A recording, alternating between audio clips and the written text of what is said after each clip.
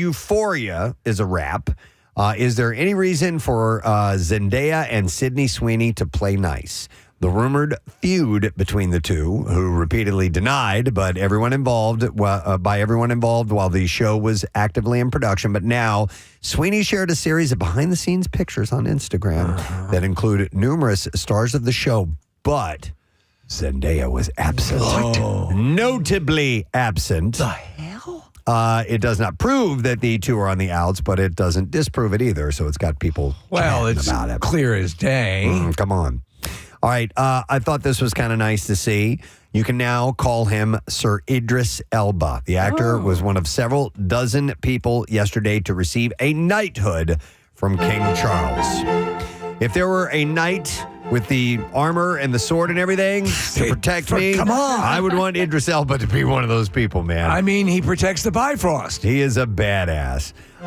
He received the knighthood from King Charles. The knighthood comes as recognition for Elba's significant service to young people.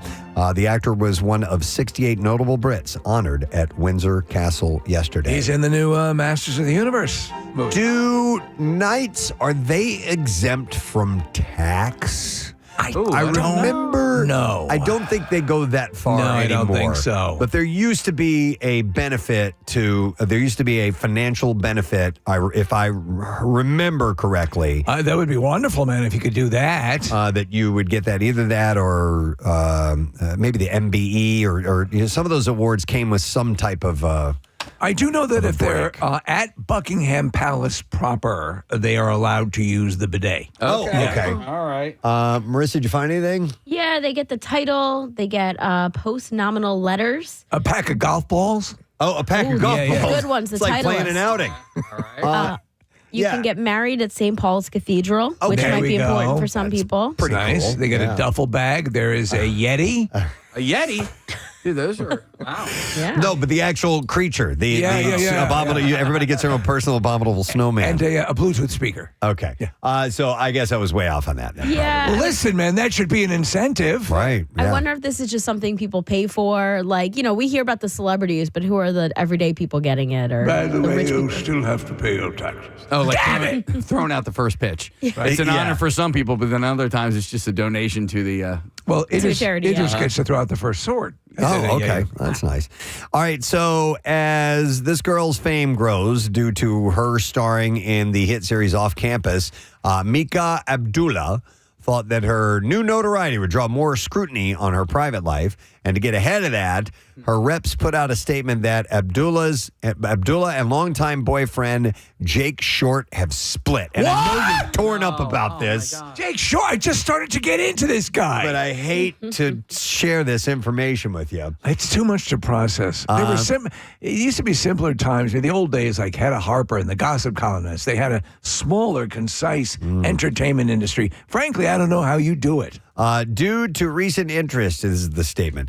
Due to recent interest in Mika's personal life, I'm not that interested. It would feel remiss to not address that her and Jake are no longer together.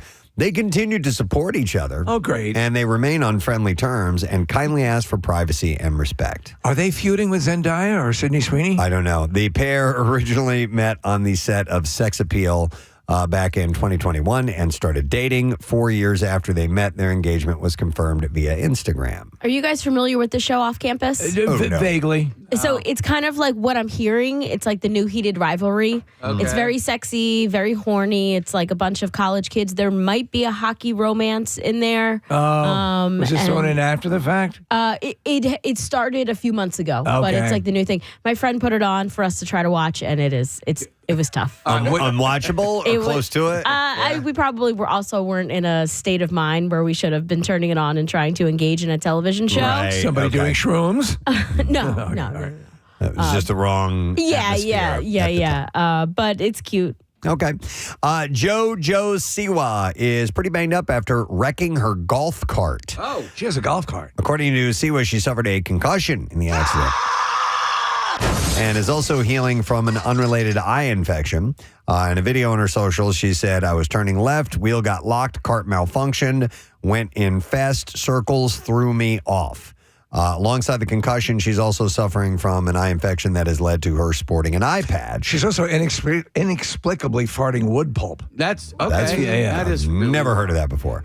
In the meantime, she says that she is stuck on bed rest for the next 3 days while her concussion heals. So is she known as is it just her vehicle of choice, or does she play golf? I have no idea. Yeah, she might live in a community where they're pretty popular. Listen, down the shore, people have golf carts. They've got like those, it's basically like a golf cart limo. They don't do anything for me, but a few of us are watching the Burrows right now, and the owner of the Burrows, his golf cart. I'm like, oh, I want that. It's a super cool golf cart. It might even just be a one-seater. Yeah. I don't think I've gotten to that episode yet. Oh, dude, it's like is it like a pod? Yeah, it's like a little pod. I've seen these pod-looking carts. They're they're futuristic looking. They're kind of cool. I've seen them down the shore, but not the single.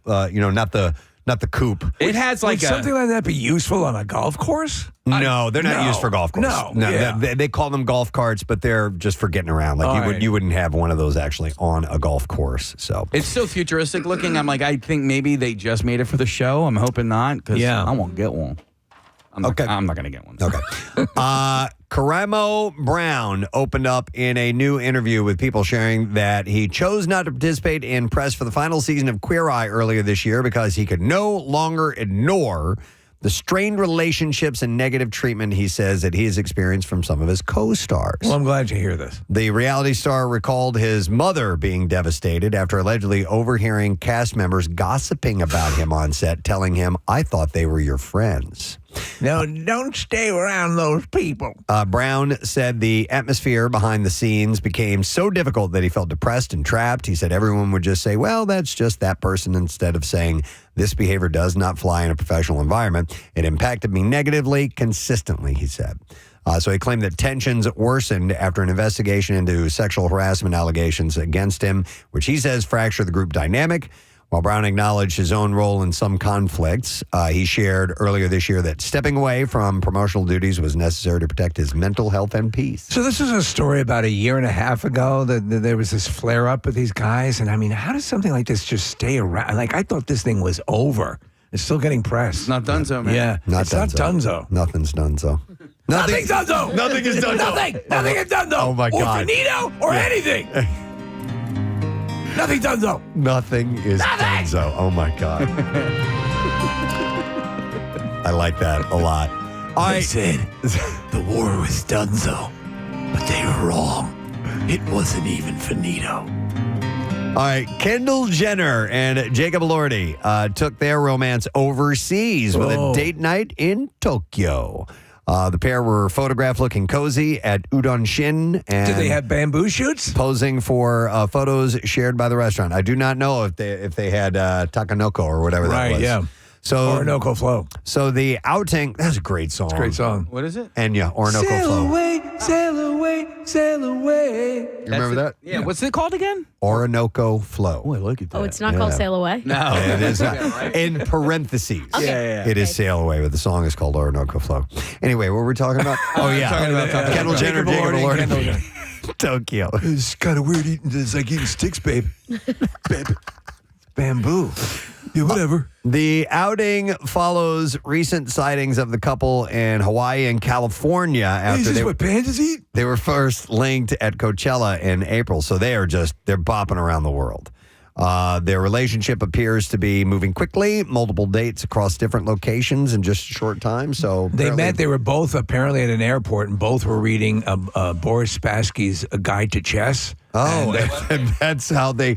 You too, huh? Oh, you're a big chess fan. Wow. These are also like professional photos. Like, I wonder if this was their like coming out of their relationship. They course. planned this Yeah. completely. Maybe.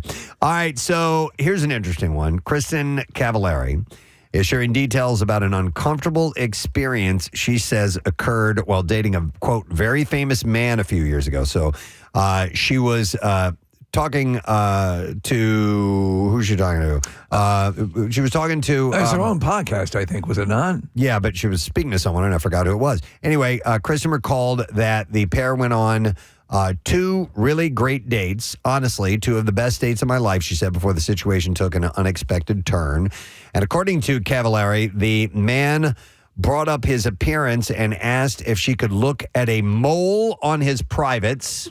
Okay. She also shared her theory that this was his move that the guy does to get women to hook up with him.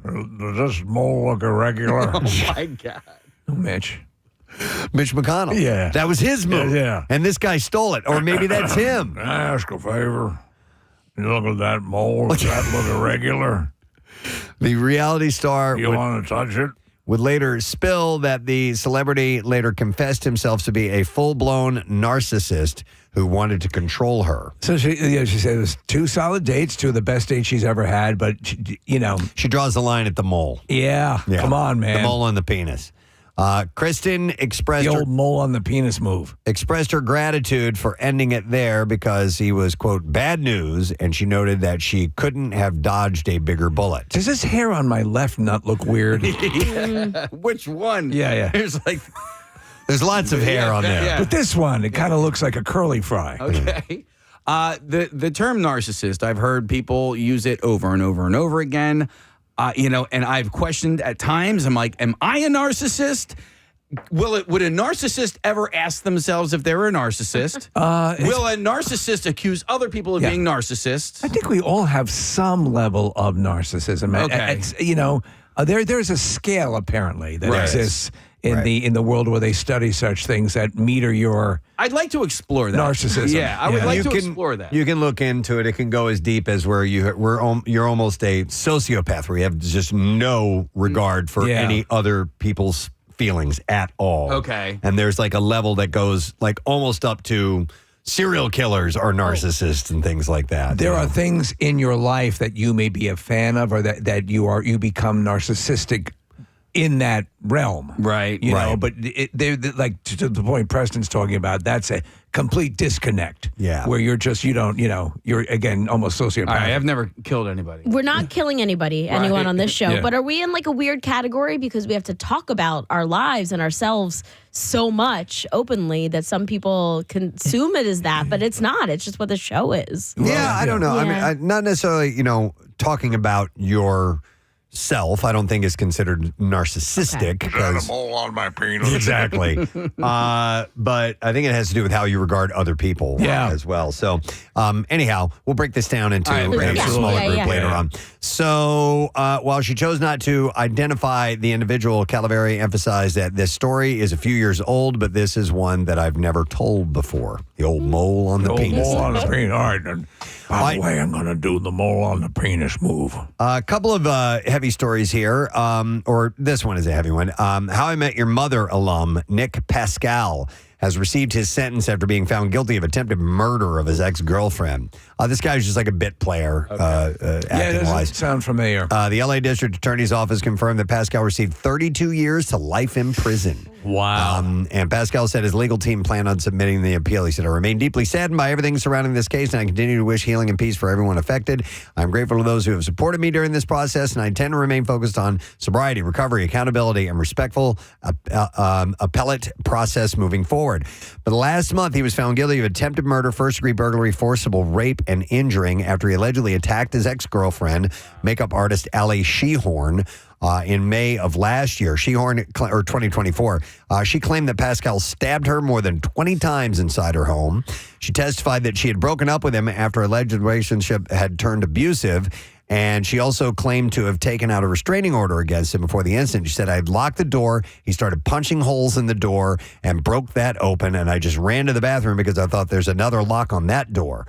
Pascal was arrested after being detained at the U.S. Border Patrol checkpoint in Texas. Man. He was best known for his appearance on How I Met Your Mother Season 7, where he played a character named Will. I don't know. It was one episode. And he also had small roles in films Rebel Moon Part 1, A Child of Fire and Job. So, but the dude is going to jail for 32 years to life. Wow. I was watching 40-Year-Old Virgin the other night over the weekend, and I forget that one dude, 2 of the Indian employees in the electronics store. Guy. Yeah. Was it the older I thought it was the older one. No, it wasn't Casey. It was the young guy. Oh, well, good. Flipped out and murdered his girlfriend. Oh, I didn't know that. Yep. All right, former Rangers star Sean Avery is embroiled in a scuffle with a, quote, crazy neighbor who allegedly fired shots outside his Los Angeles home before trying to frame him, he says, with, quote, 2 hookers. Avery claimed that his neighbor opened fire at the vehicle tires of his contractor who was working on a deck for the hockey player turned actor in the Hollywood Hills on Tuesday. He said on Instagram, my crazy neighbor shot out the tires of the contractor building a new deck at my house. As this is going on, there's a standoff at the house. Jeez. He's inside. He's got guns. And then he says he calls 2 hookers and tries to frame me. He sends 2 hookers up to the house for me. I'm not even there as a smokescreen. The hookers, he said, I don't even know what's going on with the election, effing Spencer Pratt, the hockey game, the hookers. Wow. That is I don't know wild. where all that came into play. Yeah. Yeah, the mayoral race? I don't know. So the L.A. Police Department responded to a 911 call at Avery's home about criminal threats being made around 10 a.m. on Tuesday.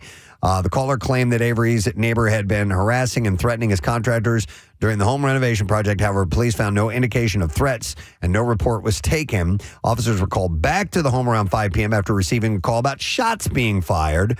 Avery and his wife, model Hillary Rhoda, were not home during the incident. Avery noted that he was away on set filming an upcoming project when the shooting happened. Avery's neighbor was arrested around 6:15, and the investigation is ongoing. The hooker move is as old as the mole on the penis move. You know, come on. Yeah. Get something new, dude. Yeah. Let's see. How about... Oh, yeah, this one has a local tie to it. Okay, so Love Island USA, Season 8. Contestant Sean Rifle is facing criticism from local officials after resigning from the Bethlehem, Pennsylvania Police Department to appear on the reality dating series. And Bethlehem Mayor Jay Williams Reynolds said the city was frustrated by the decision, noting the waste of tax dollars spent training Rifle in the police academy. I can see that. Yeah. Mayor Reynolds also expressed their disappointment to Rifle for leaving the position, leaving the force short-handed and unable to replace his position.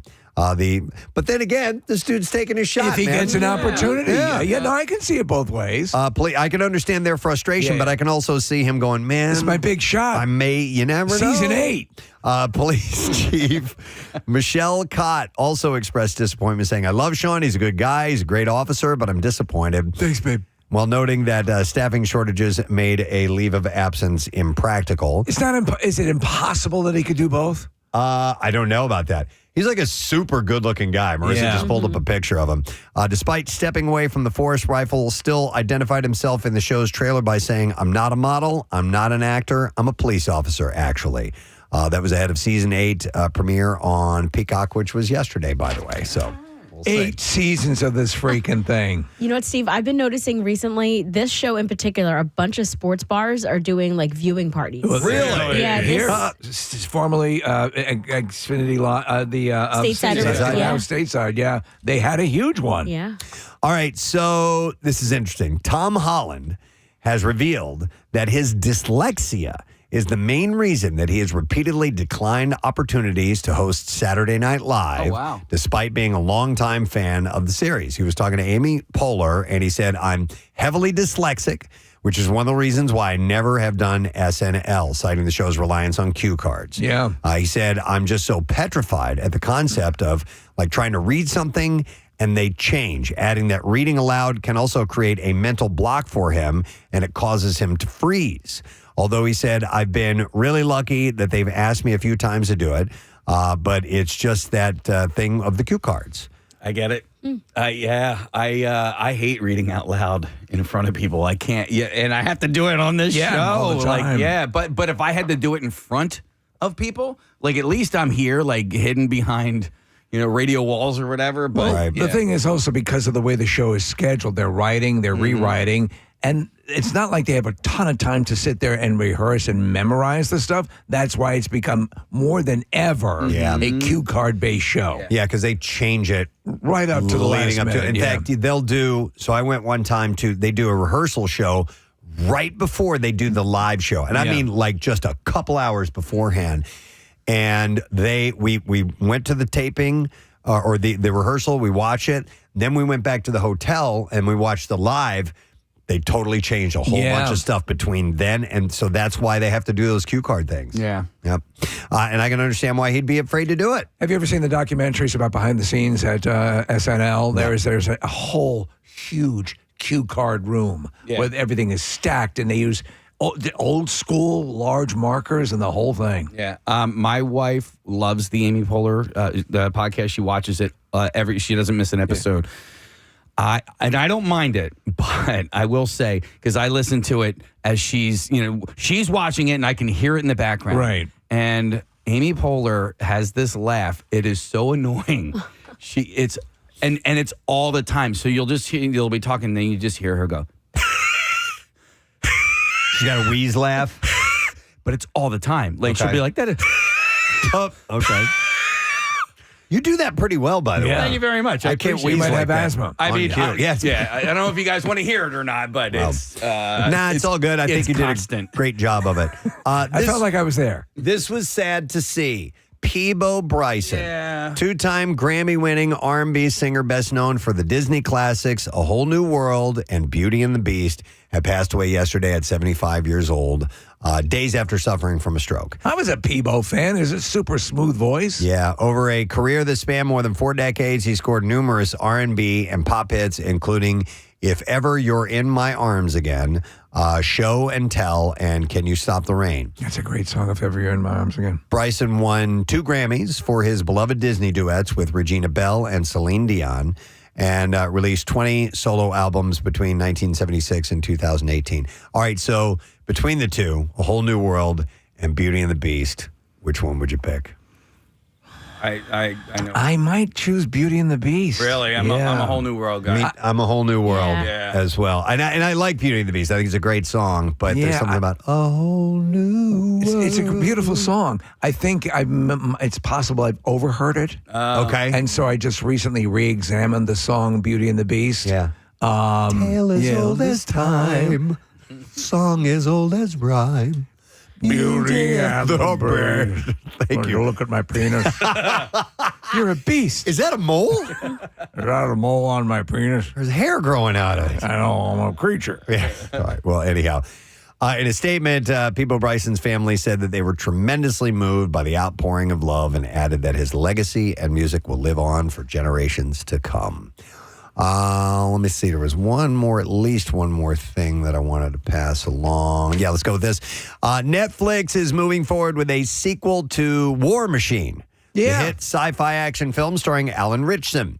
Director Patrick Hughes is returning to helm and co-write the follow-up, though it's not yet confirmed whether Ritchson will reprise his role. This is one of those ones I feel like I started to watch it and then I didn't, and I can almost guarantee you that the bad guy was his best friend the whole time. You know, like it's not. There's no. They're fighting an alien war machine. Okay. Yeah. I know what you're talking about, though. Yeah. So it's aliens? Yes. Oh, So okay. these guys are on maneuvers. They're like a ranger force, and they're going through their their stuff in the mountains, doing all sorts of practice stuff and war scenarios. And they come upon something that they've been told that there's the fuselage. They have to find this fuselage of a plane that supposedly went down in the woods, and they see something metallic and they think that's it. And so they start to approach it, and it suddenly becomes active and stands up and is basically an alien mech that is now hunting them. All right. Well, then maybe I'll go back and finish it, because I did watch the beginning of it. I think that wasn't his brother. Yeah.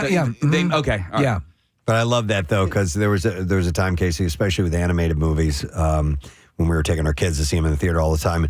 And at the beginning of the movie, I'd be like, that's the bad guy. Yeah, because that is the least that's the least expected. And I hate that, but honestly, tale is told as time, Preston. It is. Beauty and the Beast. Director Patrick Hughes is returning to helm, and like I said, we're not sure if Ritchson is going to reprise the role. Plot details remain under wraps as well. Since premiering in March, War Machine has racked up 139 million views, making it one of Netflix's 10 most watched original movies ever. So he plays an older guy, but he does this training thing, and he's trying to show the other guys he still has what it takes. And it's him clearly doing it, Preston. He's holding 2 weights, walking along the bottom of a pool. Oh, I want to try that. I definitely. I tried it inadvertently once. Yeah, you did. You were wearing a belt. A scuba weight belt. I almost died. No, but Victor Wembanyama from the Spurs, they were showing his workout in this last summer, preparing for the winter or for the season. And he was walking on the bottom of a pool with dumbbells in his hands. I'm like, I wonder how far I could go with dumbbells in my hands. I can hold my breath for a decent amount of time. Are you okay with those dumbbells living in the pool forever if you drop it and you can't get it out? It's not my pool, so I don't care. Yeah. Actually, I took weights, Casey, when I made one of your birthday videos. Oh, yeah. And I did underwater lip syncing. Yes. I had to take a weight down there and hold on to it because you can't stay down. Yeah, you float. You're going to float. But I was able to get them out of the water, Marissa, eventually. Oh, okay. Eventually. All right, so we have some clips to play. Southern Hospitality puts a spotlight on the personal and professional problems of the staff of a chain of bars in Charleston. And here, Maddie Reese details what fans can expect from the upcoming reunion. Things kind of take a turn and some drama from the beginning of the season comes back up, and I'm excited for you guys to watch it. Really? Yeah. That was like a nothing clip. It was nothing. Yes. What the hell are you trying to say? Southern Hospitality Reunion Part 1 airs tonight, 9 p.m. That's on Bravo. Here's our next clip. A Top Gear host with zero agricultural knowledge buys a farm and wants to make it successful in Clarkson's farm. Here, Jeremy Clarkson shares what hardships face the farming community. Here we go. Last year we had the driest spring ever, and we had the second worst harvest in terms of yield since records began. Well, that won't happen again. That was once in a lifetime, and it is happening again. Things really are struggling. I don't think I want to see it. The first 4 episodes of Clarkson's Farm streams today on Prime Video. All right, Clarkson's Farm. Entertainment report for today, my friend. All right, we got some stuff to do. We are going to go on Fox Good Day a little less than an hour from now. Also, a little less from an hour from now, we are going to reveal the artwork for the new I Bleed for Preston Steve Blood Drive T-shirt that we will be giving away on the 19th. Yes, highly coveted. Yep, and so we will we'll debut the artwork today, and if you want to watch us on YouTube and check that out, for those of you who can't, I will describe it for you. And you can get this for free as long as you come and donate or attempt to donate at the I Believe for Preston Steve Blood Drive, which is going to be on the 19th. And along with that, Window Nation is offering up some Everybody Gets a Pair of sunglasses. Uh-huh. And we also have a card for some free play at Arnold's Family Fun Center, which is one of our favorite places right next to where we're going to be. So you could literally go right next door when you're done. After the blood drive, or later on, isn't there's some sort of Brent Porsche music event? I don't have the official information on that yet, but he's going to be hosting an event at Arnold's that afternoon because they've got a music venue. It's by the bowling alley. They have so much cool stuff there at Arnold's. So as soon as we find out the details on that, I will share that information. So we're going to take a quick break. We'll come back in just a moment. Oh, and also comedian Bruce is going to be on the program too. So we'll be back in a second. Stay with us. 93.3 WMMR and Live Casino and Hotel Philadelphia present the 21st annual I Bleed for Preston and Steve Blood Drive, Friday, June 19th. A full day of blood-giving goodness at the Greater Philadelphia Expo Center in Oaks. Old owners get the newest Preston and Steve shirts and the satisfaction of knowing you made a difference for someone in their time of need. We'll be broadcasting live all day, so make your plans now to donate, benefiting the American Red Cross. Appointments are required, so secure your spot today at WMMR.com. The 21st annual I Bleed for Preston and Steve Blood Drive, sponsored by Live Casino and Hotel Philadelphia. Voted Best Casino in Pennsylvania by Casino Player Magazine from 93.3 WMMR. Putting Philly first. So we're going to be pretty busy tomorrow, and Valentine's Day is coming up this weekend. I think it's time to check in with the doctor. Are you ready for love?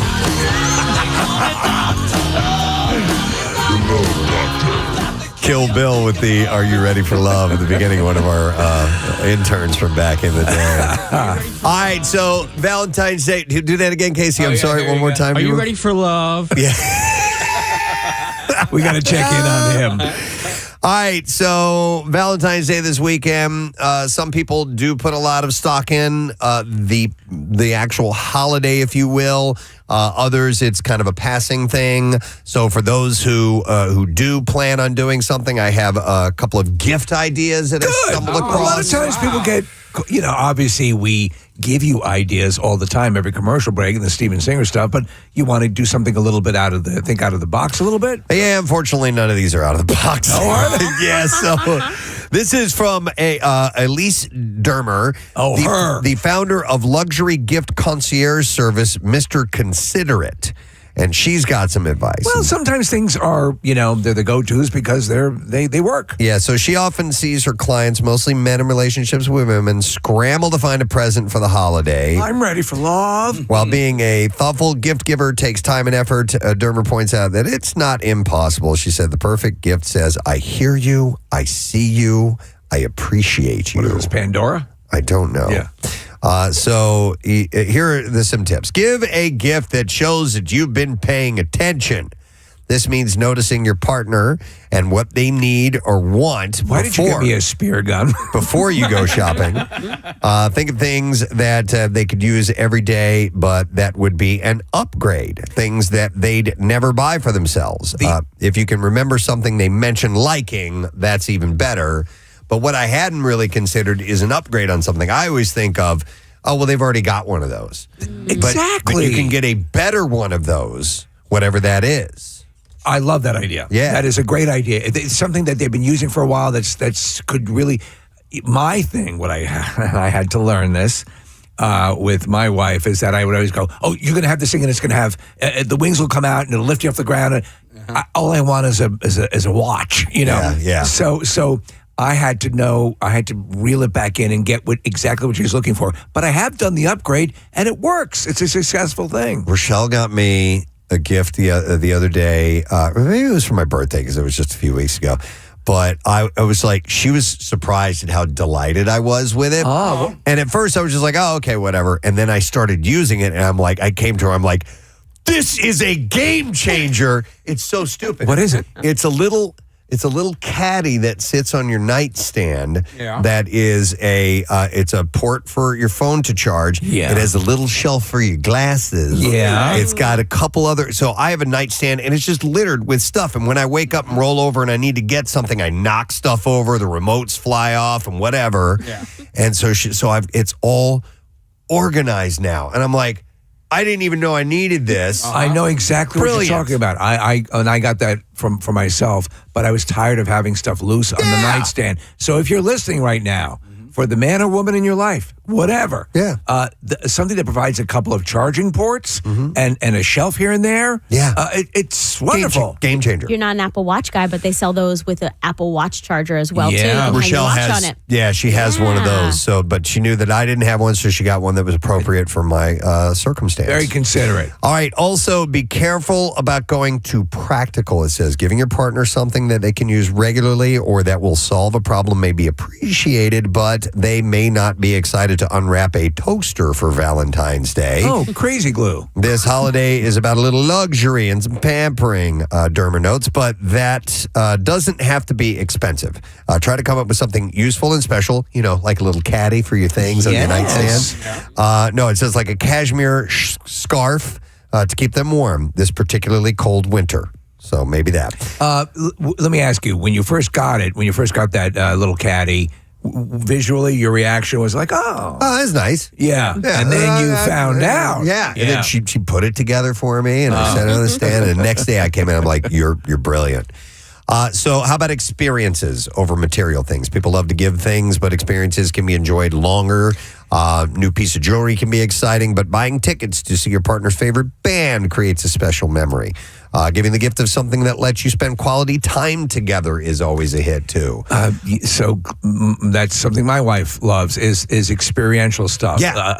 Like a spa thing. For Christmas, I got her a visit to a spa with her sister. Those are excellent. Yeah. And what about stuff you could do together? barbecue tickets, something that would work. My son Carter just gave Rochelle this gift for Christmas, which would be a great Valentine's Day gift. It was a wine tasting at Caramore Vineyard. And you loved it. And we loved it. We had a great time. And it was us spending time together, So, what about that dungeon you guys have talked about? Yeah. That's just for us. Yeah. So, yeah. I love your photos from the winery. You Thank just posted you. them the other day. I was just thinking about this. Like, if you are going on vacation, look up restaurants in the town that you are going to and get a gift certificate for a restaurant there. Yeah. So something looking forward to. Yeah, maybe not dinner that night on Valentine's Day, but this is us getting together down the road. That's a great idea, Marissa. And by the way, a lot of people will, because there'll be this mad rush because it is on a Saturday. A lot of people might celebrate on Friday, might go a little bit earlier. All weekend and do it. Yeah. And if you weren't able to get a reservation, get that gift card and say, hey, it was, let's go when it's not crazy. There you go. Or show up at the restaurant, look at the reservations on the book, steal a name. That's right. Yeah. Mr. Froman. Mr. Froman. Right this way. So, I always get in trouble for like purchasing things for myself prior to, let's say, a birthday or Christmas or something like that. And, not for nothing, but like my wife just went and like Noah Khan's coming to concert and like just went and got herself. I'm like, that could have been a gift that I could have gotten for you. Noah Khan came to town? Noah Khan came to town, yeah. Wow. Yeah. And you guys, wow. That's special. No, you're right, though. Yeah, you're absolutely right. Right. When you're right around the time where somebody's going to be gift shopping for you, try to stop that. All right, here's another tip. I'm sorry, Marissa, go ahead. No, You wanna I'm say something? pretty proud of this one gift that I gave. I actually gave it to Matt, but it's pretty much for myself. I made a jar and I filled it with restaurants that I want to go to. So when we're at home deciding where should we go tonight, pull out of the jar. Okay, so blindly reach in and grab it. Reach in. It usually takes 3 pulls to find the place I want to go that night. But you gotta it's stick fun. to it. You gotta. I'm sorry. Then just pick the restaurant. If you're going to go through it works out. Yeah, it works out. You should call it your fight jar because it always ends up in a fight. No, it's great though. Like when the extra pulls are like maybe it's a rainy night, and I'm like I don't want to go all the way to Fishtown. Ubers would be expensive. Then so why do we have this goddamn jar?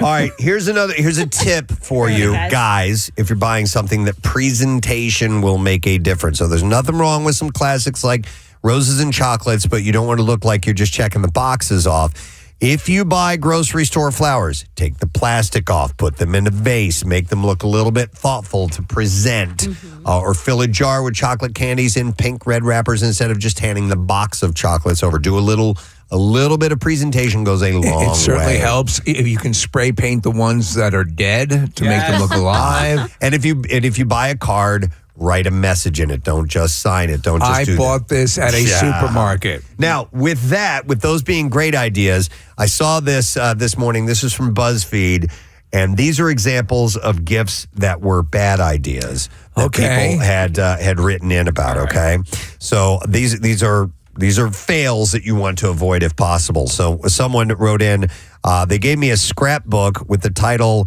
All Our Happiest Moments printed on the front cover, and I opened it and there was nothing inside. There's a message.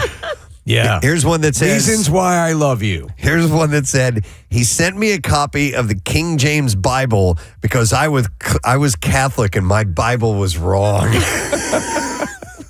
Here, you need this.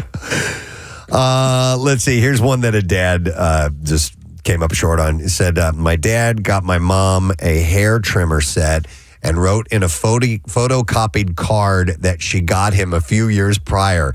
They celebrated their 25th anniversary this year, so maybe it's a really good hair trimmer, they wrote. All right, 2 years ago, she said, my husband got me a scale. Oh, man. Not unless you've been asked to purchase a scale, don't get a scale. It connected via Bluetooth to an app on my phone, and now I will say that I'm forever trying to lose a few pounds, but that gift stung a little bit. Somebody said, I bought an ex-girlfriend all the classic Valentine's Day gifts, bear, candy, lingerie, wine, balloons, all of it. She got me a turtle that sings, "You Can't Hurry Love."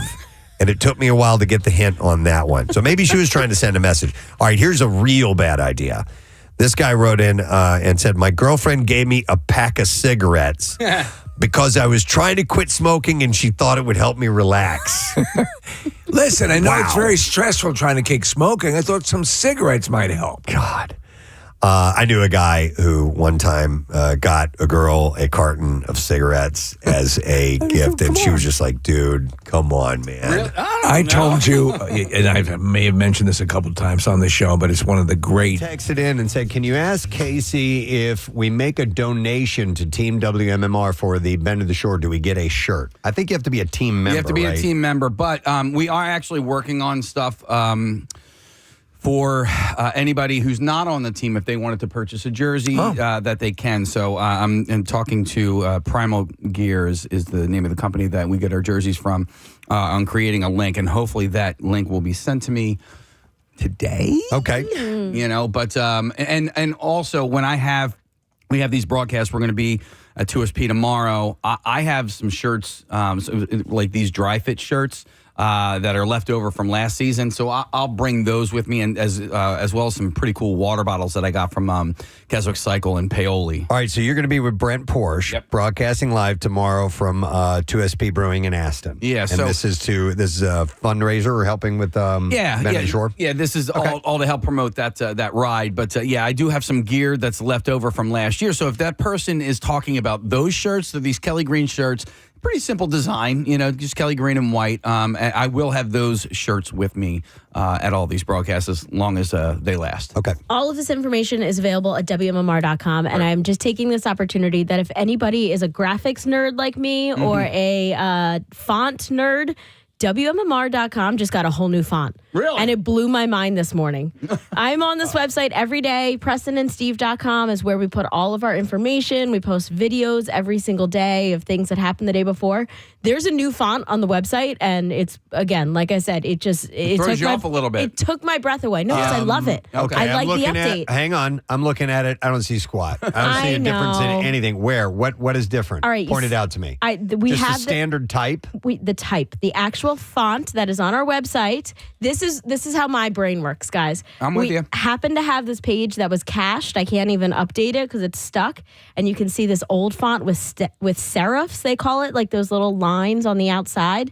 But now if you go to our website, it is a rounded font, and I think it looks beautiful. Okay. I'm chumming up. I don't listen, it doesn't look any different to my eye. I'm a fontsman as well. I like Arial. That's my favorite font. Yeah. I prefer Arial 14 bold. Yep. I like that. Yeah. Okay. Everybody's got their thing. Yeah. So anyway, there is Casey brought this story up to us yesterday, which was interesting.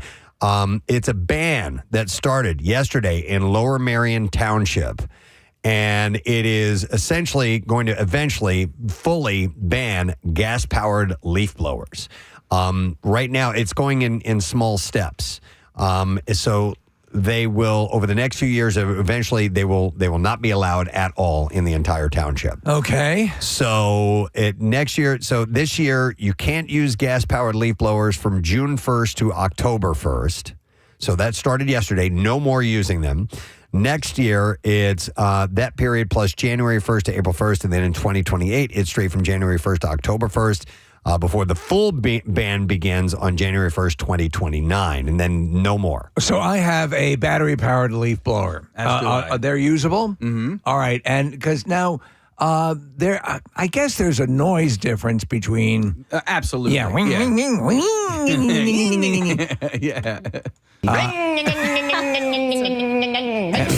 I assume that's a lot of that is the response to this, right? I mean, it didn't indicate why. All right. It just said that gas-powered, and I can only just assume that it's a noise thing. I'm reading this from the news story. Lower Merion Township mentioned the noise that the leaf blowers make in the ordinance. Okay. The township also mentioned pollution and contribution to climate change as a reason for the ban as well.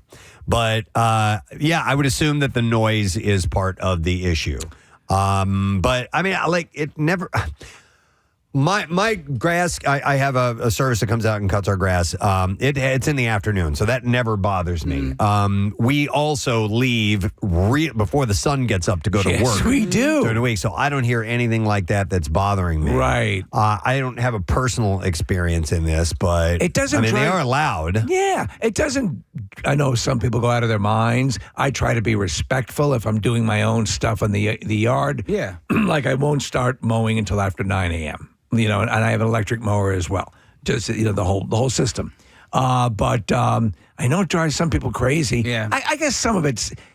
I just get used to it, I mean, what time? But some people do freak out. Yeah, I mean, listen. We're working right now, right? We're at work, so I don't know what time our landscapers starting their cuts in the morning. What are the if you were to take a survey of the noise ordinances in various towns, right? I have to assume that 9 o'clock is probably the time, right? I thought it was 8. All right, That's what I've heard. I guess it depends on town to town. I wonder if work from home has changed this because so many people are working from home. Yeah. You're on Zoom meetings constantly, and it's hard if somebody next door. I mean, I feel bad because if there's a small business out there and this is their livelihood, and now they have to go get all of this new equipment, I imagine that type of equipment is expensive. It is. Well, but listen, also, with gas- as somebody who likes to sleep in on the weekends, Right. I don't mind it. Yeah. Even on the week, like none of that stuff, I'll just sleep through it. It's like white noise to me, Really? essentially. Yeah. So I can sleep right through that stuff. And with gas prices, this might not be a bad thing. My friend's a landscaper. He's a one-stop guy, one-stop shopping. He does all of it, right? He cuts all the lawns. He does, all the booking and billing and all that stuff himself. But he was talking the other day about how, these gas prices are really affecting his bottom line. The problem is, though, is how do you charge? If you're working all day long, how are you charging those batteries? That's the issue. For your leaf blowers or whatever else you need to charge them for. You're doing multiple locations. Yeah. How do you get that? And so at my house, I have like 8 batteries. Do you really? Yeah. Okay. So just kind of in their charges, and I'll pluck them out. It takes about 4. Yeah. It's 2.5 fully charged batteries to do my yard. But when you're out in a truck somewhere in the middle of nowhere, how do you charge them? Yeah, you can't have 50 batteries with you. So it's quoted in this news story. Mike Momini of E&M Outdoor Services said it's beyond just cleaning up leaves. You got to clean up the job site after we're done, prepping a job site, stuff like that. And they also use it if you get a lawn service that cuts your grass and they go and blow the clippings around. Yeah, that's what I do. Like when I'm done. And, the blowing is the last thing that I do. But, Same in the adult film industry. Yeah, exactly. Well, it's usually the first thing they do. And Sometimes it's the last again, too. Sometimes, when you got to finish. But the grass clippings that are in the street, I don't like leaving my clippings in the street. I don't like it either, so and I don't do it. Yeah. And so, you corral them. Do you collect them up in bags and stuff? No. Well, I mean, sometimes. It depends. But I try... It depends. So, Okay. the answer to your question is yes and no. But when I'm blowing it, I just blow it right back into my lawn if I can. Into your neighbor's yard. Somebody texted and said, so silly, how do you expect landscapers to charge big batteries all day long? A portable generator? Yeah, but that is gas powered, and that makes noise as well, too. And I'm wondering if that's going to be a part of this. I'm not an idiot. I know you could bring a generator along with you. But you have to run that as well. Yeah. I think, and do you do this? I do this, where I'll collect the stuff up case. I'll put them in. I have these, you get the outdoor. The lawn bags. Yeah. And then, I'm trying to be environmentally conscious, so I'll set them on fire. Those bags. And then I burn them all. Let me go to Tyrese, who is a landscaper, can share a thing or two with us. Tyrese, you're on the air. Good morning. Hey, good morning, guys. Good to talk to you today. Good to have you on, my friend. Are you on the job right now, I assume? Just left Wawa, about to hit the first house. All right. So what can you tell us about ordinances and time of day that you're allowed to fire up your equipment? The Downingtown, Chester County area, and we haven't had any issues as long as you're not out before 7 o'clock in the morning. And, there's certain people that they will tell us, hey, come this time, they'll let us know. So would you? Goes by that. So you're saying you wouldn't be in violation of a noise ordinance if you started in most areas you go to after 7 o'clock? No, I've cut grass right next to police officers, wave to them, talk to them. 6:45, 7 o'clock. Wow. Okay. Yeah, that's kind of wild. I guess. Well, okay. Yeah, I thought it'd be later, but no. No. Yeah. I mean, because a lot of the time people are already up, getting ready for work and whatnot as well. So. Do you ever? We see people leaving the house as the kids are getting on the bus. Tyrese, do you ever have people complain of the noise? You're ever in a residential section where someone will come out and ask you to stop or give you a ration of crap? Only time I've had that happen is mothers with newborns, and they've all been really polite. In the Downingtown area, I haven't had any issues at all. Do most of your equipment, is there a baby quiet switch on them that you can put it on to mute the sound? No, newborn mode? Yeah. You kind of, there's really not much you can do. Yeah, man, that's just so hard. Like everybody's got something different going on, right? And so like, this isn't like an a la carte sort of life. You know what I mean? So so some people have little newborns. Other people are working from home. But sure. I don't I'm not. But again, this is what I've been doing for the last 30 years. I'm here, so I'm not at home, dealing with noise and stuff like that. But I'm not a go complain to the township kind of guy. You know what I mean? About some stuff. Well, about some stuff. Yeah, if something were serious enough, you certainly would. And so I don't find this issue to be serious enough. Do you know what I mean? What would constitute serious enough? I can't even imagine really a world in don't which even you'd go to the town. You know what? This isn't serious enough, but my road was repaved about 2 years ago. Right. And the way they repaved it, because I'm kind of like down this hill, and at the bottom of the hill, on either side of the street, was a storm drain. And they messed up the paving. So now this water, if it rains, the water pools and stops right at the drain and doesn't actually. So then, after we get a big rainstorm, for days and days and days, just floods. It just floods, and the water just sits there and pools there. And it bothers me. But you haven't complained to the town yet. No. But I've gone out there with a giant broom and have brushed the water into the storm drain so that we don't have a mosquito breeding ground. You know what I mean? I think you should take it to. I want you to do a real Norma Ray kind of thing. Go to the town and fight it and see if you can get it reversed. It's just. So what are you saying? Are you saying people shouldn't? I don't know. I'm not saying. I'm saying me personally. I would never tell anybody what to do with their life. Yeah. Just me personally. That doesn't. I wouldn't complain. I would just suck it up and go, okay, I guess Tuesdays suck for noise. I don't listen unless it's something absurd. Yeah. Unless it's something absurd. If somebody was out mowing their lawn or weed whacking at 2:00 in the morning on Sunday morning. Well, to me, is I'm going to ridiculous. go over. Listen, I think, nobody's mowing their lawn at 2:00 in the morning. But if somebody decided that 6 a.m. was the time to mow the lawn, I'm like, okay, well, that's a little bit ridiculous, right? I think 8 o'clock is a reasonable time to start your landscaping day, especially if it's, with noise and stuff like that. If you can quietly mow it, cut a lawn or do some landscaping, you can start earlier. Go back to the old manual push. Yeah. By the way, you ever operate one of those? Yeah. What's that? I heard they're hard. This would be a wonderful. I got one when I was in Manioc. I have a tract of land that was the size of a postage stamp, and I'm like, well, here you go, no brainer. It sucked. Yeah, it was 10 times more work than I thought it would be. But you're getting a good workout, though. Yeah. Let me go to Bruce, who's a landscaper. Hi, Bruce. You're on the air. Good morning, buddy. Hey, Presville. How's it going, broski? Good, buddy. What's up, man? Not much. I am a landscaper. I use all electric equipment. Okay. Tell us about Riding mowers, push mowers, blowers, weed whackers, all of them. They're all electric. And you're able to manage a full day's work, like from sun up to sundown, and you have no issue with that using electric equipment? That is correct. We have a plethora of batteries for the weed whackers and blowers. All right. And we have 2 large charger boxes that we carry with us on the trailer. Okay. And we do mostly commercials, so we can take, if we need to, we take these charger boxes and plug them in. We're basically wherever we want and just run off the juice from, wherever we're working at. So, if you're at a remote site, so what size batteries are they standard? Because what is it, 54 volt? I have a whole bunch of them. I don't even look at them. I can tell you right now. Yeah. We have 3 different types of batteries for the blowers and weed whackers. We have a 4.0 AH ion, a 8.0 AH ion, and where is that third one? Should have these. You lost the back. So I look at 82 volt, right?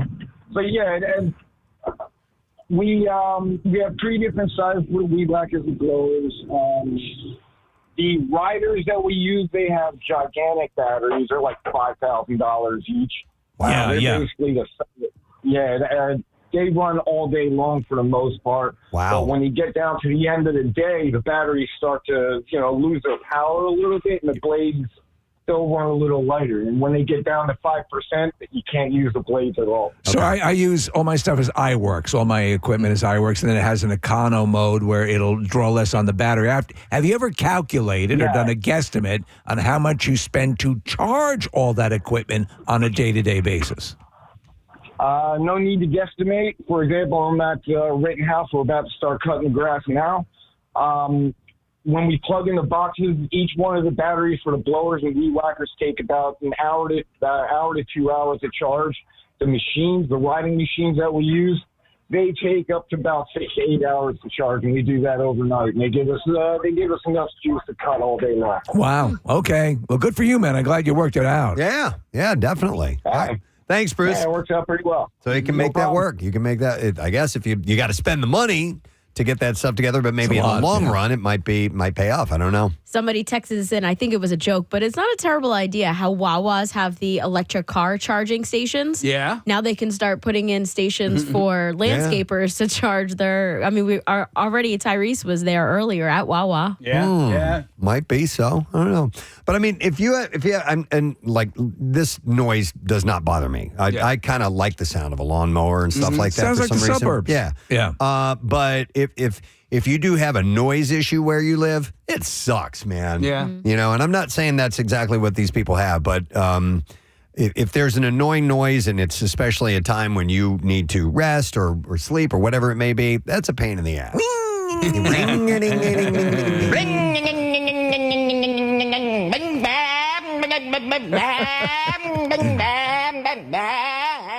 There's some beautiful condos down by me, and they're on the water. And every time I look at them, I look at the price, and I wonder why the price doesn't kind of match the quality of the condos. It's because it's on train tracks that are actually hauling, not just like commuter trains, but like really long ones that are hauling.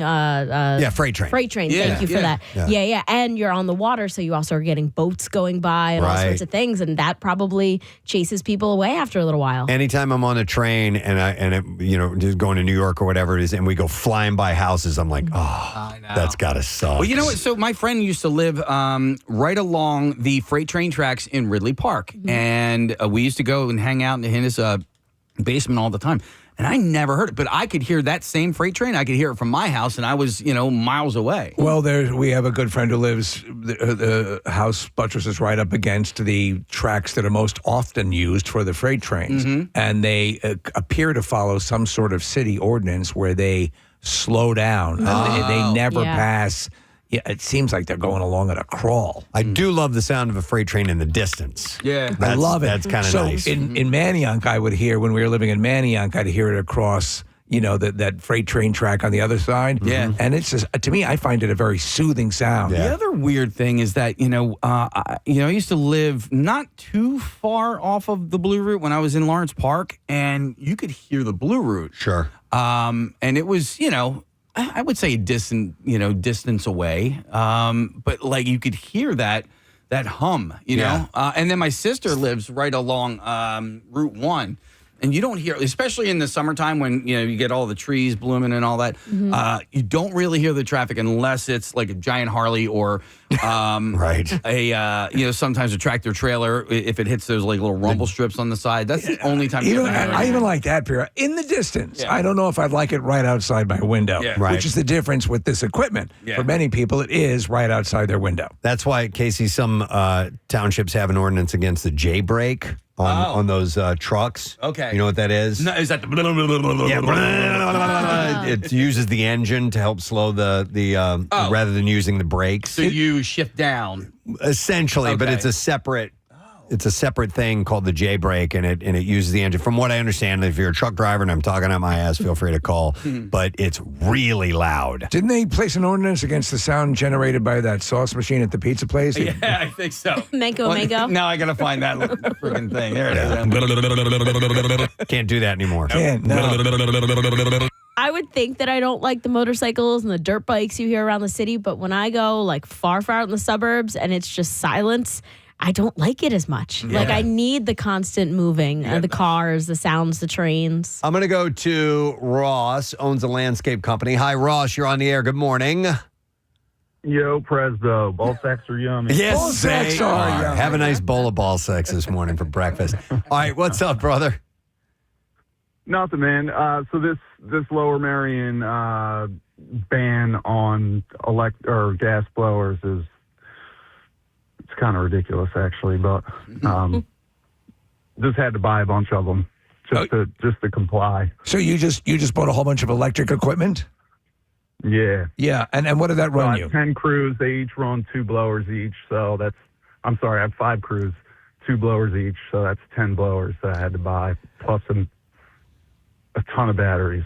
Yeah, so there are a lot of companies that are going to feel the sting of this. I tell you, I mean, I use all the electric stuff for my personal house and my gardening, and I kind of love the stuff. Listen, it is great for homeowners. Yeah. I just had a buddy ask me today, hey, what do I do with my mower? It's acting up. I'm like, throw it in the trash and buy an electric one. Yeah. Okay. Yeah. They're great for homeowners. But to have to work all day, I sent one crew out with 12 batteries, and they only got half the houses done. Wow. So did you hear the other caller who called earlier? And they're $300 a piece. Yeah, no, they're not cheap. Yeah. The other caller had sort of a solution that they came up with, and it just sounded like they bought an S load of batteries. Well, the other thing is you also, Scott, and correct me if I'm wrong, like if it's going to rain, like you cannot be out there with electric equipment. Like if you get the batteries wet. And we do work through the rain. That's a concern, right? So we work through the rain.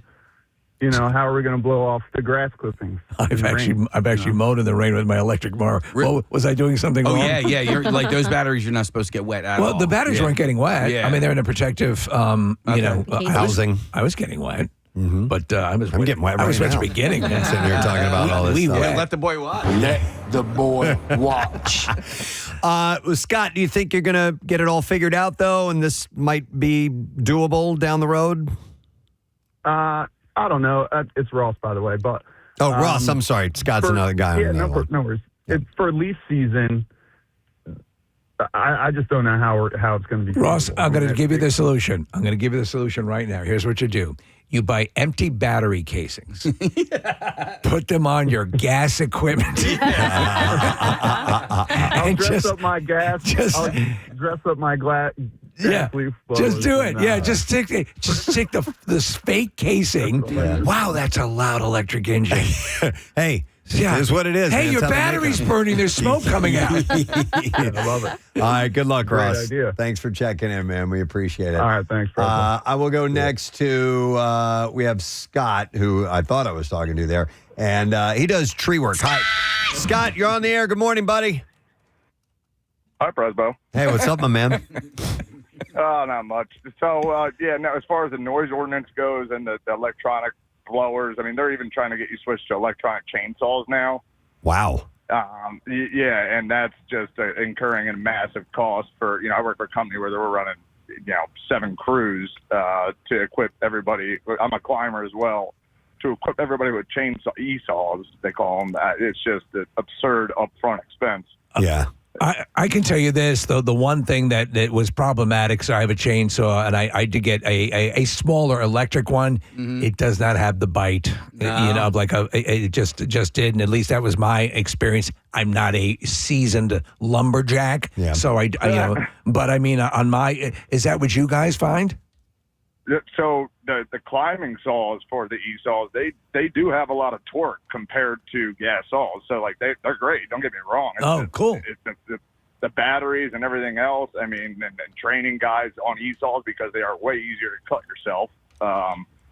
That's just a crazy expense. And then on top of the noise ordinance stuff, we do have communities we work in where we cannot run chainsaws, chippers, or blowers until a certain time, 8 o'clock. But if you've ever heard a chipper going in the distance, I mean, it'll shake a neighborhood. Dude, it's loud, man. You know what I hear a lot? We get jackhammers. They're doing all sorts of jackhammering around my area in Mount Airy. Okay. And I'm like, what are they building this entire town over again? Yeah. Because those suckers, not only are you hearing them, you're feeling them in the house. No kidding. And then find me an electronic chipper that can do a chipper a diesel chipper can do. That's where it's really gonna like an electric wood chipper is going to be problematic, you're saying? it would never happen. It's just not possible. Yeah. There's no. Yeah.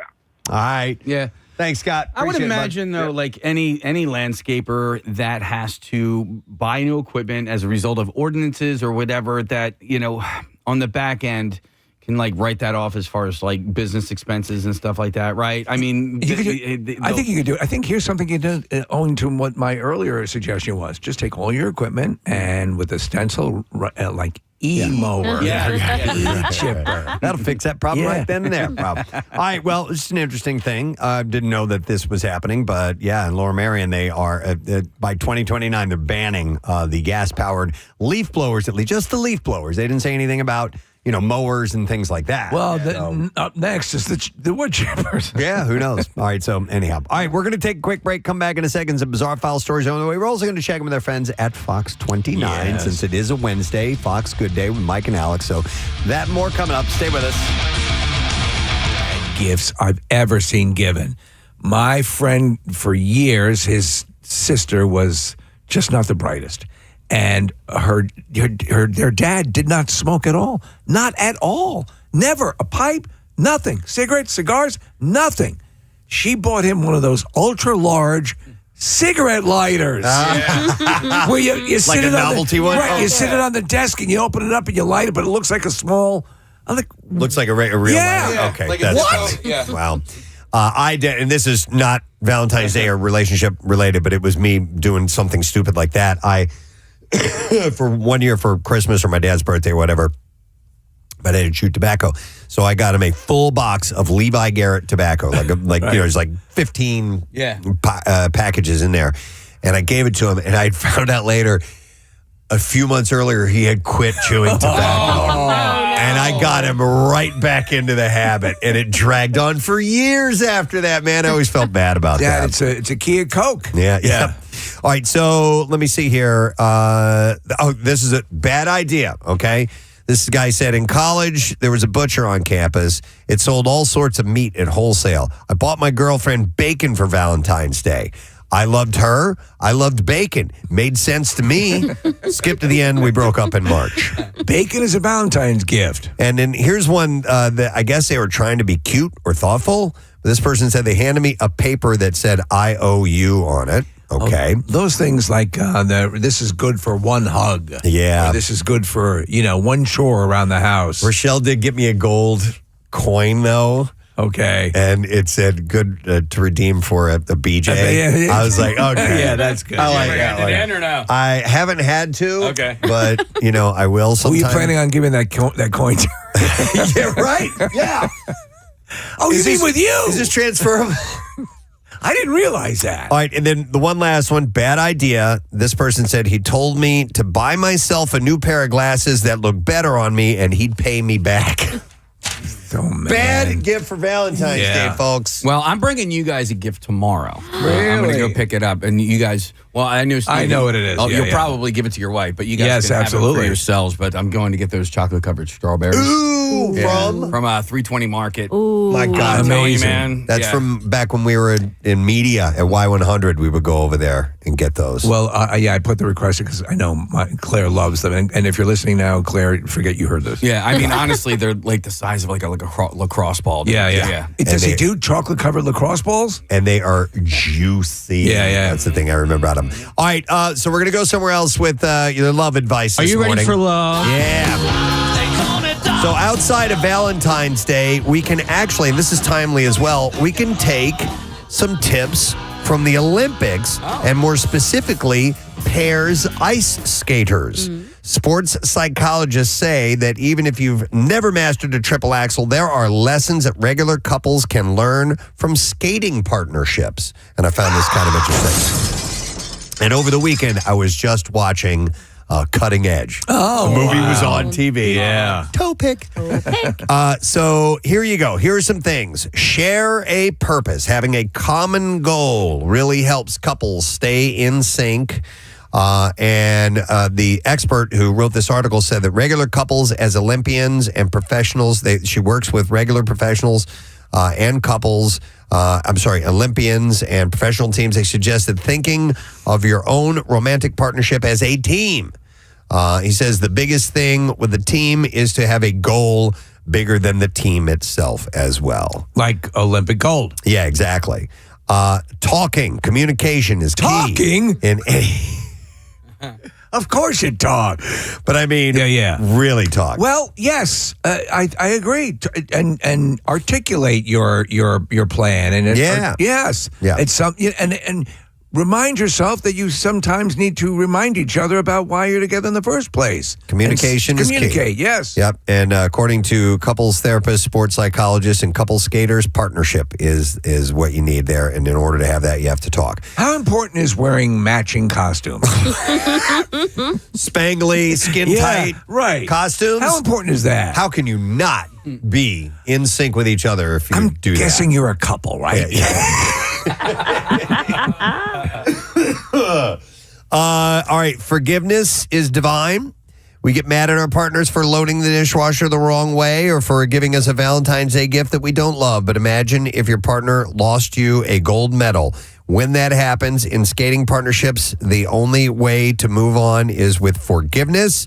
And that's true in romantic relationships as well. What do they say about using an Olympic victory to tell your girlfriend that you cheated on her? It's trending. Yeah, it's trending. Actually, right now. That story just blows my mind. I know. Yeah. All right, learn to trust each other. The sports psychologist Angela Adwai says that if you don't have the ability to trust yourself, you can't trust anyone else, and that goes for skaters on the ice and couples in love. It's one of the great things, I know we all feel, in our lives.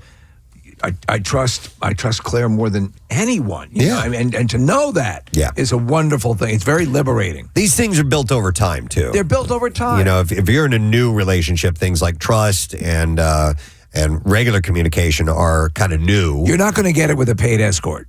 Probably right? not. Yeah, no. Well, I trust you. I trust I'm going to have a good time. Yeah, I guess, because I'm paying for it. Yeah. But maybe even then. Yeah. All right, and then define your roles. According to sports psychologists, in the best partnerships, the roles are clearly defined. For couples, that may mean doing the chores your partner really hates and appreciating what each one does. So, they're just saying to kind of, work at this with each other like athletes in a pair relationship would do. Do you know what's an important thing, too, is to show gratitude. Yeah. You sometimes don't. And it just little things to say, and you don't need to be showering someone all the time with hey, constantly thanking them. But take the moment now and then to say, I appreciate that you did that. Agreed. I appreciate that you lifted me up over your head and we won the gold medal. And Steve, that will lead us into our next segment. This is from Parade magazine, and if love language is words of affirmation, you need to give them that, all right? Like gratitude. Steve. Gratitude, yeah. So even if that's not their love language, they'll be sure to appreciate hearing you acknowledge them and their effort. And words of affirmation don't have to be fancy. They can be very simple. It's showing your partner that you see them and everything they do and that you're grateful for it. And I'm not impressed. And I have some things for you that you can say. These are terms that can be used as words of affirmation. So listen up. This might help you out. Yes, and these are simple ones, okay? Yeah. So and some of them the subject matter is left up to you, but these are way to leads into it. Like, I love it when you Yeah. ... And just stop there. Yeah. And then and then don't say anything. Yeah. Yeah. Well, Preston didn't tell me the rest. I love it when you Yeah. Nothing. I can't come up with anything. Yeah. Thank you for being a friend. Uh-huh. No, these are all great strategies. Thank you for being a friend. I mean, we've learned that it's catchy and yeah. All right, so now here are more. Thank you for not ratting me out. Here are some more complete ones. I'm so lucky to be with you. Yes. I couldn't do this without you. And sometimes, vulnerable people find it hard to say things like that.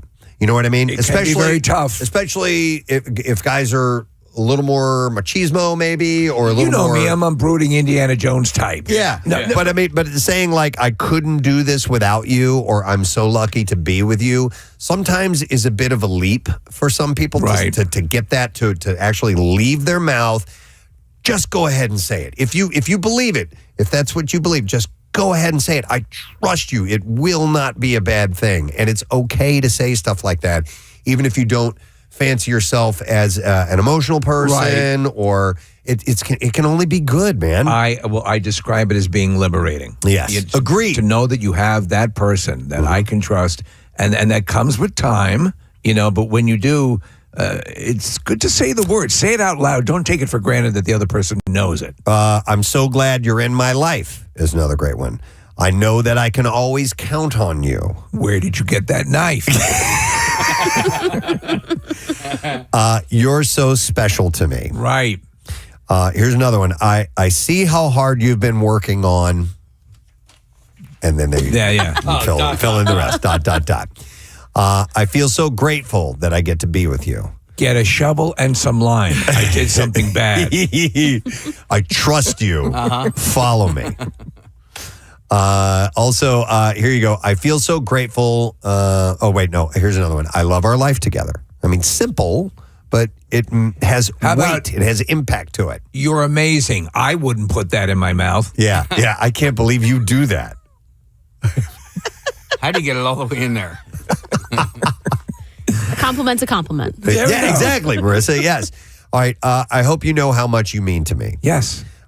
You make me feel like dancing. No, I want to dance so tonight. brand new. What is it? You make me feel so brand new. What is that song? Damn it, that's a song. You make me feel brand new. Yeah. I sing the song for you. Is that it? I don't know. I feel like you just made that up. No, I think that's a song. Yeah, I think so. Yeah. Marissa's looking it up. Oh, is that Precious? Oh, wait. You Make Me Feel Brand New. Yeah, that was by the Stylistics. That's the song. Thank you, Steve. All right. My life is more meaningful with you in it. That's a great one. These all resonate. And I hope for you in your life, if you are, you're looking for that kind of relationship, that you end up with something like that, because it is wonderful to be able to have that. You're my best friend. Yeah. I said that recently to my youngest child. Really? Wow. And I will reaction? I will be honest with you. I sat on it for a long time because I didn't want it to come off wrong, and I kind of wrestled with whether I was going to say it or not. Because here's a toaster. No, because I didn't want to. Broadside? Rejection's the wrong word. Oh, I see what you're but saying. I didn't want to get a kind of whatever, Dad. Yeah. No, I got a hug, and it was the greatest thing ever. I didn't say my best friend. I'm like, I go, pretty much, you're my best buddy. I'm like, I just, you're the one I love hanging out with. So do you delineate? And the other kids don't count. Yeah. Listen, I wasn't on my game. I wasn't on my game. I had a good run with you. But you consider Rochelle the best of the best? Absolutely. Right. Yeah, without question. She's the best. She's the closest to me. Yeah. Period. Person in the world. Right. Yeah, she's my best friend. Yeah. But you have different types of best friends, I think. So but it felt good to share that. But it took effort for me to say it. It's my own child. I had a heart, WMMR, it's Everything That Rocks, the Preston and Steve Show. A little reminiscing about MM Barbecue, hearing the Everclear song, I Will Buy You a New Life. It was such a great set. Excellent. Art and crew did. We are going to go live on Fox Good Day, about 30 seconds, so we'll hold on to traffic for a minute, Marissa. Want to remind you the big friggin' deal this week, and you want to take advantage of this, it's Maury's Piers. You get one same-day ride and water park combo ticket for just $70. Do not miss this because it will be gone before you know it. It's good through the 7th, and that's it. So you can go to WMMR.com. You get unlimited rides on all 3 piers and access to both water parks for the whole day. The music means we're going on Fox Good Day. Let's do that. That's how we keep popping out that binge. Oh, Preston and Steve, we found this survey on Bumble. Well, Alex has a Bumble account. What? No, I don't. It found that over half of all the adults in the United States have not made a new friend in the last 12 months. I think I would be a part of that. Oh, definitely. There is a Bumble section that's dedicated to friendships. Ooh. Not that I would know, because I said I don't have a profile. Yeah. Preston, have you made a new friend in the last year? I was trying to think of this. The last real friend that I've made was probably about 6 or 7 years ago. That's the last real friend that I've made. Yeah. A strong friend, one that continues on. Yeah, exactly. I don't pick up new friendships regularly. Now, I meet people all the time, and nice people, but it's about time management and being able to get together with those people is the hardest part about it, I think. You know? And you have a family that takes up your time. Yeah, most definitely. And your Bumble account. It's always full. Right. Steve, you're a friendly man. I'm a friendly guy, but I'm not. I'm kind of in the same boat. I think the way we operate in today's society, in today's workaday world, we're not in a situation where we're meeting a lot of people. I have friendships with people, but people that I would consider a friend. Like a friend. Yeah. They're few and far between. Actually, I was just having this conversation with my bestie, Dr. Mike Sirigliano, and I never get to see him.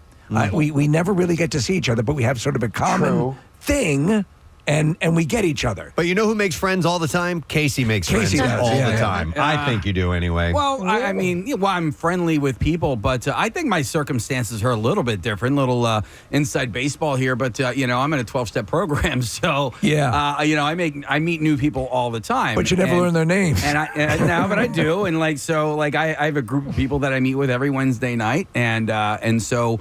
I have some new friends that way. Yeah, but in the classic sense of a friendship or building to I just picked up another good friend, a friend for life. Doesn't happen a lot. There was a guy that I literally just met in September that I called on Friday to talk about real life stuff. That's nice. Yeah, so that's good stuff.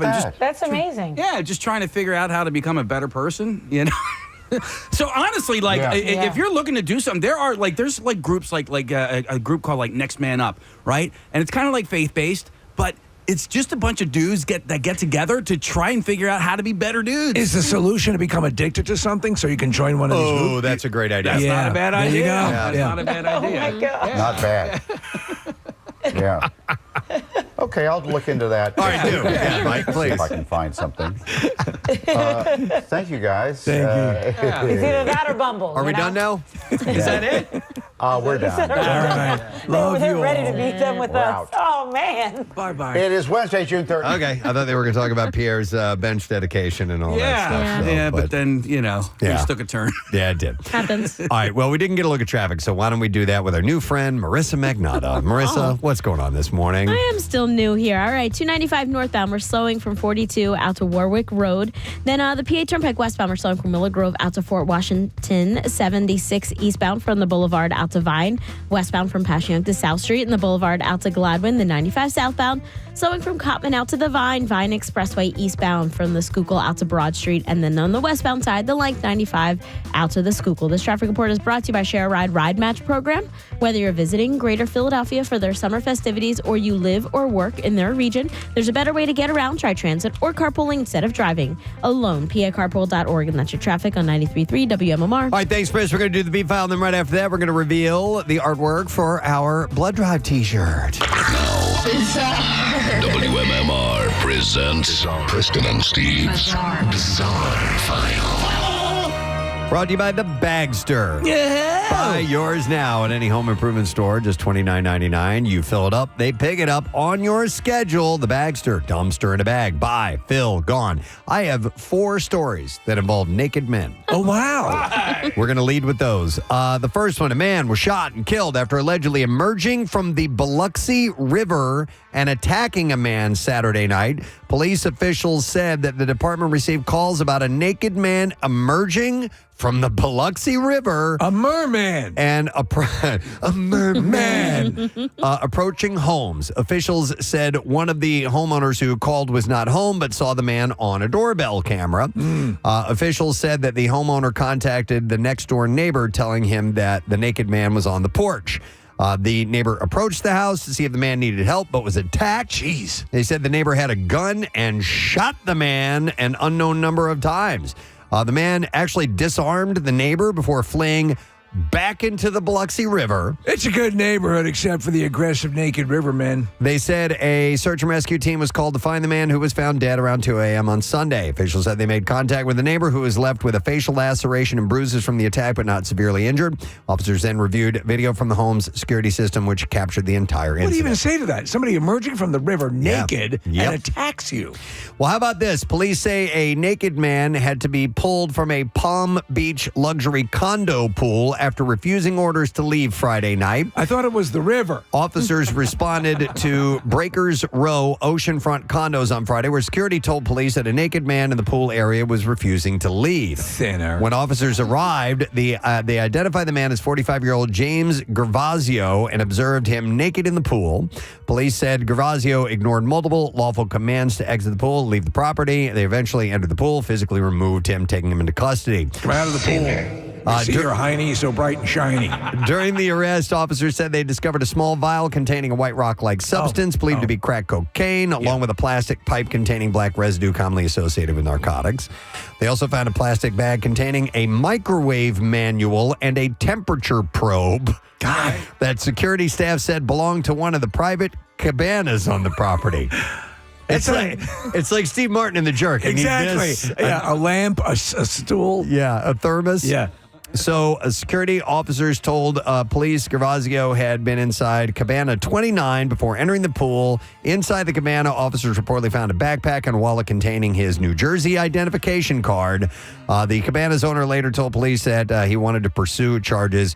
They watched the video and saw him arriving around from the beach around 7 p.m. and going to Cabana 29 minutes later.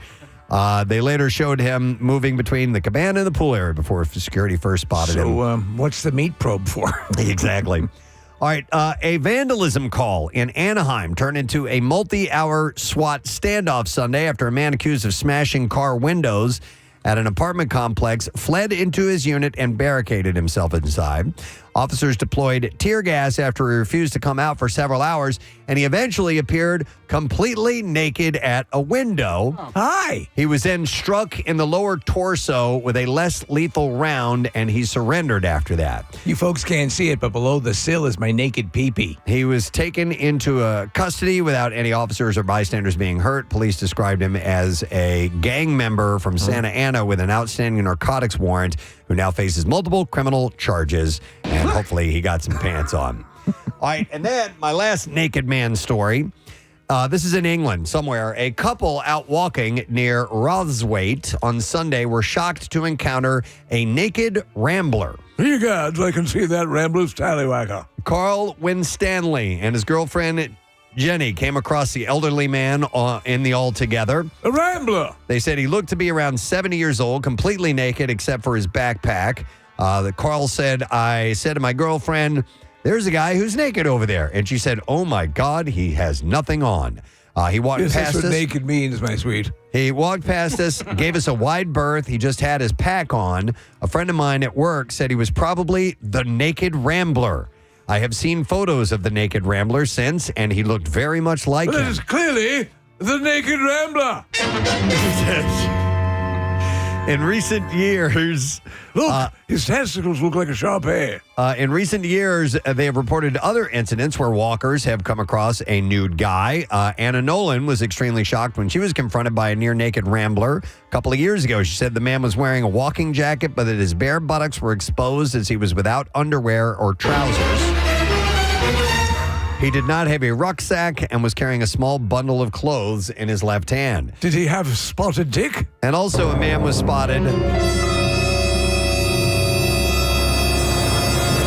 I like that one. A man was spotted summoning Blencarthra in nothing but a white bucket hat at the time. Is that a demon? When there was... No, it's like a mountain or whatever, trail. Increasing number of reported naked walkers. And on the same mountain, Michelle Fell was given a bit of a shock by a man streaking down Saddleback with his bare back and body on display. So there's a lot of naked ramblers. I love the concept of the naked rambler. Yeah. It sounds like a free spirit. All right, I have one last story. It involves no nudity, but I have to put it here. A now former South Carolina police officer faces a felony charge after allegedly pointing his department-issued firearm at a fellow officer during a confrontation about microwaved fish. Michael. This meat probe smells like someone's ass. Michael DeBays was arrested on Tuesday and charged with pointing and presenting a firearm at a person. The confrontation allegedly occurred on Saturday in a briefing room at the Myrtle Beach Police Department. DeBays allegedly confronted a fellow officer who was, quote, warming up fish in the microwave, causing an odor in the office. During the confrontation, the detective allegedly drew and pointed his weapon, his department-issued handgun, at the other officer. Both officers provided statements. The other officer was not publicly identified. DeBays was immediately placed on administrative leave. The Myrtle Beach Police Department said that in a statement Tuesday, it has recently separated employment with DeBays. It is illegal to point a loaded or unloaded firearm at another person under South Carolina law. Well, what do you have the gun for if you can't pull it out during a stinky fish incident? Police did not say whether DeBays' firearm was loaded during the confrontation. He was booked into the detention center in Horry County. It's so hoary. Mm-hmm. And his bond what you in for, dear? Was set at $5,000 during a hearing on Tuesday. And there you go. That's the last item I have in the bizarre file for you this morning. All right, we have an announcement today. Exciting. The I Bleed for Preston Steve Blood Drive is coming up on the 19th, and you can get signed up now. Please join us for this. We're down to one location this year because of some scheduling issues, so we hope that you can make this one huge, despite maybe a slight inconvenience for some people to head to only the Greater Philadelphia Expo Center in Oaks, but you can schedule. Everybody is going to not only get a pair of Winter Nation sunglasses, a complimentary points card for some free Arnold's free play at Arnold's Family Fun Center, but you also get the newest Preston and Steve Blood Drive t-shirts. And this year, we're doing a throwback to cassette tapes, my friend. Yes, the new artwork, which we are now revealing. If you're watching on YouTube, is it showing on the screen on YouTube? If people are watching, yes, you can see it now. It is a red shirt. And I'll describe the graphic. It is a cassette tape, and the tape has unwound. So you remember if you have cassette tapes and you actually pull the tape out, it would make a total mess and sometimes kink up and your cassette was ruined. Well, this actually, the tape spells out Preston and Steve. It is on a red shirt. It is in black print. And I think it's a really cool, fun-looking shirt. So it's retro, but it's also contemporary because cassettes are all the rage again. Yep. And on the back, you'll see the American Red Cross logo. Up in the back, it's not, we try not to litter our shirts with, like if you go to a charity 5K and you get their shirt and there's like 50 sponsors on the back. Yeah. It's wonderful that sponsors are, doing that, but it looks a bit... It's cluttered. Where's Durbin's House of Tar? We try to keep this one, as clean as possible. And it's basic, just two colors, red and black.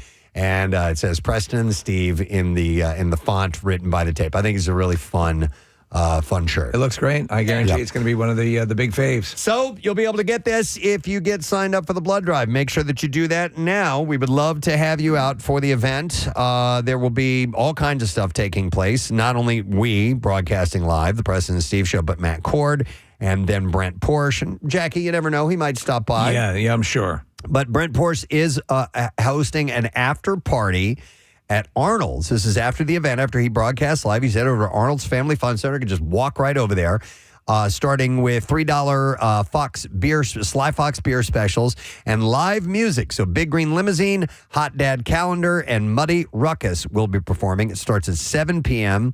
The event does, and then music starts at 8. And you can pop out and hang out with Brent. If you've never been to Arnold's, it's where we held a number of the Granny Grand Prix. They have all sorts of just cool stuff. Retro arcades, talk about retro again, and new stuff, pinball machines. It's amazing. Yeah, it's a really cool place. So if you get a chance, join Brent for the after party.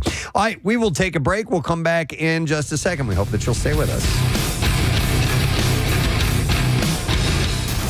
93.3 WMMR and Live Casino and Hotel Philadelphia present the 21st annual I Bleed for Preston and Steve Blood Drive, Friday, June 19th. A full day of blood-giving goodness at the Greater Philadelphia Expo Center in Oaks. Old owners get the newest Preston and Steve shirts and the satisfaction of knowing you made a difference for someone in their time of need. We'll be broadcasting live all day, so make your plans now to donate, benefiting the American Red Cross. Appointments are required, so secure your spot today at WMMR.com. The 21st annual I Bleed for Preston and Steve Blood Drive, sponsored by Live Casino and Hotel Philadelphia. Voted best casino in Pennsylvania by Casino Player Magazine from 93.3 WMMR. Putting Philly. That's kind of what I brought up about being, guarded and not sure what the reaction's going to be. I remember there was a time in my life where I was not my dad's favorite. I was the needler. I was my dad had his ways, and I adore my dad, love him dearly. But and then there was that time, I remember after my mom passed, and he said, I heard him say it, that I had been particularly, he felt, and hopefully I was helpful with that whole process, my mom in hospice. And he said, that how he felt about me. And I was like, you hear those things, and it must have taken a lot for him to say that, but he said it. And when you do that, it does kind of take a weight off you, Yeah. I sent my son a video on Instagram yesterday. It was a dad who was wrestling with his son, and his son didn't have his shirt on, and they were doing like superhero stuff, right? Right. But I sent it to Seamus, and I said, you don't remember this time of your life, but I do. Yeah. And this is exactly what we did. And I said, I loved raising you. You know what I mean? And so I think about that a lot. Like, so much of... But I'm going in a different direction. No. So much of what I love and loved about being a parent, my kids will never remember. Oh, yeah. They will never, ever remember the wrestling matches, the floor time that I had with all of them when they were kids. But like that... That might not be the case. No, they definitely don't remember. You don't think in time those memories will resurface and they'll reflect on them? Because I clearly remember great moments like that. There may be one or two, Case, and they just don't appreciate it yet, and it's in there, and it'll come to them later on. I'll bet you. It happened to me. Maybe just from a photo, too. You see a photo and you have that memory because of the photo. Yeah. So using these words of affirmation are they're usually pretty simple, and they go miles and miles. Yeah. Here's a couple more. I love how well you understand me. You inspire me, and of course, I love you is the big one. By the way, so a couple people texted in. I love when you call me Big Papa. What is that from? I love it when you call me Big Papa. Notorious B.I.G. What's it from? Oh, that's a song. I was singing it to remember. Yeah. In fact, we don't have Michael McDonald in the system, but I guarantee. Are you kidding me? We have Notorious B.I.G. Notorious B.I.G. All right, so here we go. Notorious B.I.G. How the hell do we have that? Yep. We have a ton. I don't know if we have. I love it when you call me. Oh, you know what? I have this sorted wrong. Here, somebody also suggested words of affirmation. You're the best around. Nothing's ever going to keep you down. I love it. Yeah, that's a good one. Especially if you're at the dojo. Is this I love you when you call me Big Papa? Okay. See, I'm not in that world. I do not know. So, but thank you guys for trying. But you are drinking gin and juice. Yeah, is what it is. The Thursday morning. All right. Oh, what, Kate? You remember when you're going for your black belt in Krav Maga and I said that to you? What? You're the best around. Oh, Nothing's yeah. Keep you down. I do remember that. All right. One more thing. Yeah. Let's see.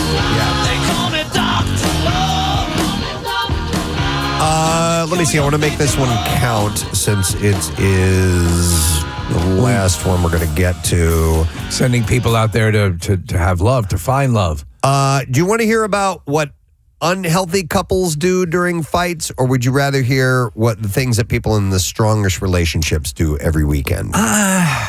Yeah. What looking for what to avoid? Unhealthy, I don't mean physically unhealthy, right? Like like eating tar. Yeah. I almost want to hear about the bad ones because you really These don't know how good you have it until you hear. Sometimes that stuff like All right. At least I'm not that. Yeah, the bar is set so low. Dr. Jenny Schuyler, PhD and an internationally certified sex therapist, says that healthy couples learn about themselves and one another as they solve conflicts. On the flip side, unhealthy couples have disrespectful or destructive behavior when they fight. There are some certain things that unhealthy couples do during disagreements that just make the relationship even more unhealthy. So here are a few of them. Right, let's hear. And maybe you can work on these things if you find that you fall into this category. Number one, they interrupt each other. You need to let each other finish what you're saying, especially when you're in an argument. And as much as it wants as you want to stop what they're saying because it's wrong, let them finish. So then you get to counter. You know my MO. I'm crazy ADD and I jump on things all the time. It's like holding back horses. Yeah. But I've learned in those situations to just hang. Yes. Because if you don't, then they're getting the impression that you're not listening to what they're saying. Yeah. And it's so important. That's why it's really important to always have a notepad on you. So Yeah. taking your notes down. And a stenographer. Yeah. Read that back to me. Ruth, could you read that back? Yeah. Or you just ask your AI assistants, Yeah. what's the best response to this? It's 51 degrees. They act impulsively. Yeah. I don't have any examples of that OJ. here. Right. Yeah. I'm sure that wasn't planned, right? No, yeah. But no, they act before they think. You know, Okay. it's just and action is not just action, but like action in words, and you might just say something because I've done that. And I'm like, and I've said something. I'm like, I didn't mean that. I really didn't mean that. I don't know why that came out of my mouth. I don't know why I took my pants off. Yeah. They don't regulate their emotions. I mean, that can be hard because sometimes emotions surface without prompting. It just happens. But you need to learn to recognize when an emotion is surfacing and go, hold on a second You here. can do it. It's hard. It takes It's work. hard, but you can Yes. do it. They yelling. And by the way, what you may think is not yelling can come across as yelling to I someone. know. Right here. This is me yelling. Right. This is me This would yelling be right yelling. now. And I have been told that you're yelling. And I'm like, I am not yelling. I am emphasizing. Yeah. But this is yelling. Yeah. You know what I mean? But emphasizing I know. can come across as yelling. as yelling. Yeah. So You can whisper yell. be aware. By the way, shut up. Reality is in the ears of the listener. Yeah. And if it's landing that way, then you need to modify it. Yeah. And maybe that's worth actually talking about. Yes. Okay. All right. Let's define yelling. Give me a decibel level. Yeah. I am not yelling right now. See, that's going to count as yelling. I know. Exactly. I know. Well, it's all tone and visuals, Yeah. body language. Yeah. I'm not yelling right But so what I'm flailing my arms around. I drop down to okay. And listen, the last you love this person or you're in this relationship with this person. The last thing you want to do is cause anger and pain, and so you want to try to meet them. It makes me think of Tom Hanks in A League of Their Own. Right. Still missing cutoff man. Now maybe we can work on that before next season. All right, they don't listen. Obviously, that comes into interrupting each other and making sure you take the time. But hear what they're saying. They don't take accountability. From time to time, you have to go, you're right. Yeah. Okay. But let me explain myself, maybe. But taking accountability for something that you're wrong about. I'll say, by the way, that is a liberating thing when you are when you're not doing this performative. No, I'm not wrong. When you finally say, yeah. Oh my God, it is liberating, Yeah. Steve. It really is. When you learn to be able to say, wrong. You are correct. I was wrong on that. Taking accountability, man, it can be the big difference. They leave fights unresolved. Sometimes you got to let things settle a little bit, I think. But, maybe we can come back to this. But I'll meet you in the octagon later. They avoid conflict completely. These are things that unhealthy couples do. Can't do that. Yeah, eventually. But learn how to bring a contentious or flashpoint for conflict to your partner in the best way possible. Yep. And I'll say this, person, just to add on, make each other feel safe to do that. Yeah. I know this sounds all trippy and BS-y, but it's not. It really does matter. Legit. And then number 9, they repeat unhealthy habits. So if you're like, we're fighting all the time, you need to take a different approach. You need to take an Ambien. One of us needs to take an Ambien here. And I think it's you. It's you. I hate you. I want to fight you. I hate you. I hate you more than anything in this damn world. All right. I want to fight you. I thought these would be interesting leading into Valentine's Day. One more gift that is absolutely free. We're having a Valentine's Day weekend here at the radio station. You can call and request a song for your loved one. That's a great idea. Dedications, all Listen this. to the radio all week. All that stuff is happening this weekend. All right, that's it. This So last Friday was Cardboard Classic 2026. And I think, and you know how terrible we are at keeping track of things, I think that was our 20th one. Because we took a year off for COVID. Yeah. And I think that was either our 20th or 21st one that we've done. It's hard to say exactly, but doesn't matter. Leading into it, we had rain heavy the night before, all night long, and it made the conditions a little funky. And I'll be honest, I was expecting the worst. I was, you expect the worst, hope for the best, but expect the worst. And that's kind of what it was like going into it for me personally. And at the start, we weren't sure, but once everybody got their footing, it ended up being, and Casey said it, I think it's possibly the best Cardboard Classic we've ever had. And I know that's a bold statement. It's certainly a contender. I'll tell you what happened because of that, Preston. We had a really good infrastructure. We had a lot of people who were just dialed in and helping. Obviously, Montage was on their game. All the people from, Chuck to, all you guys and everybody was assisting made it move. The thing that was wild about that rain, I think in the long run, it ended up favoring the larger. Marissa. So I saw some interesting stories, some stuff that they've been working on at the Just Sayin Institute. The Just Sayin Institute, home of the Wid Meek School of Hip Hop. Wid Meek. That was me trying to say midweek at the very beginning of the show today. Wid Meek.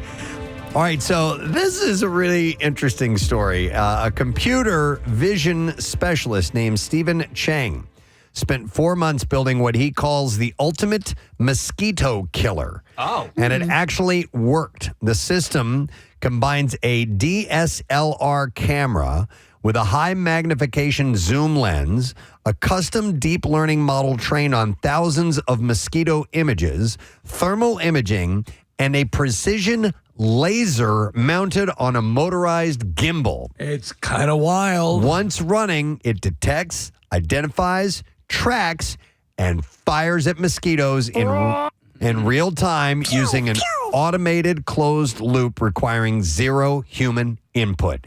It sits there and it just shoots them out of the sky. My question is, what happens when it runs out of mosquitoes? Yeah, what's it want to do? Now birds. So version 2.0, which Chang announced last week, added harmonic drives, upgraded servo motors, and a reinforced aluminum gimbal to smooth out targeting.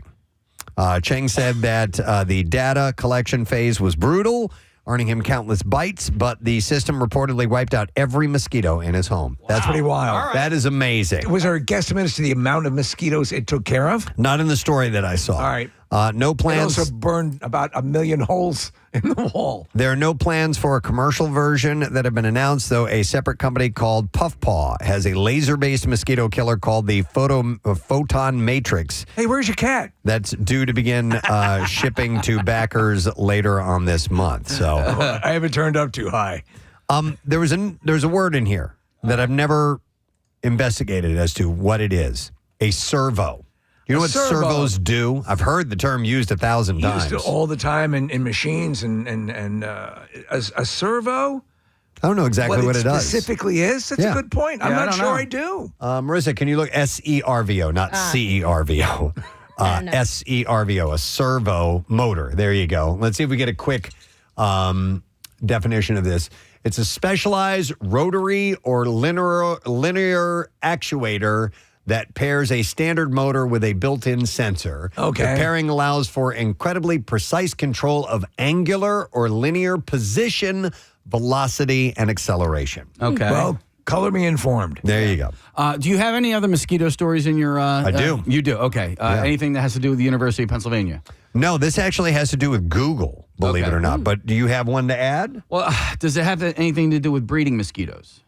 Let me reveal this story. Yeah, and if you got more to add to it, jump in because this might be connected to that. I don't know. So California could soon be a testing ground for one of Google's most ambitious public health projects yet. The tech giant is seeking federal approval for release up to 32 million specially treated mosquitoes in California and Florida over the next 2 years as part of an effort to reduce the spread of mosquito-borne diseases, including West Nile virus, St. Louis encephalitis, dengue, Zika, and chikungunya, which we've talked about before. Yes, I'll have the chikungunya, please, with some bamboo shoots. And yellow fever as well. The proposal is currently under review by the U.S. Environmental Protection Agency, which is accepting public comments through June 5th before deciding whether to issue the experimental use permit. And as we said many times on the show, there are no creatures on Earth that kill more humans than mosquitoes. Mm-hmm. Is this what you were referring to, Casey? Because I saw something about them.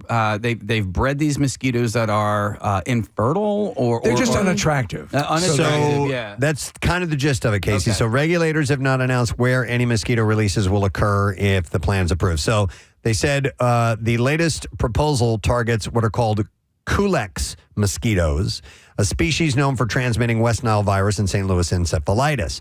West Nile virus remains the leading mosquito-borne disease in the United States. Those viruses are already established in California, where they circulate naturally among local bird and mosquito populations. I said infertile, I meant sterile.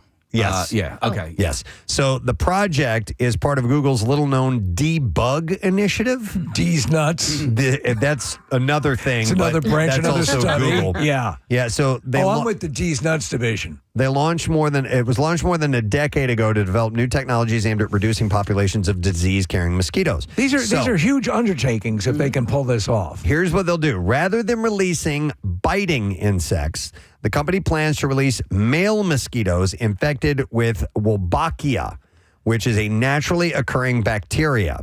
When the infected males mate with wild female mosquitoes, Wolbachia, the offspring do not survive, helping suppress mosquito populations over time. It's like a mosquito sausage party. Yeah. Casey, it's kind of like that they are sterile, but apparently they mate with the female mosquitoes. It will lay eggs, but the offspring do not survive. Right. So over time, it's going to taper them off. It'll take a while.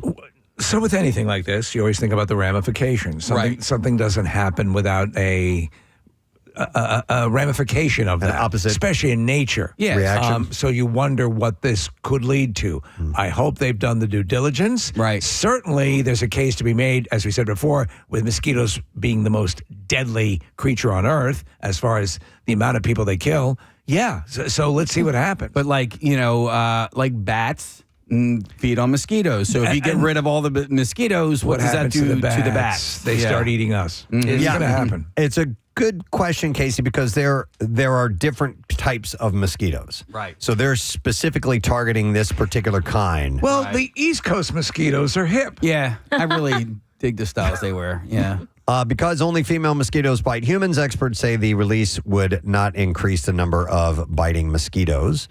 And Google says artificial intelligence and robotic systems would be used to breed, sort, and release the mosquitoes at a scale large enough to make the strategy effective. I haven't had a mosquito bite in a long time. But what's wild is I think Chuck D'Amico, it's either his blood type or a pheromone that he puts out. I have no doubt he gets savaged. He was showing us just at the beginning of the season. Mm-hmm. He was, I guess, playing a gig outdoors, and he got savaged. No, he was at this Mosquito Fest? It was Mosquito Fest 2026, and he went there. I was like, why are you going? No, it was just this outdoor bar that's kind of like in this marshy area in the Anglesey area. But that same area, like when we would go for bike rides, we would go down this one stretch of road, and I would see all these horseflies, or these greenheads on his ass, and they wouldn't touch me, you know? Yeah, I believe that certain blood types, my wife would be one of them. Mm-hmm. Whatever it is about her blood, she will attract them. Now, I'll say this, since we've started using an organic treatment to our yard, the issue has declined tremendously. Hey, Preston, we got a little gift, a mosquito gift. Can I share it with you real quick? Sure. Yeah. It's actually a whiskey. It's a spray that you're supposed to spray into your drinks, and it chases away. I'll tell you about that in the Connoisseur on Friday. Fabulous. Yep. That's why I was trying to ask. Great. I'm on it. What's her name? I'm on it, Rose. I'm on top of that, Rose. Yeah. All right. So I have another Just Saying Institute story to share with you. A new study claims to have solved the long-standing mystery of why Tyrannosaurus Rex had such disproportionately small arms. It is the great question of any prehistoric animal enthusiast. A Royal Society research paper published May 20th suggests that T-Rex, which averaged more than 40 feet long with arms stretching just 3 feet long, naturally evolved smaller arms as its skull grew larger. My skull. Researchers analyzed 85 dinosaur species, found a consistent correlation among 5 groups: Tyrannosaurus, Ceratosaurids, Megalosaurids, Albilosaurids, and, oh my God, Carcharodontosaurids.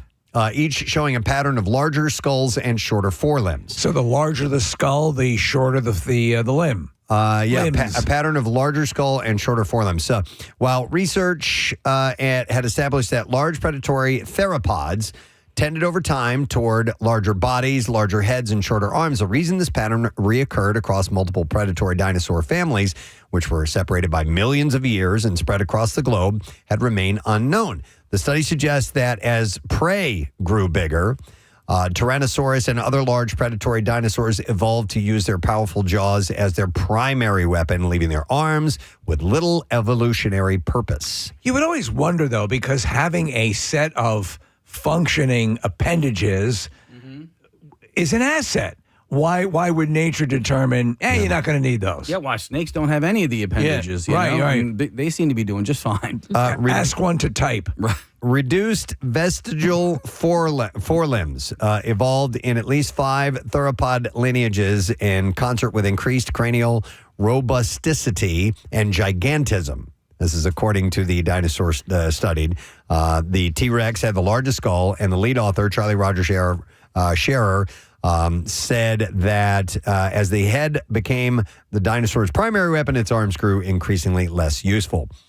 Everything was approached head first, so the head just became what came into contact with the prey, and that was the easiest way to bring them down. In various depictions of Tyrannosaurus Rex in movies, you'll see them sometimes, the little tiny arms will go up and like scratch themselves. You know, but I'm curious because now they've also said that the original guesstimations about how big the Tyrannosaurus could get might have been understating the case. They might have gotten even bigger than we had assumed. Have they found ones that are bigger? I think that's the case. Yeah, okay. yeah. So Scherer added that evolution doesn't like to have everything all at once. And since T-Rex and other apex prehistoric predators focused on using their heads to bring down large prey, nature simply stopped investing in keeping the arms long and clawed. It's basically nature's way of saying F it. I guess so. Yeah, you don't need those. Look at the skull on you. They also found that forelimbs shrank differently across species. In the Tyrannosaurids, each forelimb element reduced at a comparable rate, and concluded that different species likely arrived at the same outcome through different developmental pathways. I think the same thing has happened to me in a way. My skull's fairly large, and my penis has gotten smaller. It's gotten smaller over the years? Yeah. Wow. Scherer noted that while T-Rex's arms shrank over thousands of years, they weren't completely useless. He said they obviously serve some kind of function, otherwise they wouldn't have them. What that function is exactly, I don't know, but hopefully we can find out with a little bit more work. Well, the belief is that they were accomplished spoon players. Oh, the actual the music? Interesting. I had no idea that T-Rex could play the spoons. Yeah. Okay. It's how they communicated with each other. All right, let's go somewhere else. All right. I just saw this story this morning. It was a stormy Monday in March of 1827. I remember it well. That German composer Ludwig van Beethoven passed away after a protracted illness. Bedridden since the previous Christmas, he was ravaged by jaundice, his limbs and abdomen swollen, and every breath was a struggle. As his associates sorted through personal belongings, they uncovered a document that Beethoven had written a quarter of a century earlier. It was a will beseeching his brothers to make details of his condition known to the public. And today it's no secret that one of the greatest musicians the world has ever known was functionally deaf by his mid-40s. Which is astonishing. Beethoven wished the world understood not just from a personal perspective, but also a medical one. So he wanted his medical conditions to be public knowledge. So he would eventually outlive his doctor by nearly 2 decades, yet close to 2 centuries after his death, a team of researchers set out to fulfill his testament in ways that he would never dream possible by genetically analyzing the DNA in authenticated samples of his hair. And what did they determine? Well, a couple things. There's a story here. So, biochemist Johannes Krause from the Max Planck Institute said our primary goal was to shed light on Beethoven's health problems, which famously included progressive hearing loss beginning in his mid to late 20s and eventually leading him to be functionally deaf in 1818. So what began as tinnitus in his 20s slowly gave way to a reduced tolerance for loud noise and eventually a loss of hearing in higher pitches, effectively ending his career as a performing artist. A lot of people don't realize that along with tinnitus, and I have that loud noise. You would think that your hearing is impaired, so loud noises would be less to you. They're worse. Yeah. It's loud noise is physically painful. As it was described to me, it's like having an exposed nerve in a tooth. Yeah, that so makes sense. So if I hear like sirens, that's why concerts are a no-go for me anymore. That's why you've sort of gravitated towards Broadway shows and things of that nature. The sound is handled better. More tolerable. So in a letter addressed to his brothers, Beethoven admitted that he was hopelessly afflicted to the point of contemplating suicide. And it wasn't just a hearing loss that the composer had to deal with in his adult life. From at least age 22, he had suffered from severe abdominal pains and chronic bouts of diarrhea as well. Exactly. 6 years before his death, the first indicators of liver disease appeared. An illness thought to have been at least in part responsible for his death. He only died, he was only 56 years old when he died. And in 2007, a forensic investigation into a lock of hair believed to be belonging to Beethoven suggested that lead poisoning could have hastened his death, if not have been ultimately responsible for the symptoms that claimed his life. I guess there's no way to really know how that would have come about, the lead poisoning. Well, they would drink from lead vessels in that culture. Yeah. And so was he known to be an imbiber? I'm not that... yes, he was a drinker. Yeah. But... the latest study, published in March of 2023, debunks the theory, revealing that the hair never actually came from Beethoven in the first place, but rather an unknown woman.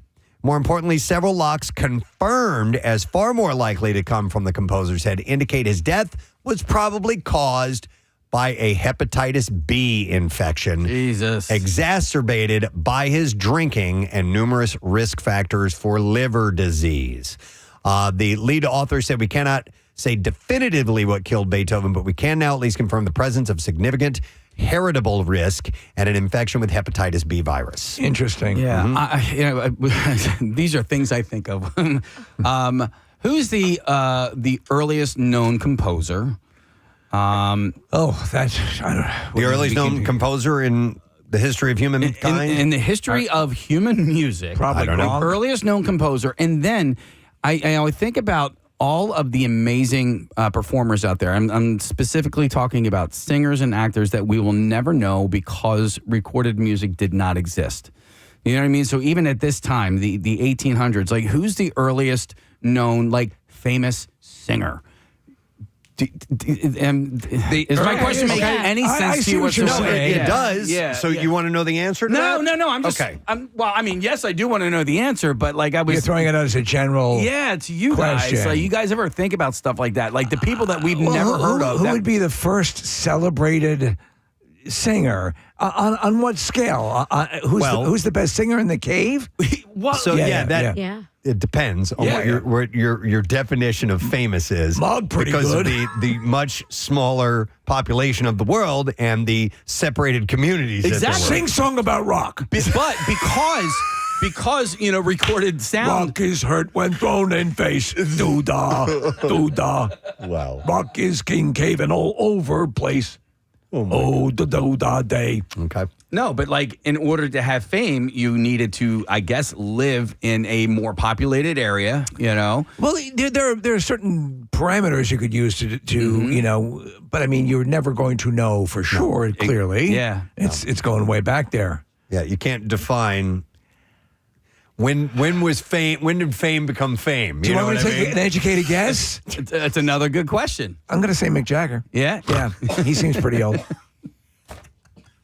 Right? Yeah. We're in a cave. Yeah. By the way, the composer whose works are still performed regularly today, the oldest composer, is Hildegard von Bingen, who lived from 1098 to 1179, a 12th century German abbess and mystic.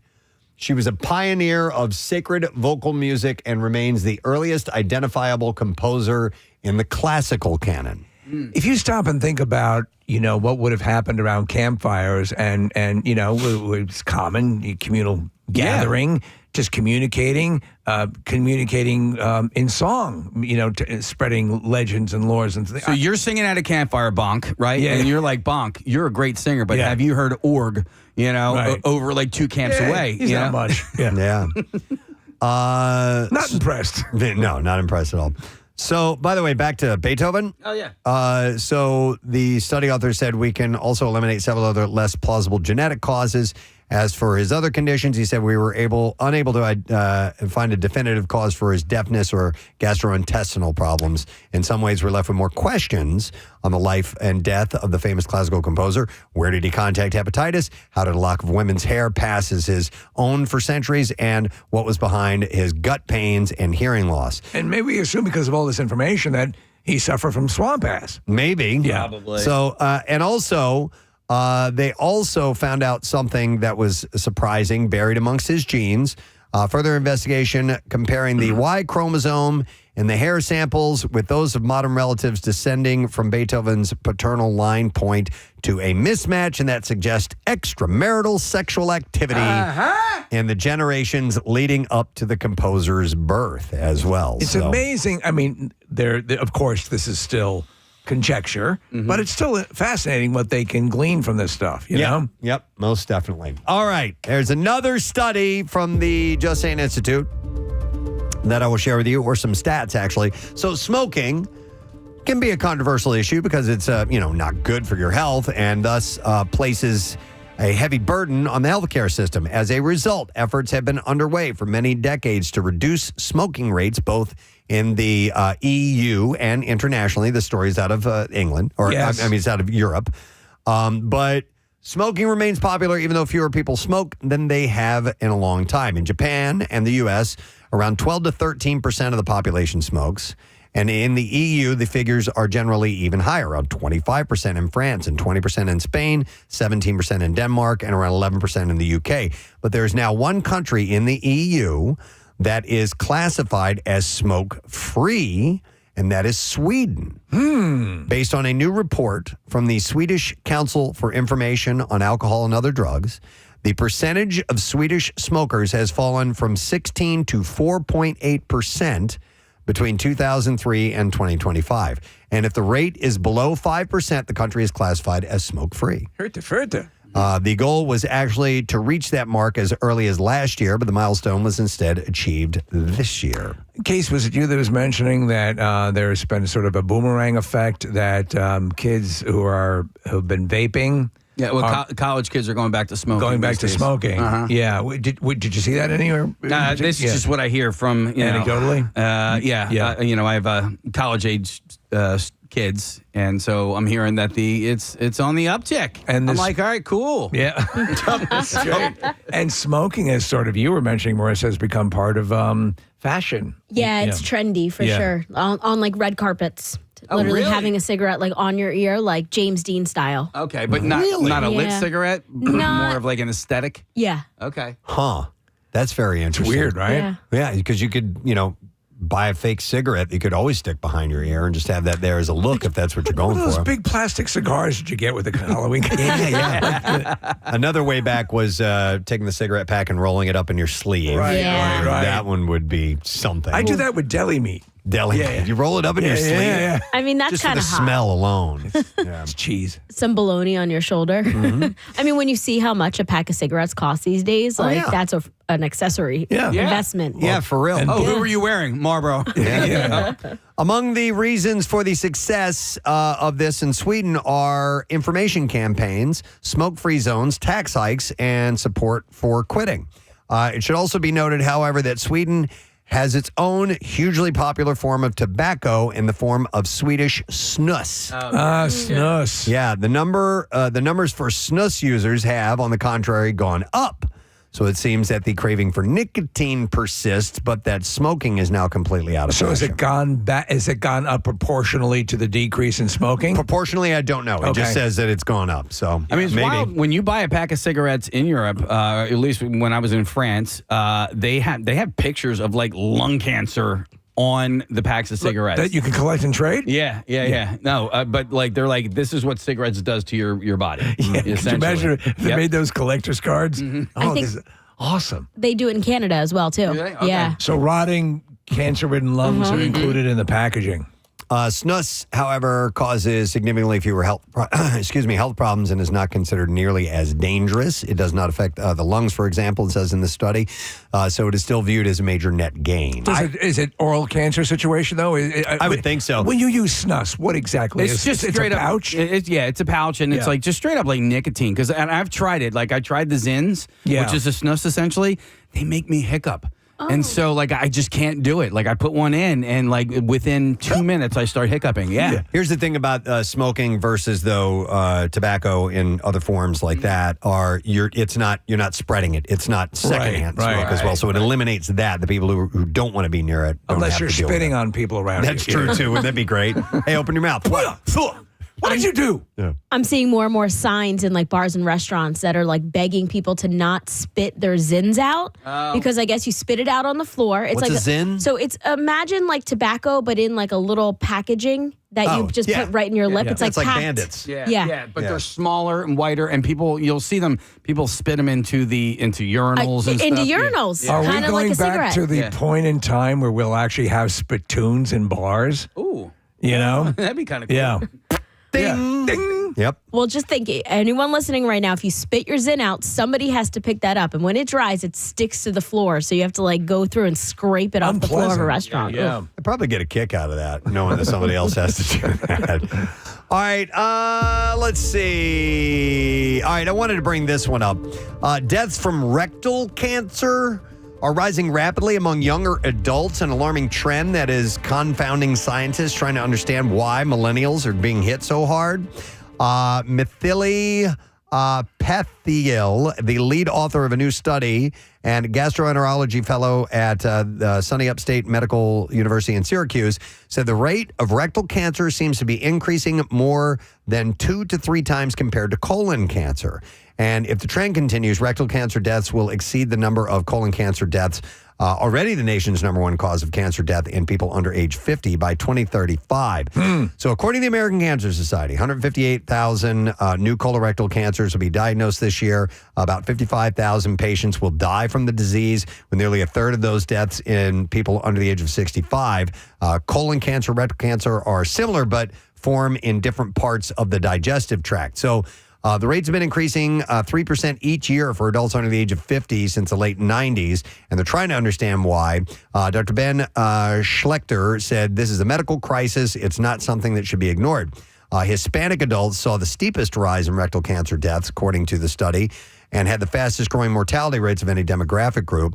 And researchers didn't identify why the tumors were increasing or whether they are becoming more aggressive. Standard treatment for rectal cancer include not only surgery, but radiation, chemotherapy. All might affect the patient's bladder, bowel, and sexual functioning as well. And it seems the bulk of such cancers leading the surge in cases today are not hereditary. And exposure to increase the risk likely occurred in the 1960s or 70s. And it's possible that portions of the colon's microbe were disrupted at some stage in life, possibly by consuming a lot of sugar-sweetened beverages as children, they said. And at this time, many younger patients with rectal cancer have zero risk factors, and it's troubling, they said. The symptoms can be vague, including fatigue, abdominal pain, bloating, and unexpected weight loss. It's often accompanied by bright red blood on toilet paper or in the toilet bowl and a real urgency to use the bathroom even after a bowel movement. And they recommend screening for the general population starting at age 45, most often in a colonoscopy. Right. Dr. Mike is the biggest banner waver about getting a colonoscopy. And we do, yeah. Yeah, most definitely. So thought that was kind of weird that they're seeing a rise on this and they're trying to figure out why. So, all right, we can't end on a downer. It's a downer. Sorry about that. But let's go to let's go to this one, and we will end on this. Touch grass. Not just a slang used to tell someone to step away from their screens and spend time offline. It's actually solid advice. New research finds that regularly spending time in nature can boost body image and life satisfaction. I know that. I love it. Yeah. Hiking is a joy. Getting out in your yard. Yeah. Just going into your neighbor's house. Dude, being in Rittenhouse Square the other day is great. Was invigorating. Yeah. It was nice. And I live in a wide open grassy area, but being under trees and things like that. Did you actually touch grass that day? It's beautiful. Or no? I did. Well, not with my bare hands. Right. Or feet. I did see a woman there who took her shoes off in honor of Pierre. Ah, nice. And squeezed her toes in the grass. As did his producers, Jason, Pancake, and Ryan all took their shoes off and rubbed their toes in the grass. That's great. New study analyzes responses from more than 50,000 people between the ages of 18 and 99 from 58 countries, making it the largest study of its kind ever done. And the findings back up previous research that showed that spending time in the natural world, like taking a walk in the country or forest bathing, really, can improve well-being. Forest bathing, huh? Yeah, you'd be the naked rambler. I like being naked. But the new study digs deeper into... Oh, Forrest Gump. I got you. But the new study digs... Bathe, Forrest, bathe! Deeper into why, finding that contact with nature is linked with higher self-compassion, which promotes greater body appreciation and satisfaction with life. Jenny, I think I have a mole on my penis. Oh, my God.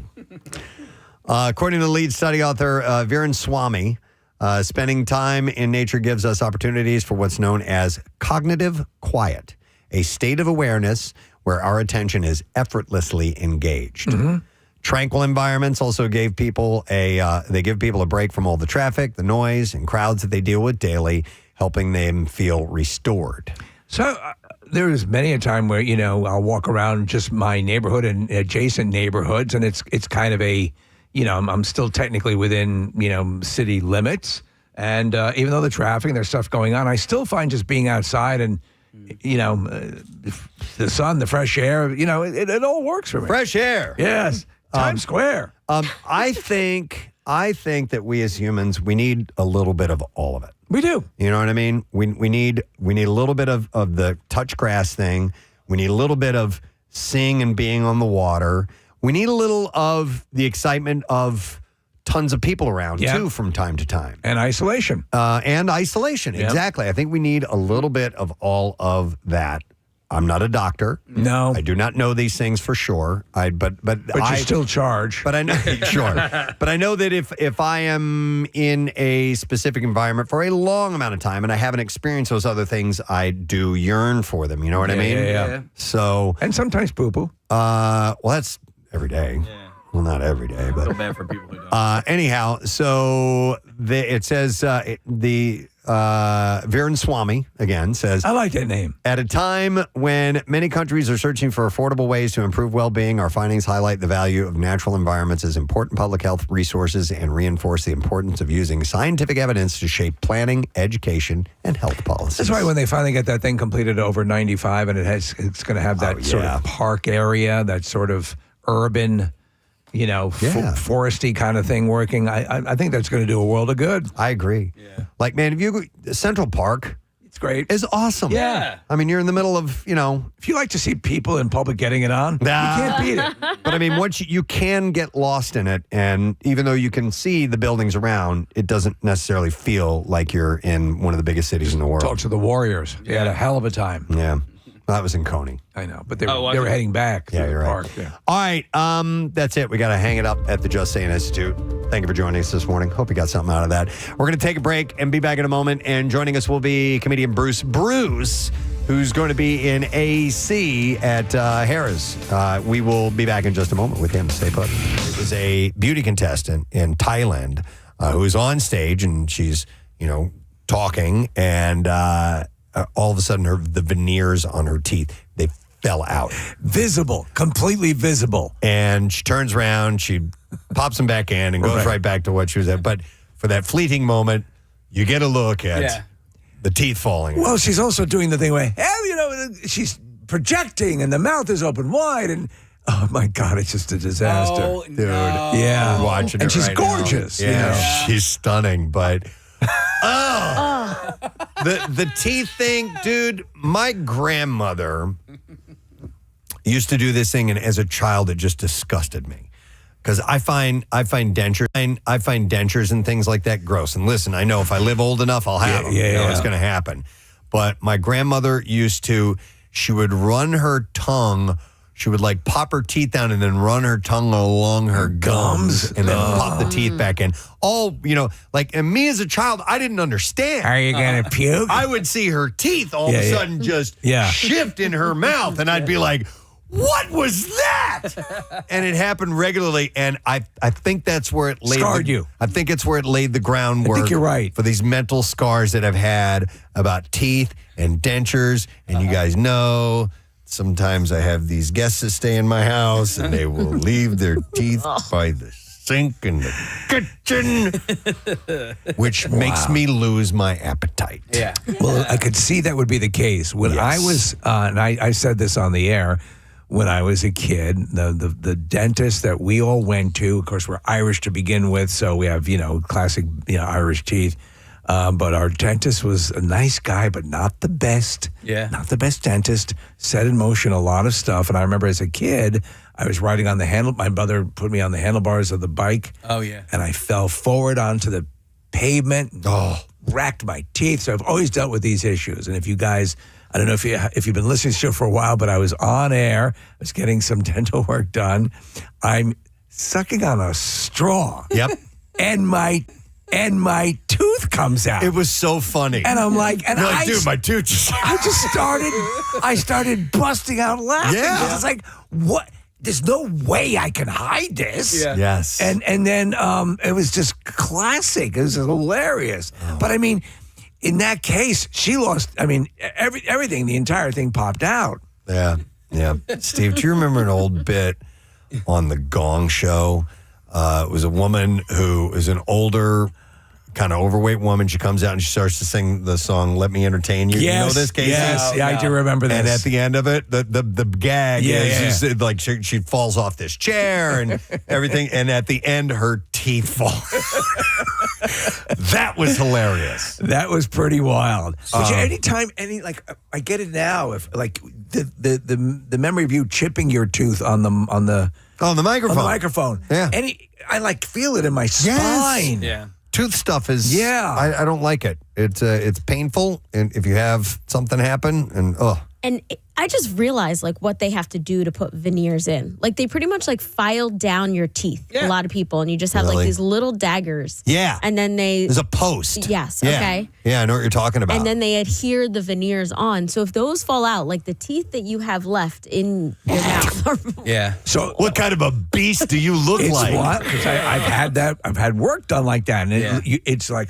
But it's also I look like a monster. Yeah. That's pretty cool. So when I was a lifeguard at this one apartment complex in Wallingford, there was an old lady who used to come and bring me popsicles. Now dance for me. No, she was sweet. A lot of old people lived in this particular apartment complex, but Ray was her name. But she had dentures since she was in her 20s or wow. Yeah, because are you getting turned on? Now listen, the story I was told was that her husband didn't want to have to pay for the dentist and all that. That's so not good. basically had all of her teeth pulled and had full on dentures for basically her entire adult life. Do you think that's the real story, or do you think that was maybe he liked gum jobs? I don't really know. Yeah. What did her club foot smell like? You know what? I never like sniffed cheese, it. doesn't it? Not a foot yeah, guy. a little belly on you. Dance for me. But good old Ray, she was lonely, so she would come down, light my cigarette, spend a little time with me, and bring me popsicles. Yeah. Well, we're interested in your tooth falling out story or teeth or whatever that might gel with this. So 610-660-9333. We have Bobby who's on to tell us the story. Hi, Bobby. Good morning, bud. Hey, Preston. How you doing? Good, man. What's up? Bobby! What's your tooth thing you have? So my very first date with the girl, we went out to dinner, and about 2 days prior, I had a root canal on my very front tooth. Oh, wow. And, okay. they put that little temporary cap on until they come in and then put the full one on. And we're sitting there laughing and eating and everything. And I laugh and spit my tooth directly into her face. Into her face? Yep. Oh, my goodness. Well, and you were just mortified. I don't know. And she noticed. I quickly scooped it up off the table, and then you don't know if she noticed. She got shot in the face with a tooth. Of course, she noticed. She noticed. I couldn't hold up with a French fry. Hey, that's for you. And was there a follow-up date? Not only was there a follow-up date, we got matching tattoos to commemorate it, and we're getting married next May. Dude, you have tooth tattoos? Yeah. So so she showed up. She's a black girl who's into country line dancing. Okay. And if the date was going bad, she was going to go country line dancing afterwards. So she showed up in a cowboy hat. I spit my tooth at her. So we have matching tattoos that say rootin' toothin' on them. Oh, my God! Nick, that's my favorite story of the day. That's awesome, dude. Oh, my God. I mean, I'll email a picture of the tattoos to Marissa. Please do. That's so great. I want to see that. Thank you, Nick. That's great. You find a woman who can laugh at that and roll with that, that's the one you marry. You keep her, for sure. God, spit. The follow-up to that was we sat in the car and we had her music on while we were talking, and the Deadpool soundtrack came on, and that's when I knew she was the one. Yeah, that's great. Yeah, that's great. All right, thanks, Bobby. That laugh was great. All right, thanks, Bobby. We'll see you, man. I accidentally hung up on somebody. I apologize. I meant to do something else to touch these phone lines. But let me go to Marty and see what he's got. Hi, Marty. You're on the air. Good morning, buddy. Sorry to call you guys at work. It's all right, buddy. What's your story?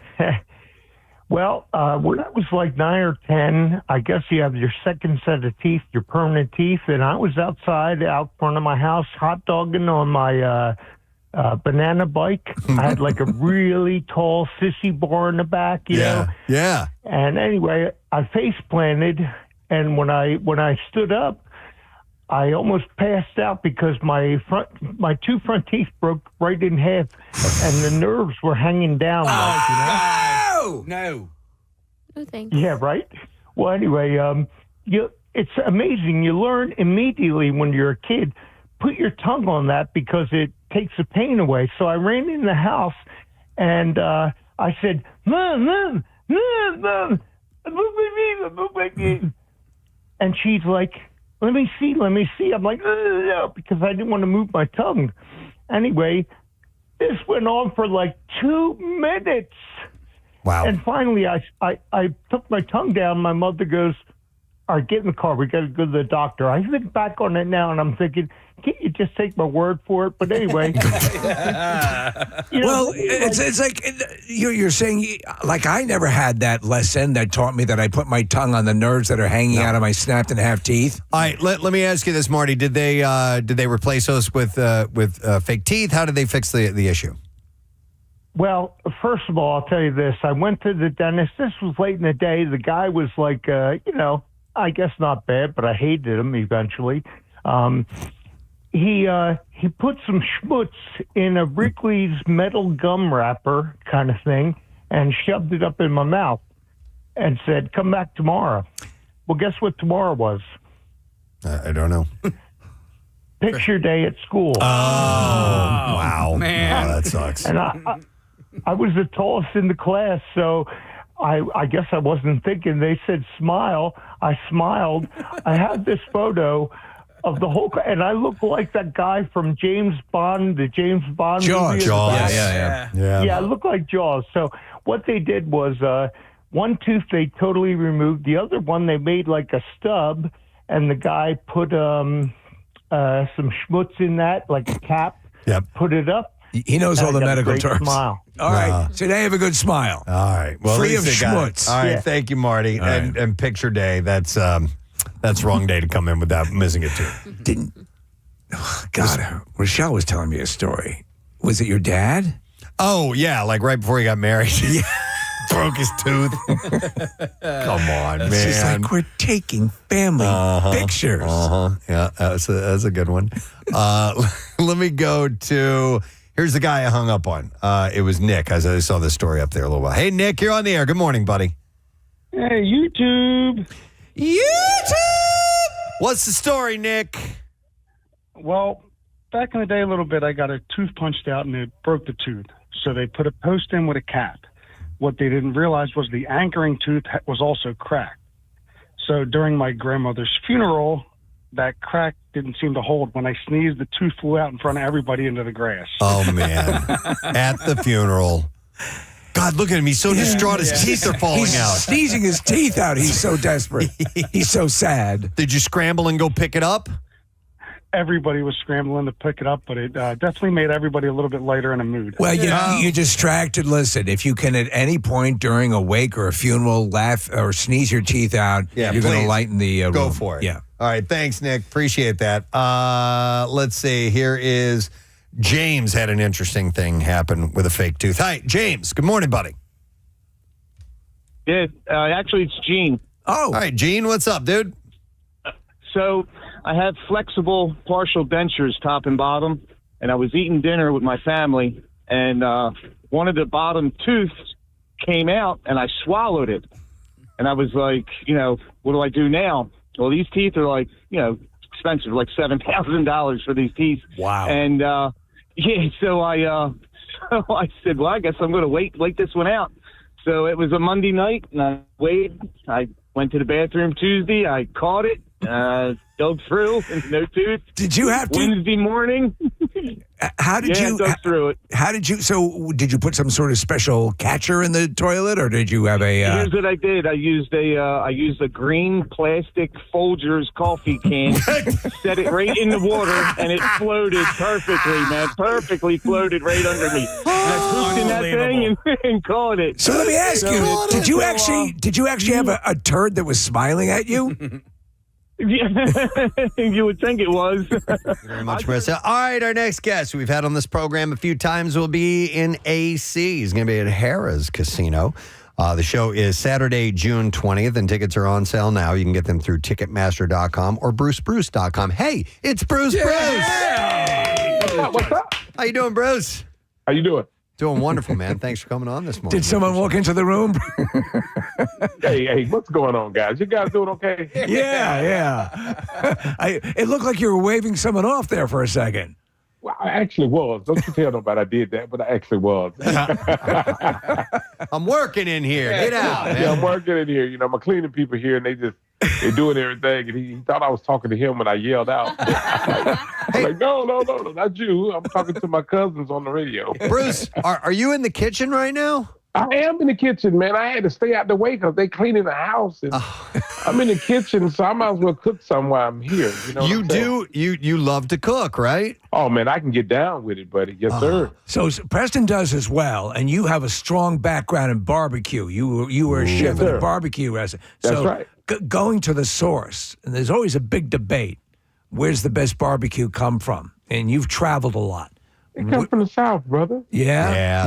It comes from the South. You can say, they got Texas barbecue, but you got to come to the South and get it, man. I mean, you got different barbecue sauces, some that are medium, some that are hot, some that are, so-so. They got a mustard-based barbecue sauce. I don't care for the mustard base. I like the barbecue sauce, man. Yeah, I do like the mustard base. I mean, that doesn't mean I don't like the regular barbecue sauce. Right. You know what I also like are like the vinegar sauces. Oh yeah. Oh my goodness, you get like a southern barbecue. Oh yeah. That's in a sauce like that. I am all over it, man. It'll make you slap everybody in the house. Man. Yeah. Yes, it will. Do you have a smoker on premises?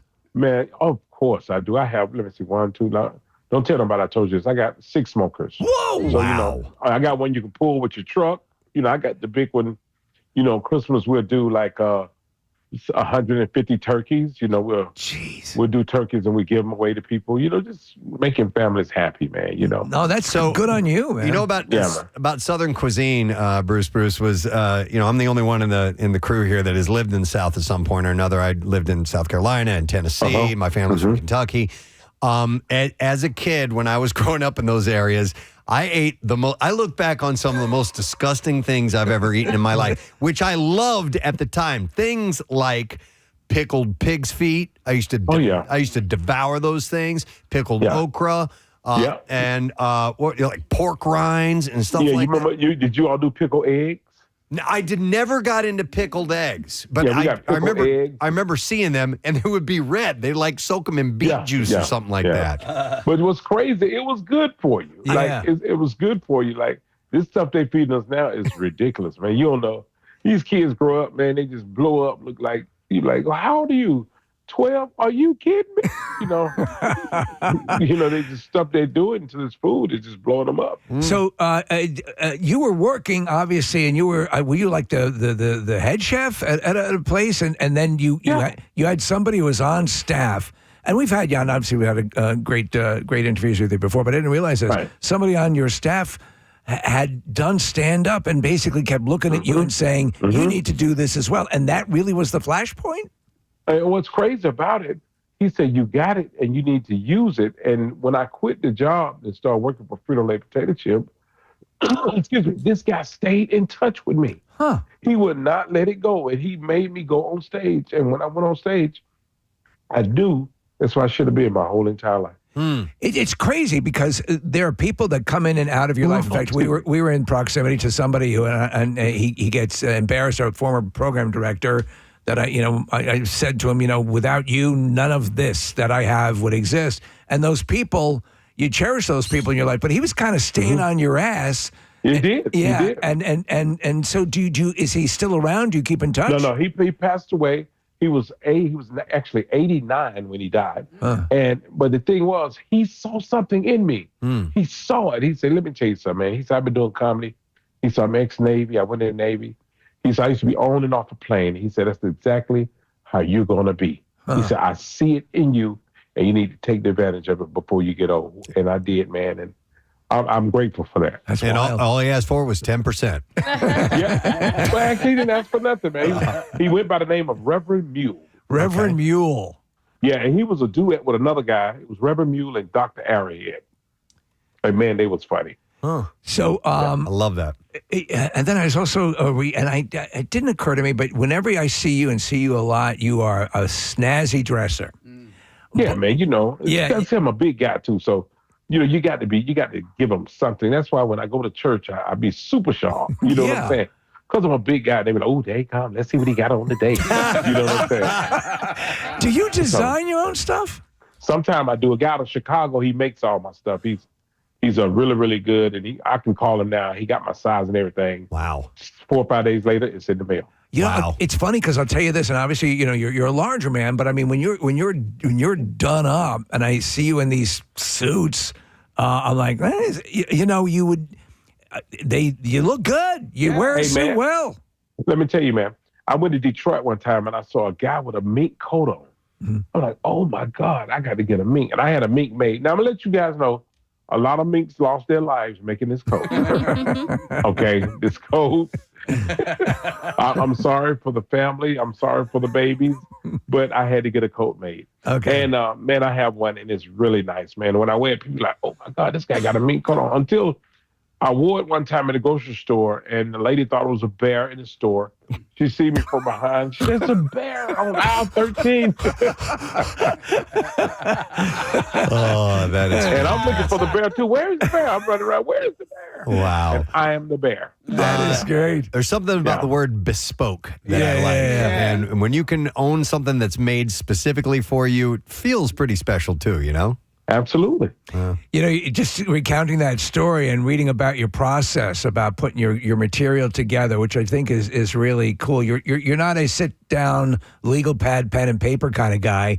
No. You take it to the stage every time, and you run it and test it that way. That's a ballsy move. Yeah. And years ago when I first started, I used to just go in and do stuff. Just try it. Let me try it. So the other comedians say, hey, man, you got a joke machine at home or something? Yeah. I'm like, no, I don't have a joke machine, but I'm just coming in trying it to see if it worked. And then if it don't, I'm going to go back to the drawing board and come back and try it again. So they used to think I had bunches of jokes, but they didn't realize I was just trying stuff. It come in my head. I just do it. Well, we talked about your comedy inspirations and the fact that you're everybody, including Milton Berle. You've got like a wide variety. Love Milton. Who do you point to specifically though when you say this was the guy that really I wanted to be? My uncle. Your I'm uncle? Not gonna lie. Yeah, my uncle was the funniest dude. Man, he was about 5 feet tall, and he was about a 98 in the waist. You know what I'm saying? Wow. He like an egg with a belt on. You know what I mean? But he was a baker. He's the one that taught me how to cook. But he was the funniest guy I ever met in my life. He's the funniest guy I ever seen. And he never believed in whooping kids. That wasn't his thing. I used to ask him, why? You don't have to whoop me. He would threaten you. He won't whoop you. But he told me years ago when his dad used to abuse him, and he didn't think that was the way to treat a child. Mm-hmm. And he would use reverse psychology on you. And, man, it would work every single time. He was a smart guy, man. He was kind of your father figure, right? Yeah, he was. He was my father figure. He helped raise me. My father left when I was like 4 or 5, and he's like, you don't have to worry about your dad, man. You got an uncle right here. So he was my partner. That's wild. Did you pick up on that reverse psychology and how to use it? I never have been able to use it. I did. Yeah? Oh, but no, my kids, no, I beat them to death. I'm not going to tell you no lie. Oh, my God. No, it doesn't work for them. No, they thought I was a wrestler in the house, and I come off the ropes on them, buddy. But let me tell you this now. That's crazy. The grandbabies, I will not touch them.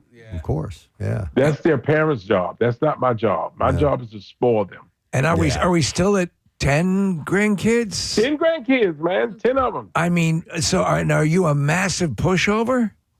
Oh, yeah, man. I'm a sucker for the girls. I'm telling you right now. The girls get in there, but the boys, they got to earn it. I'm like a drill instructor with them. Stand at attention when I'm talking to you. You know what I'm saying? That's pretty wild. And I was reading about you grew up in an area that was called, was it the Bluff? The Bluff. Yeah, in Atlanta. It ain't the Bluff no more. They done what they call regentrification. What they call it? Gentrification, yeah. Oh my God, man, it don't even look the same. I can't even live there no more.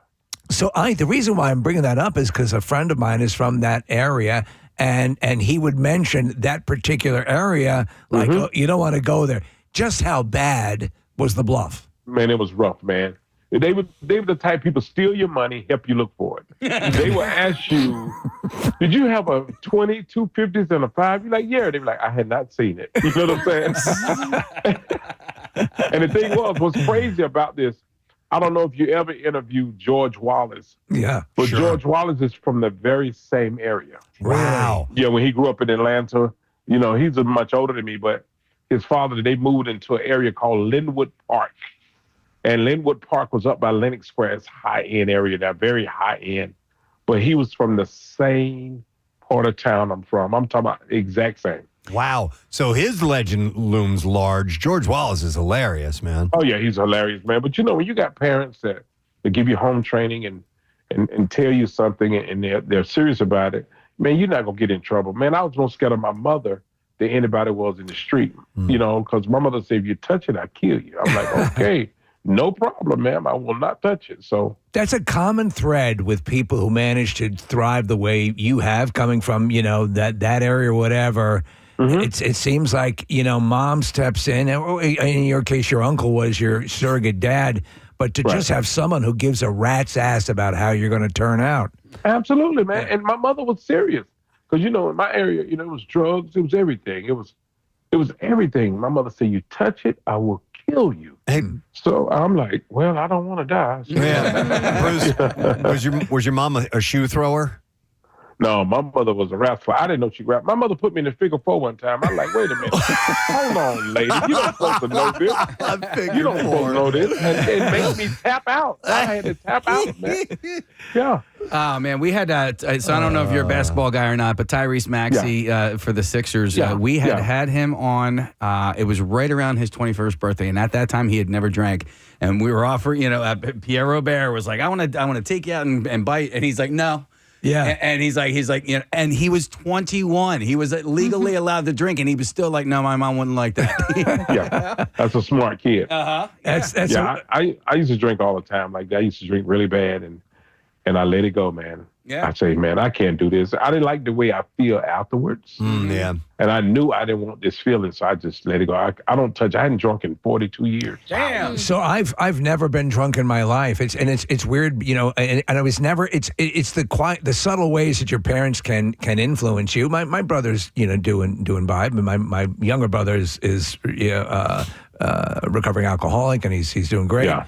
But it's just those weird things. I mean, I did stand up for a while, and I would go into these bars and they would know my name and people would not believe that I don't drink. But it's weird in this day and age.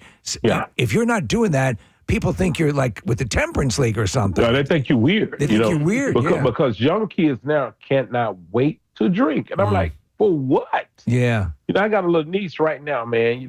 I'm going to go to the club. I'm going to get drunk. I'm like, you don't have a clue to what that's all about. I think the phrase they use is drugs, the only alcohol you have to explain why you don't do it. Yeah. But I drank last night, so who the hell am I? Well, if it's something that you can control, that's fine. My uncle drunk. He used to drink, but he never went out. He always stayed at home. And, he always stayed at home. He never went out. But my aunt was like this good old Baptist church woman. You know how. She's not going to drink in my house, and she'll pull the look out. And I love that. He get mad and go buy some more. Then he strapped the look on me, and she be looking for it, and she don't realize it. He done put it on the back of my pants, so she can't find it. I have to ask. I was watching the Eddie Murphy AFI tribute last night on Netflix. It's on Netflix, and Byron Allen was in the audience, and he's got the Comics Unleashed thing, which has replaced the late night show. Byron Allen, man, but I mean, what a juggernaut! I remember years ago. I don't know who saw that coming, but what's it like to explain? The level of his entrepreneurial capabilities. It's amazing. Well, I think he's brilliant. Yeah. And even when you talk to him, you ask him just one simple question, he will explain the story behind it, because I've seen a picture of him on a wall in the studio, and it was him, Jimmy Walker, and David Letterman, and he was 13. Wow. He told me he used to write for Jimmy Walker, who played JJ on Good Times. So he wrote for years. And let me tell you, man, this dude, he's nice, but he's a thinker. Yeah. So he's always thinking about making something happen. And I think that's why he's a billionaire today. So when you're in the presence, there are people that have it. And so you can sense it when you're with him. Absolutely. Yeah. Absolutely. So I was watching, and for some reason it showed up on my Instagram feed. Tom Segura was doing it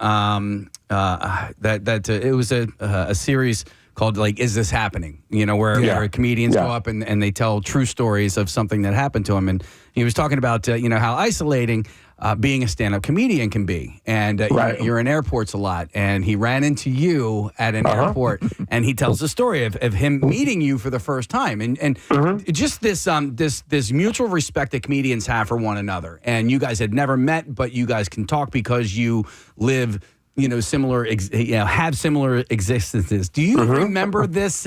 Because you guys had never met before. You were Bruce, and he was Tom Segura on the way up. Do you recall this story that he told?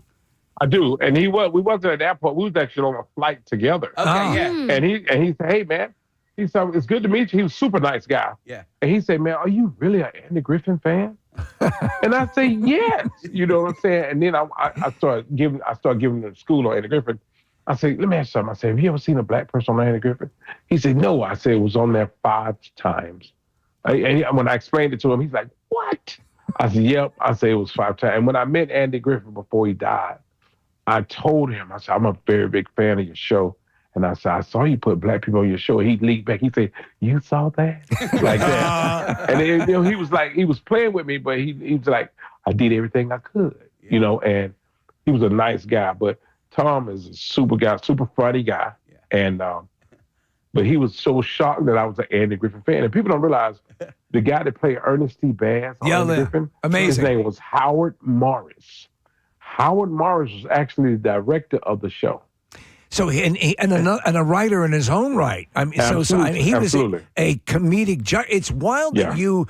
It's funny. These last night they were talking about Andy Griffith. I watched it, obviously recorded, but in the Eddie Murphy thing, funny's funny. And what works. And people got to realize that, because most people, I've had comedians, the audience out there, they black and white. I'm like, what difference does it make? Yeah. I mean, you look at the Flip Wilson show.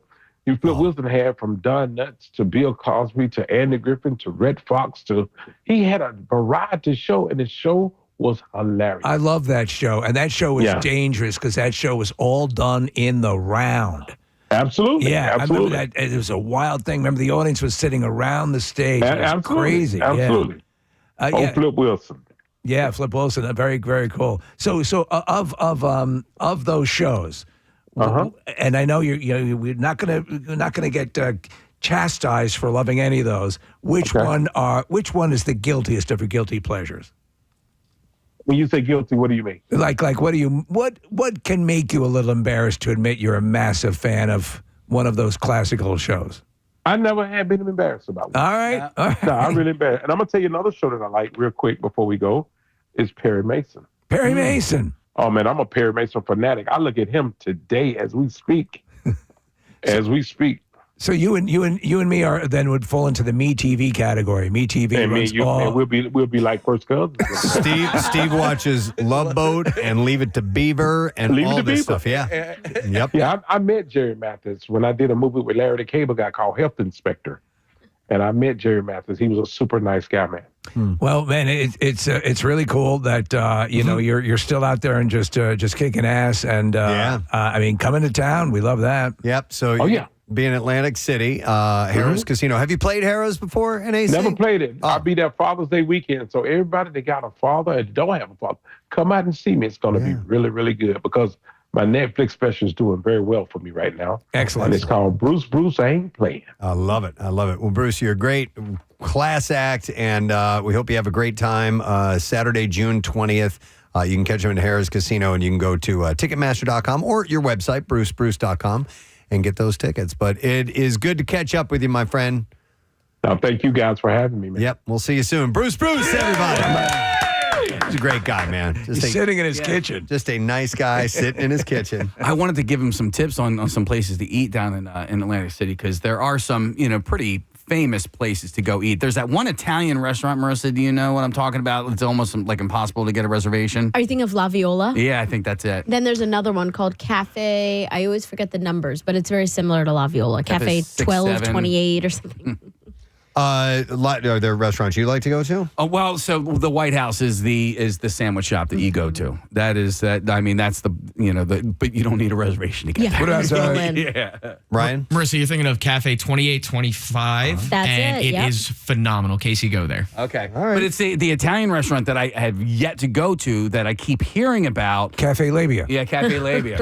Well, Cafe Cafe La Viola. Uh-huh. Yeah, no, Cafe 2825. And La Viola. They expanded it, so they actually have tables. It's inside, it's underneath. They've shut down for Beyonce, and they have tables on the porch next door now. Okay. Outside. Where are we going to dinner tonight? Cafe Labia. Ooh. I hear it's tough to get in. It's Labia. No. You just got to pull them back a bit. Peel back the curtains. Slide right in. With consent. With consent. Yeah, please. Yeah, you gotta have a reservation for sure. You can't just show up. We've got the first part. Now you have to ask permission. Yeah. Oh my God. Okay. That's Labia. Labia. Yes. No. Cafe Labia. Yeah. All right. Not big booty, big booty. Do we have a couple of minutes? Oh, yeah. For you? There's a couple of recalls I want to tell you guys about. Yeah, it's time for the recaller. So. Recaller. All right.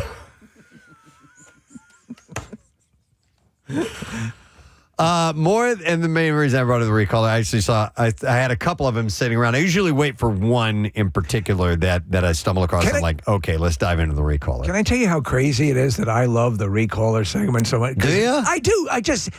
In a bizarre way, it gets us talking about different products and different things. And I love the History Channel series on. I'm now watching. They did the people who made the cookies that fed America. Yeah. Or just with it. You know what I'm talking about? It's like I'm fascinated by the commercialism of everything. All right, so this one stood out to me because there's more than 1,000 outdoor lounge chairs are being recalled because they pose a risk of amputation. Oh!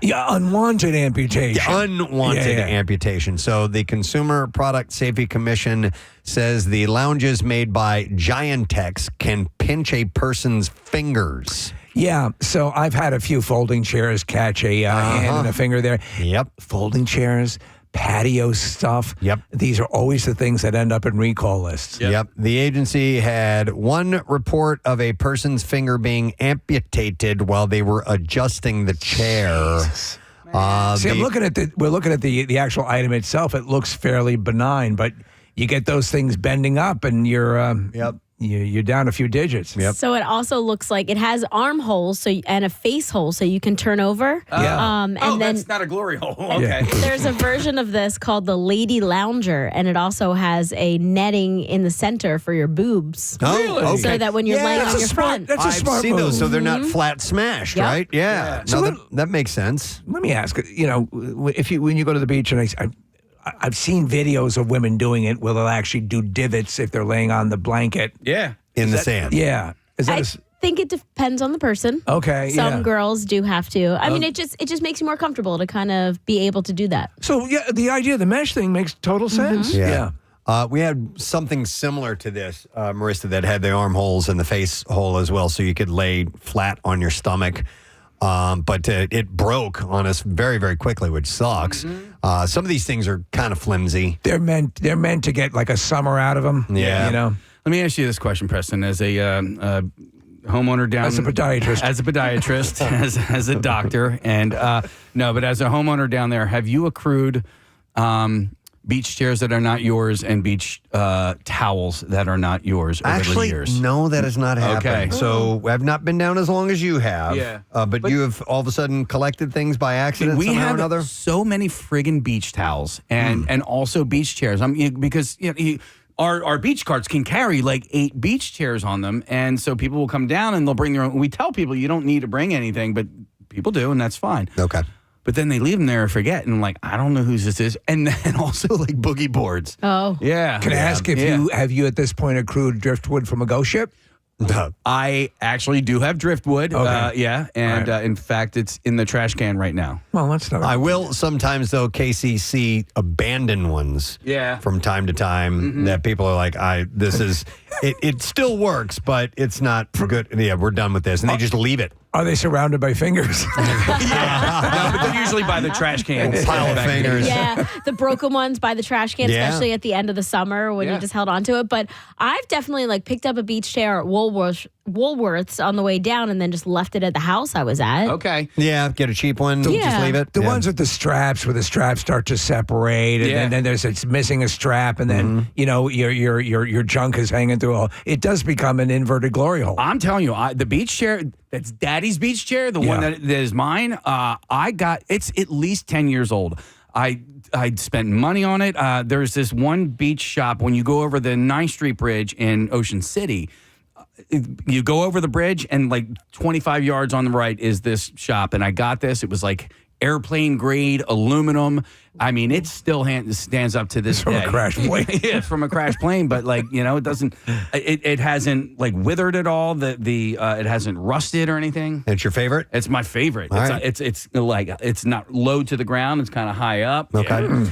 So this particular one was sold on the Giantex.com website and Amazon from August 2023 to October 2025. It's between $75 and $90. If you have the chair, you should stop using it and contact Giantex for a refund. You'll either get a repaid return package to be told to destroy it. Yes, by do that. removing the headrest pillow, cutting the fabric, and sending a photo of the damage to the company as well. This whole aspect, and we brought this up last time you did the recall, of now that the thing is, it used to be, okay, well, you're going to put it in a box, or you're going to send it back. Mm-hmm. Now they just want you to destroy it on premises and prove that you have, because it becomes, what do they want it for? Yeah, exactly. So this is once again, it's called the Giantex recliner, let me see, the Giantex finger remover, outdoor lounge chair, and finger remover. Yeah, it's been recalled. And finger remover. And I have too many fingers, Mommy. It's been recalled. Okay, let's go to another one. Recolor. Oh, and actually, hold on, let me back up. Marissa, somebody says, where is a Woolworths? Don't they have a 5 and dime still down the shore?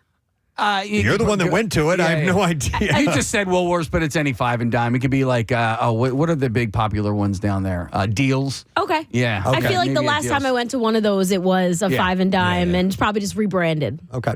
So here's another recall. The company Joy Furniture recalls the Talon and Royce living room furniture sets due to risk of serious injury from a fire hazard.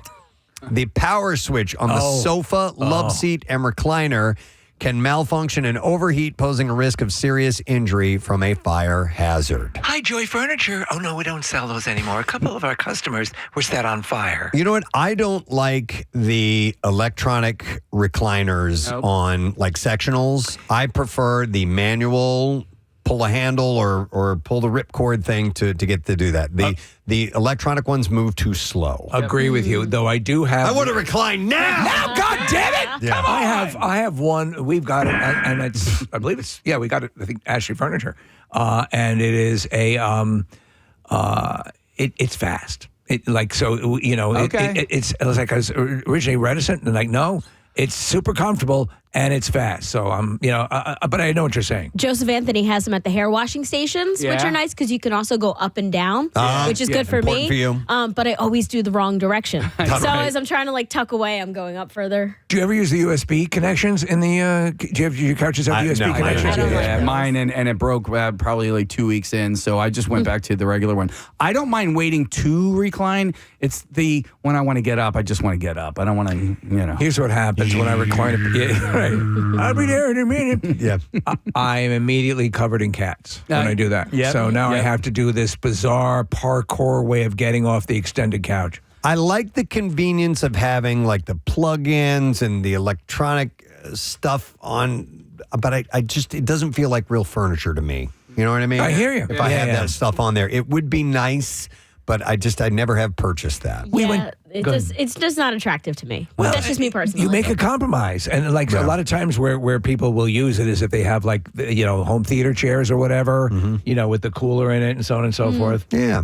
Have you seen the furniture that is basically it's modular? I think they have a store in the King of Prussia Mall where the speakers are built into the sectional. Yeah. Is it Lovesac? I think it's Lovesac. It might be Lovesac. Yeah. The Lovesac stuff is great. It's just really expensive. It's incredibly expensive. Yeah. But they have the sound wired into them. Yeah. I'm sitting on the subwoofer. Consumers should stop using the power recliner switch on their furniture set and unplug the power cord immediately. And then you go to their website and participate in the recall. The firm is also offering all consumers a free replacement power recliner switch on the sofa, love seat, and recliner with an upgraded switch. They will arrange for an authorized technician to replace the affected switches at your residence if you need to. And there was over 10,000 of these sold, by the way. Just send them a picture of the couch, you on top of the couch naked with a daisy in your butt. This is the Talon and Royce living room furniture set. So if you have that, you got to go to their website and fix that up. All right? Let's go to another recaller. Half the fun, by the way, the product names for these different things. Yeah. This is another Giantex product. And Costway makes this as well. It's their portable steam saunas that are being recalled due to a burn hazard. This is one of those that you essentially wear, kind of. These steam saunas. I've seen them. Your head is sticking up out of it. The sauna's steam diffuser can be positioned too close to a consumer's body, allowing hot steam to come in contact with the user, posing a burn hazard. So I got one of these. It's sort of a sauna. It's similar to this, but you can sit completely in it. It's bigger. Yeah. So your body does not come in contact with the thing at all. And that sucker got hot. I'll tell you what. I had a steam shower in my old house that we moved from 13 years ago. I love that thing, but I had to kind of find out the hard way that the little steam pipe that came out in the bottom of the shower, that gets hot. It's like a tailpipe, right? On a motorcycle? Yeah, I had no idea. I found out the hard way, but like I didn't utilize that as much as I possibly as I should have. But also, when I got sick, if you dropped like a little Vicks Vapo pellet in there, you could steam with the Vicks Vapo thing. Was awesome. To be honest, I don't know how the one that I used, the one that I have, it's folded up in the basement now, but it didn't use steam. It didn't use steam, and it didn't. But it would get very warm in there. Carbon monoxide, maybe. Yes. You had to build a fire in it. No, but it was. It wasn't, and it wasn't UV. I'll have to check into that. All right. Yeah. I've flirted with the idea of getting some type of sauna. But if I prefer the steam sauna as opposed to just the hot room. You want to sweat it out. You want to sweat out the toxins and do all that stuff. Yeah, whatever it does for you. I mean, I like it. Feels more tangible to me than because I've sat in the dry sauna ones and I'm just like, this is just a hot room. Yeah. You know what I mean? I get out, have a nice piece of fruit. Yeah, I used to sauna after my workouts every time, and I haven't in like the last year or so. And I really want to get back to it, but ultimately, like when I'm done working, I just want to leave. Dude, when I was a kid, so we had a member at a country club. It was just like a tennis club. Yeah. Back in the 70s. And they had a little small workout area. Kids weren't allowed in that. But they had a whirlpool and a sauna. And the rule was you had to be naked in those things. Yeah. I was like, dude, I was in like 3rd, 4th grade, something like that. That ain't Walking cool. around with grown adult men also naked. What's your name, little guy? Dude, Yeah, it was seriously. in hindsight, that was bad. Yeah, man. yeah. I did not feel comfortable doing that type of thing. But I hated it. But I wanted to be in the whirlpool. I wanted to be in the steam sauna. But that was the deal. You couldn't wear a suit. Wait, now maybe that's why they also put age limits on it sometimes. It's like 18. Oh, they should, yeah. And I always thought it was for your health, that as a kid you weren't supposed to be, but maybe it's just because there's so many naked people. I don't know about that, Marissa, Okay. because sometimes at like resorts and stuff like that, outdoor ones, public ones, I think it's because the heat thing, and kids could find themselves overwhelmed by Passing the heat out. and not. Yeah, so I think it's that. And also, adults, since we make the rules, we're in the hot tub to kind of relax, and kids come in to play. That's a good point, too. It's funny because the Could be one that. at the hotel we stay at in Clearwater, kids are all playing in that hot tub. I'm like, dude, can you stop? Can you stop? Get out of here. Get it. Stop it with that. Yeah. So Let the boy watch. All right, the Costway and Giant-Tex portable steam saunas are being recalled. Consumers should stop using the portable steam sauna immediately. Contact Giant-Tex for a full refund. You'll be asked to destroy the recalled portable steam sauna by cutting the cord to the steam unit after unplugging it, and submit a photograph of the destroyed product by an email to their support staff. They're getting very specific with the ways they drag it to an open field and blow it up. Yeah. Preston, you were talking about being in a sauna with naked dudes. Yeah. This is not that, but it just made me think of when I played Little League football, I was the quarterback. And sometimes at practices, my coach would be the center, and so he would hike me the ball. Yeah. And I think about it from time to time. Like, the top of my hand Hit his was nuts. on his ball sack. Sure. Yeah. I hated that. Yeah. At least when I played actual football with the kid, he had a cup on, you know what I mean? Yeah. And he was a kid. He didn't have a pronounced ball sack. Yeah. I played football for a couple of seasons, and for 1 year I was a center. Oh, man. There you go. And I got a ball tap every single time. I mean, not one of the painful ball tap, but there's a hand up against there. Every single time I had to snap that ball. He didn't. He could have just stood there, and just handed me the ball. Right? Yeah.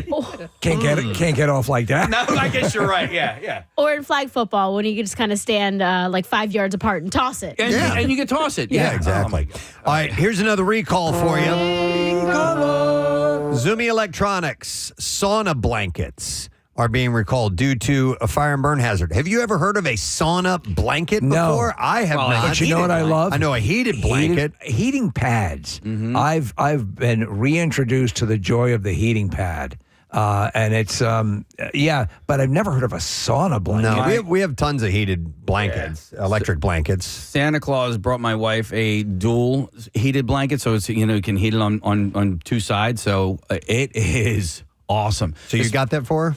Santa did. Yeah. Okay. Yeah. But where did you find this? That was something she wanted, or was this a surprise gift? Is it like the McDLT? It was a surprise gift. So she works from home, and her office is just this room off of our bedroom, and it's right over the garage. so it doesn't get as heated during the winter time. Right. And so it's where she likes to be, and so got it for her, just so she can be warm and still stay in that room. Yeah, you get a nice warm blanket, an electric blanket. Of course, like with this thing, there are hazards associated with them. Yeah, but a sauna blanket I ain't never heard of. So, Marissa, if you wouldn't mind seeing what the difference between an electric blanket, a heated blanket, and a sauna blanket is. It does look like a sleeping bag. Okay, here we go. Marissa just pulled this up. Sauna blankets are portable sleeping bag style mats that use infrared heat to warm your body directly. They provide at-home detox, muscle recovery, and relaxation benefits at the fraction of the cost and space required for a traditional sauna room. Okay, I'd try that out. So it's intended to get inside and start sweating instead of a heated blanket that's just keeping you extra warm. Well, what's the cleaning like on something? It's got to smell like death. Yeah. I mean, can you? I wonder. It can't be machine washable. No, right? it's got electrical coils in it. Maybe it's got a little sack that you climb into. I do too, but I still clean myself. How much does something like that cost? Marissa, if you look up a price on something similar, consumers, by the way, should stop using it immediately and contact Zumi Electronics for a replacement. You should visit their website to confirm eligibility. If confirmed, unplug the sauna blanket, cut the power cord, write recalled on the sauna blanket controller, and submit photos showing the serial number and recalled marking per the instructions. All right, there's varying options. I've seen some that are under $100, but around $300 to $400. Wow. Chunky piece of change there. Yeah. For a blanket. All right, we'll do one more. One more? Recolor. So this is from Home Pro Gym. Resistance bands have been recalled due to serious injury from impact hazard. Dude, whack! Yeah, one of my earliest, when I first started getting into exercising years ago, my brother had been doing it, my older brother Gene, and that stuff was around the house. And one of them was the classic spring coils, red handles, for your chest. Yep. But you could also put one handle under your foot and you do curls. Right. And I did that after just coming in from outside and the bottom of my sneakers were wet. So that thing rocketed up. I may still have it hit me just above the eye. Oh, no kidding. And there, for the longest time, there was a scar. And at this age, it's probably diminished. But holy hell. And the blood started gushing out over my eye. Were there any witnesses to this? Thank God, no. Because that is, it's funny. I mean, other than the blood part. Yeah.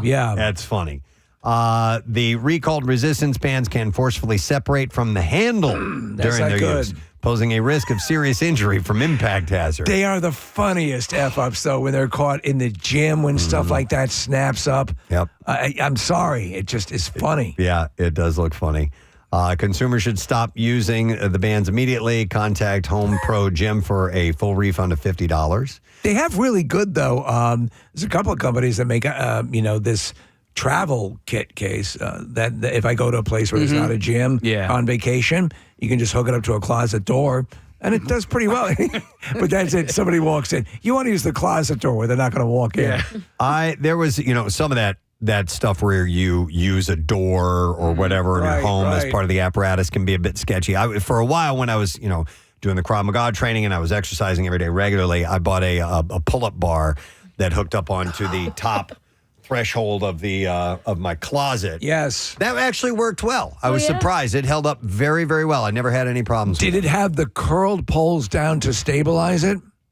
I don't remember. I think so, but it's been a long time. Those tend to be sturdier. Yeah. At your peak, how many pull-ups could you do in one? 18. Damn, I wanted to get to that 20 threshold. I tried so hard, and I never could hit 20. Pull-ups are freaking hard. They're really hard. I couldn't do more than 6. Let me tell you something. At a certain point when you're, and it's Dwayne, my friend who's a trainer, he'll adjust weight, and when I was working out regularly with him. And at a certain point, you're going to hit the same amount. You find your level, and that's that. Oh, yeah. You're still getting a workout. You're still exercising. As much as I'm like, there's a limit on everything. There's a threshold on everything. And that's it. And sometimes you hit it and you think, man, just a little bit more. I could do just a little. No, sometimes you can't. Yeah, you can't. And your body psychologically, you adjust to it. Yep. Yeah, it's the way it works. So consumers will be asked to destroy the purple 60-pound resistance and the gray 70-pound resistance. Destroy it! By cutting them in half, sending a photo of the destroyed bands to their website, and a complete. You need to complete a registration form, and you can. You then need to dispose of the take a flamethrower product, and you can use the other bands. I take a flamethrower to this place. So just be careful. Oh yeah, Marissa pulled up my. Yeah, that's the unit, the pull-up unit I used. Yeah, Steve, it did have the bands. Yep. Don't destroy it. Actually, you have to destroy it. You do? Okay, Yes. All right. That's all in the recaller this morning. Recaller. We need to take a break and come back in just a moment because Bizarre File stories are what is up next. Make sure you hang out. Smiling when I had to dig through it with rubber gloves. Dude, yeah, for $7,000. Yeah. So it was from, it actually went Monday night. I ate it and I got it Wednesday morning. So wow. I washed it out in alcohol and glued it back in, and I still have it in my mouth today. That's a new Folgers ad, right? So yeah, definitely. You did the dental work yourself? You glued it back in? I glued it back in the little spot because they're like plexus or they're plastic flexible teeth that you snap in. What kind of glue did you use? Like special adhesive for teeth? Nah, Gorilla super glue. Oh my God, Gene! Oh my God! That's the big secret, is that you can kind of figure out dentistry on your own. Yeah. The story has several levels to it. A poop tooth and Gorilla Glue. Yeah, poop tooth and Gorilla Glue. Oh, Gene, you are ripe for some good nicknames, dude. Oh my God, we'll have to come up with those. All right, thank you for sharing, brother. We appreciate it. All right, man. Have a good day. All right, you too. All right, some text coming in. Marisa highlighted a couple of these. This one says, my temporary tooth fell out this morning, a few minutes ago, when I bit into a cupcake. I work overnights, and that's why I was eating a cupcake so early, he said. This one says, I had a previous coworker who openly told us about how she broke her two front teeth on a ball gag, and she never fixed them. On a ball gag? Yeah. You tell I think you keep that to yourself, right? Yeah.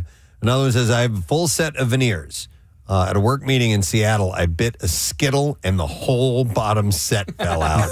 I had to spend the week toothless on the bottom. Mortifying. Wow. Jeez.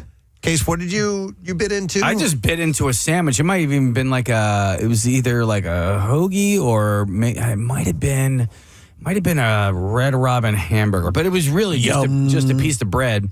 And the problem was, the bottom, like I had a cap on my tooth, or a crown, I should say, and the tooth underneath of it was dead. Right. And so that all came out. But at first, when I bit in and I started chewing, I'm like, what is in this burger? Oh, my God. Yeah. What kind of... That's someone's tooth. You sold me a burger with a human tooth in it. All right, this sounds really wild. I will go to Brian for this one. Hi, Brian. Good morning, buddy. What's up, boys and girls? How are you? Good, man. How you doing? Good, man. This brought back a memory. All right. Back, I guess I was 18, 19. My buddy went to a STP concert in Philly, and they had a mosh pit, and they were all going kind of wild, and he took a shot to the eye at some point, and, we got home, and he had a Band-Aid on it, and weeks and weeks go by, and it's not healing. Mm-hmm. So I'm hanging out with him. He's squeezing on it, and the next thing you know, something pops out, and he goes, what the hell is this? It was part of a guy's tooth. What? Oh! In his eye? In his eyelid, like above the eyebrow. Oh, my God. He's been there for 6 weeks, and he squeezed it out, and he's like, he looked at it, I looked at it, what is that? He goes, that's that guy's tooth. Oh, my God. That's a hell of a mosh pit. So the dude's tooth goes into your friend's head, breaks off, stays there. He just thought it was swollen or whatever, and... Yeah. That's insane. God. He's lucky he didn't get like a crazy infection from that. Or blinded. Yeah. He put some Neosporin on it, threw a Band-Aid over it, and it was good for the rest of his life. some Gorilla Glue and some schmutz. Yeah, exactly. And that's all you need for dentistry, apparently. Wow. Closest story I ever heard about like that happened at a Neil Sedaka concert, Preston, with their mosh pit. Of course. All right. Holy crap. Thank you for sharing that, Brian. And All right, guys. Have a good one. See you later. It's a tooth in your dug in like that? That's a great story to have. It's a mosh pit. It's the mystery tooth. That's STP. Got all kinds of good stuff in it. Days and days going by with a tooth in your eyelid. You mentioned the thing though about when you're chewing on something or you've broken a piece of tooth or whatever, and immediately you're like, the red flags go up like, what is that? What is that? Yeah. And then you start with your tongue feeling around your own teeth. Yeah, these stupid airheads. There's literally this bag. In fact, I'm throwing them away. I was chewing them when we were here during the snowstorm, January 26th, 27th, something like that. I'm chewing it. I'm like, oh, man. Because first of all, they were harder than they were supposed to be. This is much harder. Yeah. And I bit into it. I was like, I don't know if when you first bite into it, you're like, oh, I'm going to get a payday here. Dude, I'm looking at some of these calls. I know. Oh, my goodness. All right. I want to go to a fellow Preston who's on the line. Yo, Preston, what's up, man? Hey, what's going on, guys? Yo, buddy. All right. I've never heard of this before. Do tell this story, please. So I go to the dentist to have a standard procedure done, and they have to drill into a molar or whatever the heck, a cavity, and the dentist drops the drill bit, and I swallow it. Oh, my God. So he looks at me and he says, I think I dropped something. I said, well, I think I swallowed something. Oh, no. So I said, well, his eyes lit up. So next thing you know, he's rushing me. He closes down his entire business, rushes me to the ER. I sit in the ER, as everybody does, for 45 minutes to an hour. So when they finally get me back there, they put me under anesthesia, everything. They put me under. They go to get it out. Well, because I sat in the ER too long, it's now in my intestines. Oh my God. Okay. So I wake up from the anesthesia. They have to put me back under anesthesia, but I can't okay it. They have to call my wife and say, because he's on drugs, he can't okay.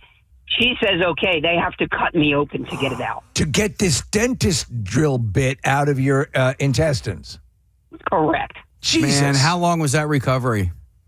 About 3 weeks. I had stitches in my belly button and one a little lower. It was orthoscopic, but they still had to slice open my whole belly and pull out the inch-long dentist drill bit. Hey, listen, I know this is a insensitive question, but a lot of people are probably wondering, how did you get any money out of a lawsuit out of this?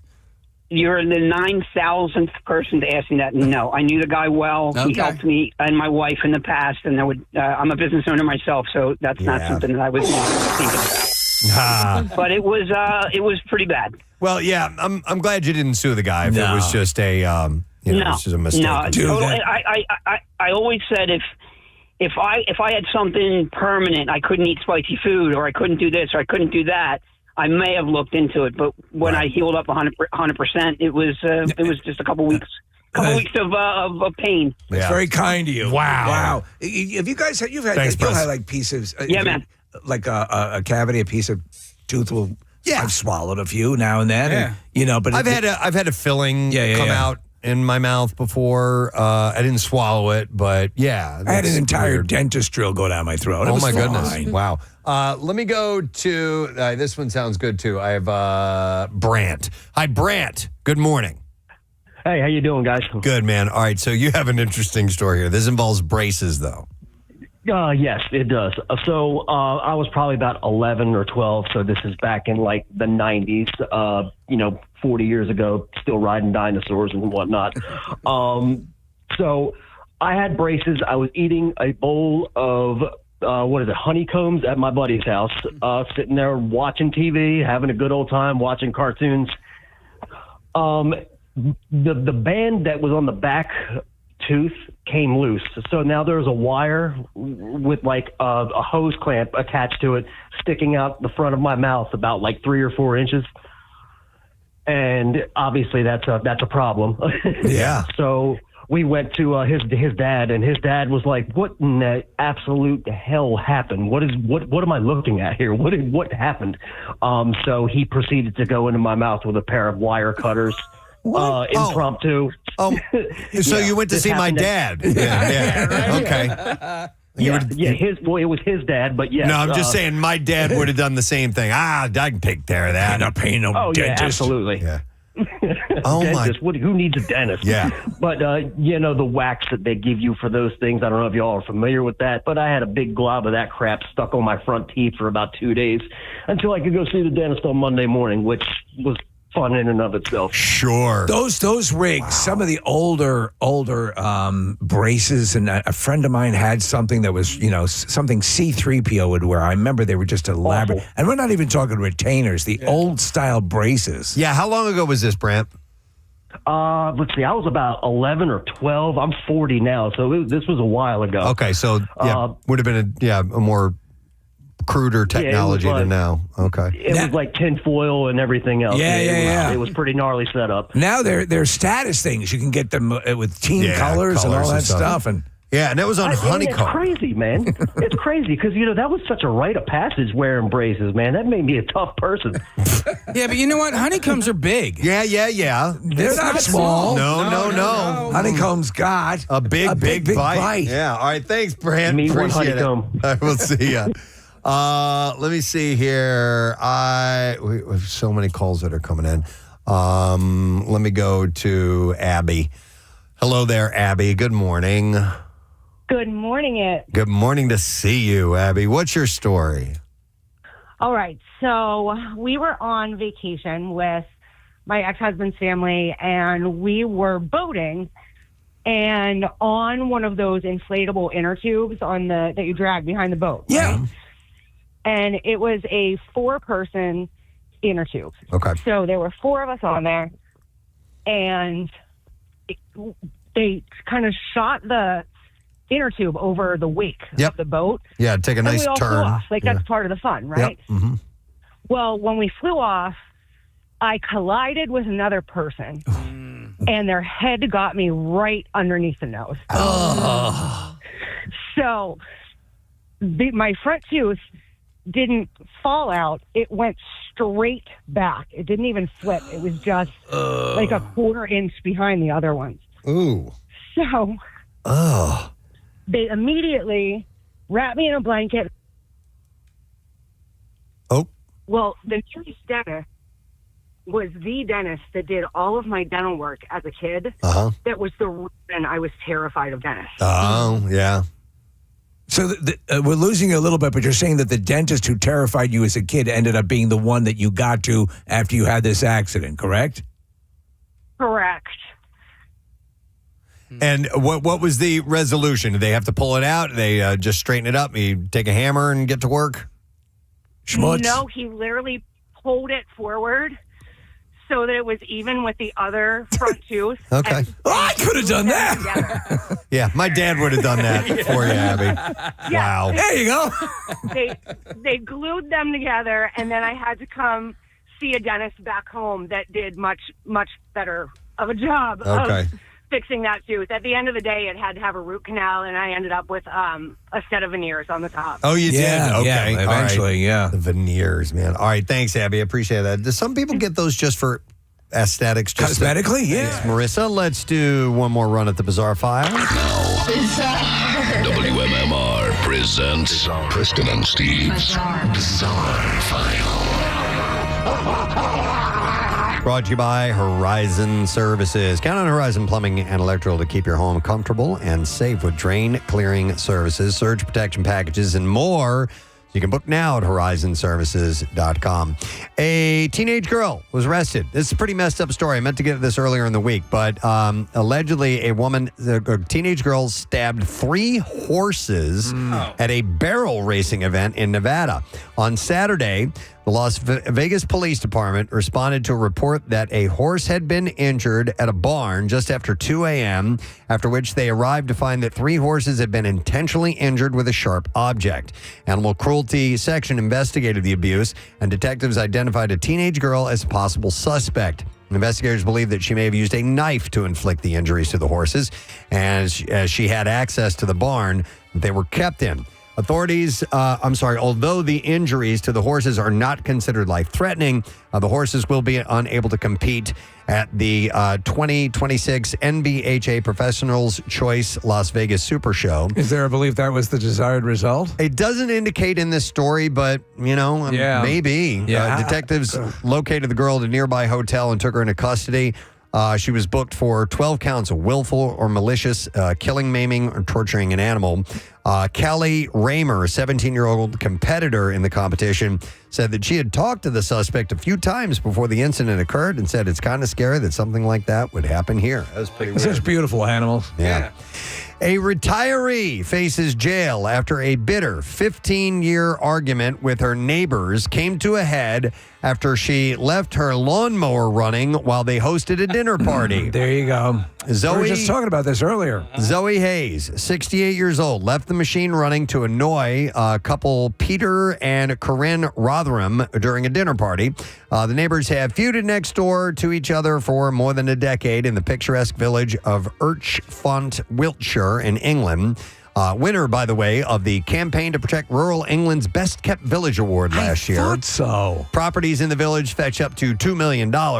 Hayes was slapped with a restraining order in 2021 after she had damaged a single sweet pea flower that belonged to the Rotherhams. They're not going to get along. The couple described how she cut a hole in the hedge to spy on them, loudly clattered the trash cans to wake them up early in the morning, and even threw dead moles into their garden. She was subsequently ordered to do nothing that would pester the pair. Hayes has admitted to breaching the order 2 years later, receiving a suspended prison sentence, and now confessed to doing so for a second time. The Rotherhams were hosting a dinner party for the first time in a number of years when Hayes switched her lawnmower on to deliberately frustrate and annoy them. One of the frustrated guests went next door to ask Hayes to turn it off. Mrs. Rotherham said, "We must have been out for maybe a half hour. The lawnmower started. I told everyone that it would be over soon. I said it was breach of the restraining order, and I was going to call the police because I was so angry." Just no way to live. The breach of the restraining order, which amounts to harassment in a court of law, can carry a sentence of up to a year in prison. The Rotherhams said that they used to love relaxing in the garden, looking after their chickens, and tending to the apple trees, but are now faced to hide in their bedroom to annoy their nemesis neighbor. Well, they can take comfort in the fact that their neighbor collects dead moles. Sentencing will take place at a later date. We've all known someone who has some kind of superstition that they were convinced brought them good luck, I wonder. Okay. Especially in the world of sports. Currently playing in the NCAA women's softball tournament is Hannah Wells from the University of Texas, and she has a new one. Since Wells was a little girl, she's believed that if she sees a ladybug, she eats it for good luck. Oh, my God. No, you don't screw with the ladybug. To back that up, though, while playing in Kentucky in the SEC tournament, she hit a home run right after she ingested a tasty, lucky ladybug. Right? You don't do that. She eats them and believes that they bring her good luck. All right. Yeah. Well, it's not like they're on tap. All right, listen to this. An unidentified 33-year-old man landed himself in the hospital after spending months trying to alleviate pain in his lower back through an unorthodox and slightly disgusting treatment. While being examined by an actual doctor, visible swelling in his lower right arm was observed. When asked about it, the man admitted that he had been injecting semen into his arm as a do-it-yourself remedy for the pain, and that he had been doing that for a year and a half. So semen as a pain relief medicine. Mm-hmm. Presumably, the fluid he was injecting was also retrieved through the do-it-yourself method. The man was admitted to the hospital and treated for a bacterial infection that had developed as a result. So you say your jaw is sore. We do not know how his lower back pain is working out at this point. Oh, it's a miracle drug. He actually did that. And it's Preston. It's not just topical. You can ingest it, too. Yes, you can. Wow. All right, a neighbor in Inverness, Scotland, has been terrorized for months by a single escaped pet parakeet with an extremely specific obsession, and that is the rubber seals on car windows. The bright green ring-necked parakeet has been flying around the Lockardil area since around February and has developed a habit of landing on cars and methodically tearing out chunks of rubber from the door window seals and the windshield wiper fittings. There are some animals that are attracted to, like, for example, the rubber around Christmas lights, the cords. Really? I had that happen. I think it was a squirrel that was doing it, just gnawing through them. One resident said the bird stripped all 4 windows of his car, throwing the rubber all over its shoulder as it worked. Another resident is rumored to have spent over $1,000 on repairs, and some neighbors have started draping tarpaulin over their cars. Tarpaulin. What's that? It's a tarp. Oh, a tarp. Okay, over their cars when parked. Despite multiple appeals, Highland Council, the SSPCA, RSBP Scotland, and Nature Scott have all declined to intervene, noting that the bird is classified as a wild animal, even if it was clearly someone's lost pet. Gee, what a friggin' nightmare. Wildlife experts offered 3 theories for the behavior. Either it's defending its authority, the territory against its reflection, craving minerals in the rubber, or it's bored. It's just being a dick. Or being a dick. And that is what I have in the bizarre file for you. All right, we'll take another break. When we get back, we got some giveaways. We're going to set you up with some gift cards from the Jug Handle Inn if you can answer our lesson question properly, correctly. We'll also get to music, news, and trash. So it's coming up next. Stay with us. Yeah. Okay. They always look veneery. You know what I mean? Yeah. And that's surprising to me because they can take such great impressions of your existing teeth. Like, I think about it from time to time. And I just don't, I wouldn't want to change the look of what my smile. I would love for my teeth to be whiter and whatever, but I just, whenever I see veneers, they look like chiclets. So I talked to my dentist last time I went to him because I had seen, I was talking to an elderly person. They had dentures in, and they are so picture perfect, straight, and exact in their dimensions that it looks weird. Yes. And I said, do people, when they're getting dentures, elderly people, do they ever ask for them to be just slightly irregular, a tiny bit irregular or out of position or something like that? He's like, you know what? No.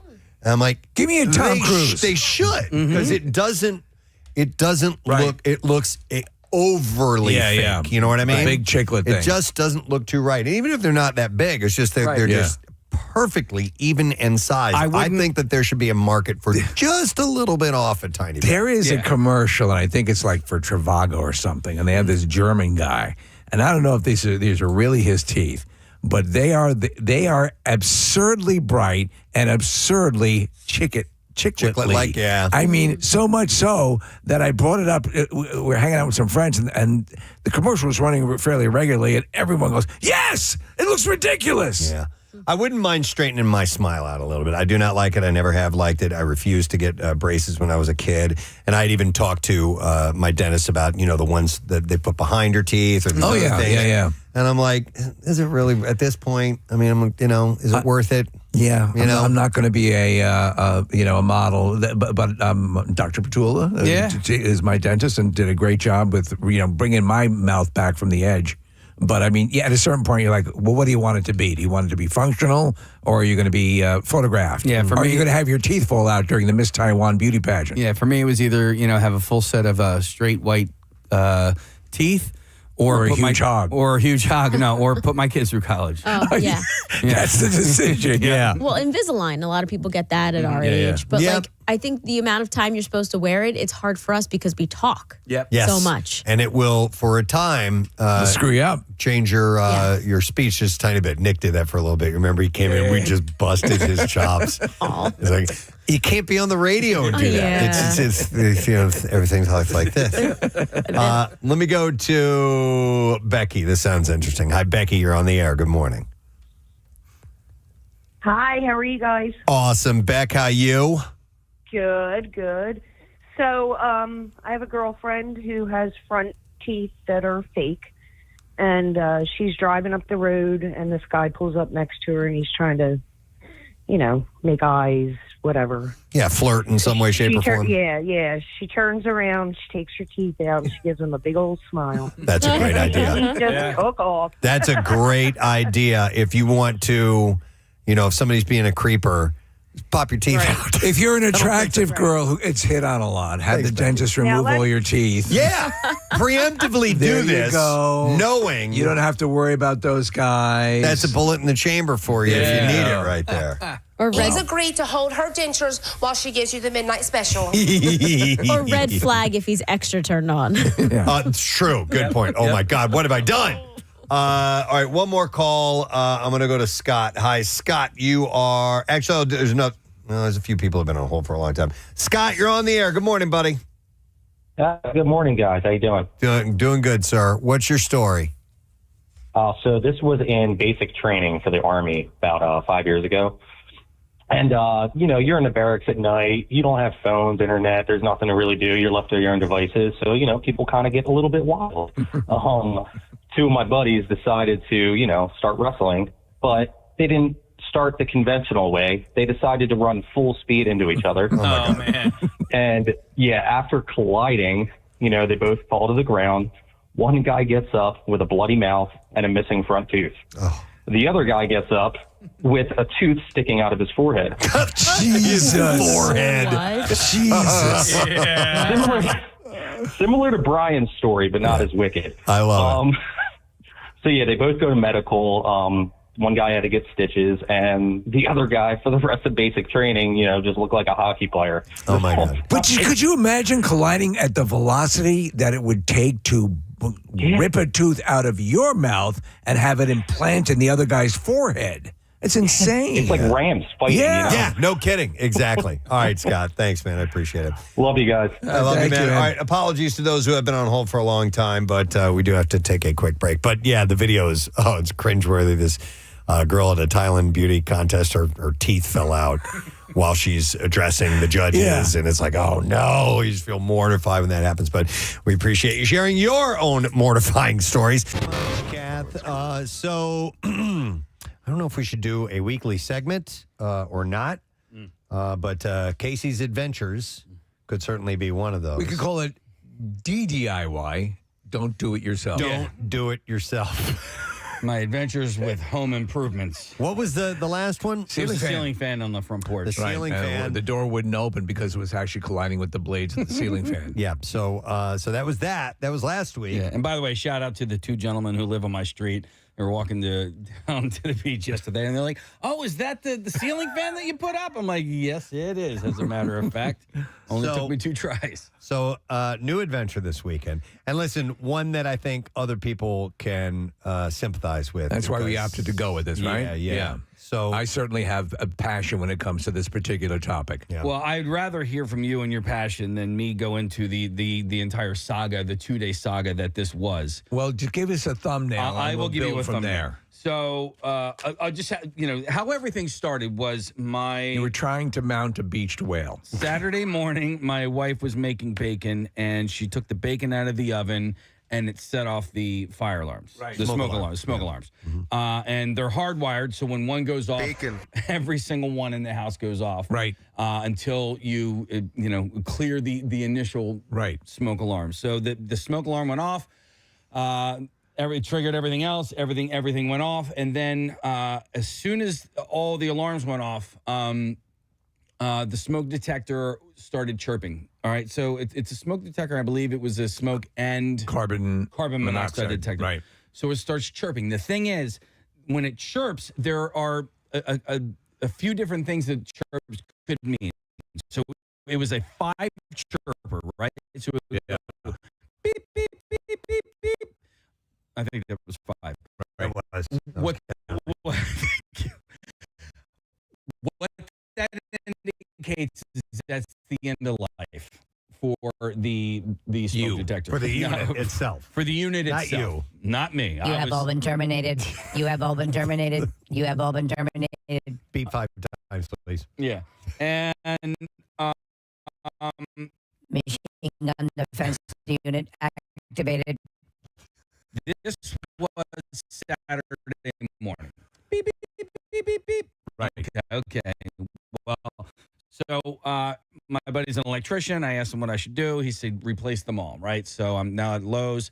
You're going to replace the physical units. We're going to replace the physical units. Now, this also does require turning circuits off and using electricity. I'm not comfortable with it, but I had just replaced the ceiling fan the week before. I felt confident that it was not going to electrocute You're a master myself. craftsman. I'm getting there, Steve, right? You know, I'm an apprentice at this point. All right, long story short. 7 smoke detectors later. 7 and 2 days of changing smoke detectors, interchanging smoke detectors, taking smoke detectors down, almost 48 hours of this because it was chirping the entire time. It chirped all day Saturday, all night Saturday night. It will drive you flat out of your effing mind. I was constantly on the phone texting with my friend Phil, who is an electrician. And you appreciate the service that it provides. Yes. It is a life-saving device. We've seen in the news situations where places without, you've had loss of life. So you understand the importance of it. Doesn't diminish how goddamn annoying it can be when it's chirping away and you're trying to get it to stop. And when I had taken the initial alarm detector off, when that stopped chirping, when that was unplugged, the one in the back room started chirping, okay? When I took them both down, the one in the spare bedroom started chirping. Beep, beep, beep, beep, beep, okay? So I'm like, I took them all down. And then my last final ditch was to replace the fan. I called Rodney. Rodney, who is Rodney is the an man. engineer. Yeah. He's not only an engineer, but he's also a firefighter. Yeah. He said, my electrician friend, he goes, I think it's a wiring issue. I'm like, how can a wiring issue just happen out of nowhere? Yeah. Right? So my last final ditch effort, if this thing did not work, what I was going to do is I was going to take all of the smoke detectors off of the ceiling, cap the wires, and just use battery-operated, not hardwired smoke detectors because I can't take the chirping anymore. Okay. So. Oh, well, okay, because I'll have an observation when you're done with this about battery-operated. Right. So Rodney recommended that I turn the circuit off, that I pull all of the batteries, the spare batteries out of the smoke detectors, turn the circuit back on, okay? And then put the batteries back in. Okay, so what happened? So I turned the circuit off, still chirping. Start taking batteries off, still chirping. Okay. I turned the circuit back on, put the batteries in, everything's still chirping, and I'm like, well, screw it. I said, I'm done now. I'm absolutely WNMR. Everything that rocks. That is a hard song to play on the drums. So I understand. It is physically demanding. Old Bonzo was a beast, man. It is 10:23. And we have ourselves a Wednesday morning that we are navigating this morning. And it's getting close to being the end of the program, so don't miss the letter of the day for the Word of the Week prize. Matt Cord will be along, although separated from here, broadcasting live from his home. Sounding great. It does sound great. And so we'll check in with him. We'll get the letter of the day in a little bit. But we now have a lesson question to ask you, and we're going to give away a $50 gift card to the Jug Handle Inn. If you can answer this correctly, and I have to do a restaurant-based question. What hot new Atlantic City restaurant absolutely needs a reservation and consent? 610-660-9333. Let's see if you know the answer to that, all right? What hot new Atlantic City restaurant absolutely needs a reservation and consent? This was uttered around 9:30 this morning. So call now, 610-660-9333. While you do that, we'll do this. The trash business is a gold mine. 93.3 WMMR with Preston and Steve's Hollywood Trash. Brought to you this morning by Neumann University. Ready to take the next step? Advance your career with Neumann University's graduate programs. Flexible, supportive, and career-focused. Learn more at newman.edu/graduate. What's going on this morning, Steve? Well, Preston, Vasana Montgomery, one of the announced cast members of Season 8 of Love Island USA, has already been kicked off the show after video surfaced of her using the N-word. Montgomery is furious over the development, saying even racists need love. Morgan Wallen, right? He's Wallen or Whalen? Yeah, Wallen. Morgan Wallen. Flipping over a piano while attempting to sing Sand in My Boots at a concert Saturday night after a string of technical difficulties. Amazingly, many said the crashing piano and screechy feedback made the song sound better. Yeah. Oh, my God. And finally, Martin Scorsese catching some flack for joining forces with an AI media company called Black Forest Labs. Scorsese says he's not using AI to create content, but rather to animate his eyebrows. All righty, we will go to the phones. Try and get an answer to this question. What hot new Atlantic City restaurant absolutely needs a reservation and consent? We're going to go to Mitch and see if he knows the answer. Hey, Mitch, good morning, buddy. Good morning. I love you guys. Love you, brother. All right, what is that new Atlantic City restaurant, please? My favorite place to go to, Cafe Labia. Yes, Cafe Labia. One moment. And we don't have tickets or gift cards for Cafe Labia, but we do have a $50 gift card for the Jug Handle Inn. Yeah. Great times are always had at the Jug Handle Inn on Route 73 in Cinnaminson. And you know a Jersey bar is good when it wins Best of Philly awards. Winners of Best Wings, Best Burgers, Best Happy Hour, and Best Outdoor Bar. You can experience good times, good food with great friends at the Jug Handle Inn. Now, Preston and Steve's Music News on 93.3 WMMR. All right, Toto guitarist Steve Lukather is working with Alex Van Halen to bring back completed Van Halen tracks to life. These include recordings where both brothers played, with Eddie handling bass duties on several of the songs. And he said these are finished tracks with Ed and Al, and Ed's playing bass on a lot of it. He made one thing clear, though. He said he won't touch a guitar on this release, and it isn't a Van Halen album. His work focuses on technical matters and keeping things top-notch rather than picking up an instrument. He said, I'm there 100% to be his co-producer and help him through the technical aspects. I think Lukather's a perfect choice for this. He said, I'm telling you, this is not throwaway stuff. He said, when I heard them, I said to Al, how come you didn't use these? And the answer was because nobody could write to it, he said. These two, he said, they have stayed close for 45 years. Their connection has deepened since, of course, Edward died, with the drummer leaning on someone that he knows that he can count on. He said it's like Al's missing a piece of himself. That's all I feel. He looks at me as somebody he trusts and someone who is close with Ed. Wolfgang Van Halen might get involved down the line, but they haven't announced any information about that as of yet. But interesting. I am very interested in that. Soundgarden guitarist Kim Thale opens up about Chris Cornell's death in his new memoir called A Screaming Life Into the Super Unknown with Soundgarden and Beyond. That'll be out June 9th. An excerpt shared by Rolling Stone reveals how he learned about the singer's suicide in May of 2017. He recounts that drummer Matt Cameron called him after the band departed Detroit, and he said, Kim, I'm reading a lot of weird stuff on the internet. Somebody posted R.I.P. Chris Cornell on my Facebook page. So that's the first word they got of it. Yeah. Wow, what a way to learn. Band associate Paul Lorkowski confirmed that Cornell had died by suicide in his hotel room after a show at the Fox Theater in the Motor City.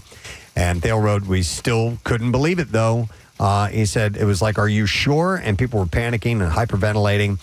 He described sensing trouble the night of the final show. He says that the singer just didn't open up to him about it. He said, I'd known Chris a long time to sense enough to sense that, you know, when something was amiss. And it wasn't just that he was tired. There was something deeper, though he didn't feel comfortable opening up to me. In his book, he reflects on how Chris's death stunned him. He said, Chris's death and the manner in which he died were so unexpected. It seemed to me at the time to be so out of character in 2017. Such a death would have, made more sense in the late 1980s and mid-90s following, Andy Wood, Kurt Cobain, Jeff Buckley, all of that. Right. But the thing he said that hurts me most is to be a close friend and a colleague and not to have read things that perhaps in retrospect I should have read. That's hurtful. I feel like I let Chris down by not seeing the look in his eyes and not hearing the tone of his voice, not being able to read it.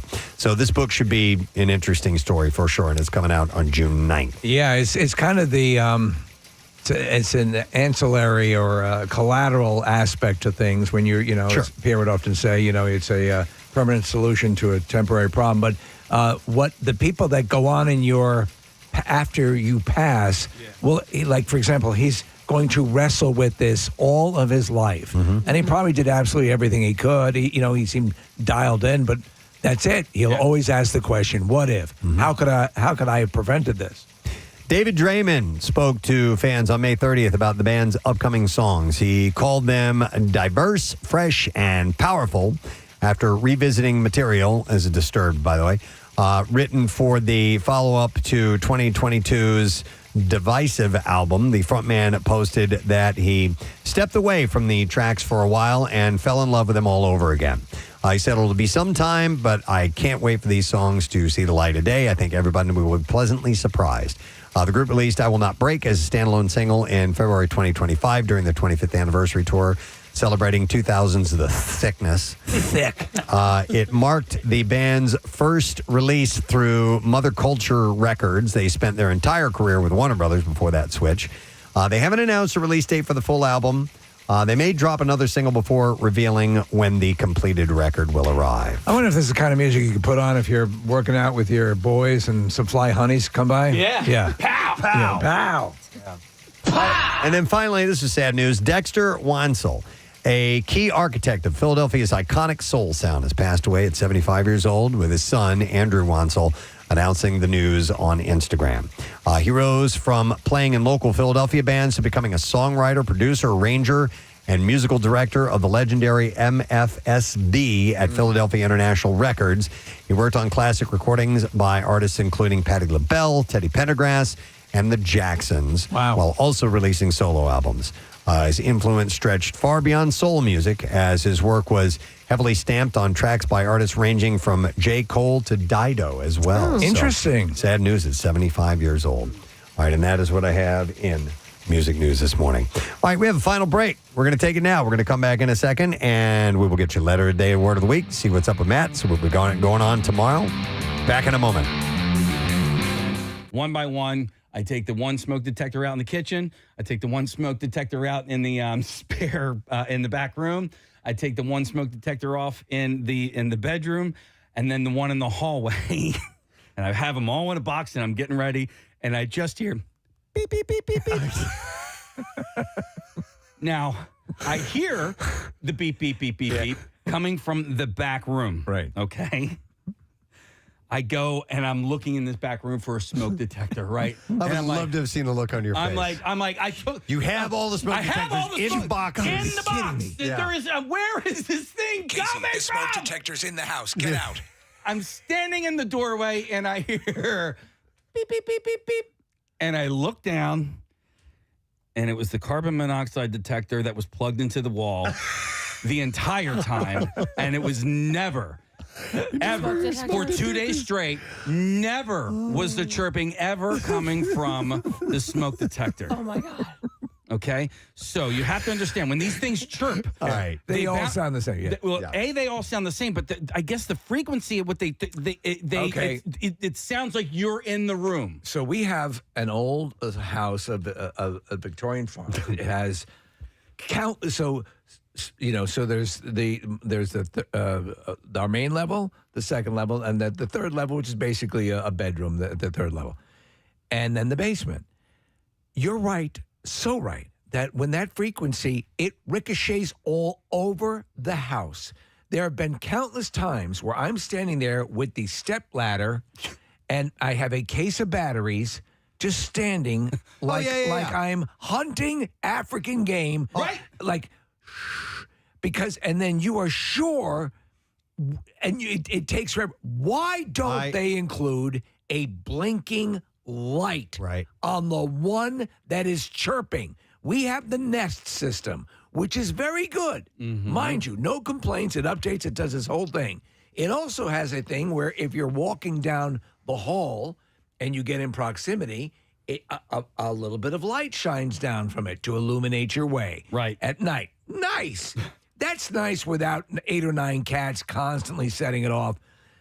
So the batteries, I'm forever. That's why I got like a battery caddy. Mm-hmm. But that slap echo around the house makes it impossible to find out where it's coming from. I implored the whole family. I fortunately have numbers on my side. And I'm like, you go in that room, you go in that room. Oh, my God. Everybody shut up, be quiet, and listen. Can they come over to my house? But here's what I need to know. Mm-hmm. Here's what I need to know, Casey. Okay. At this moment, when you realize that it's the carbon monoxide and you've done all this work for 2 days, I've seen you freak out before.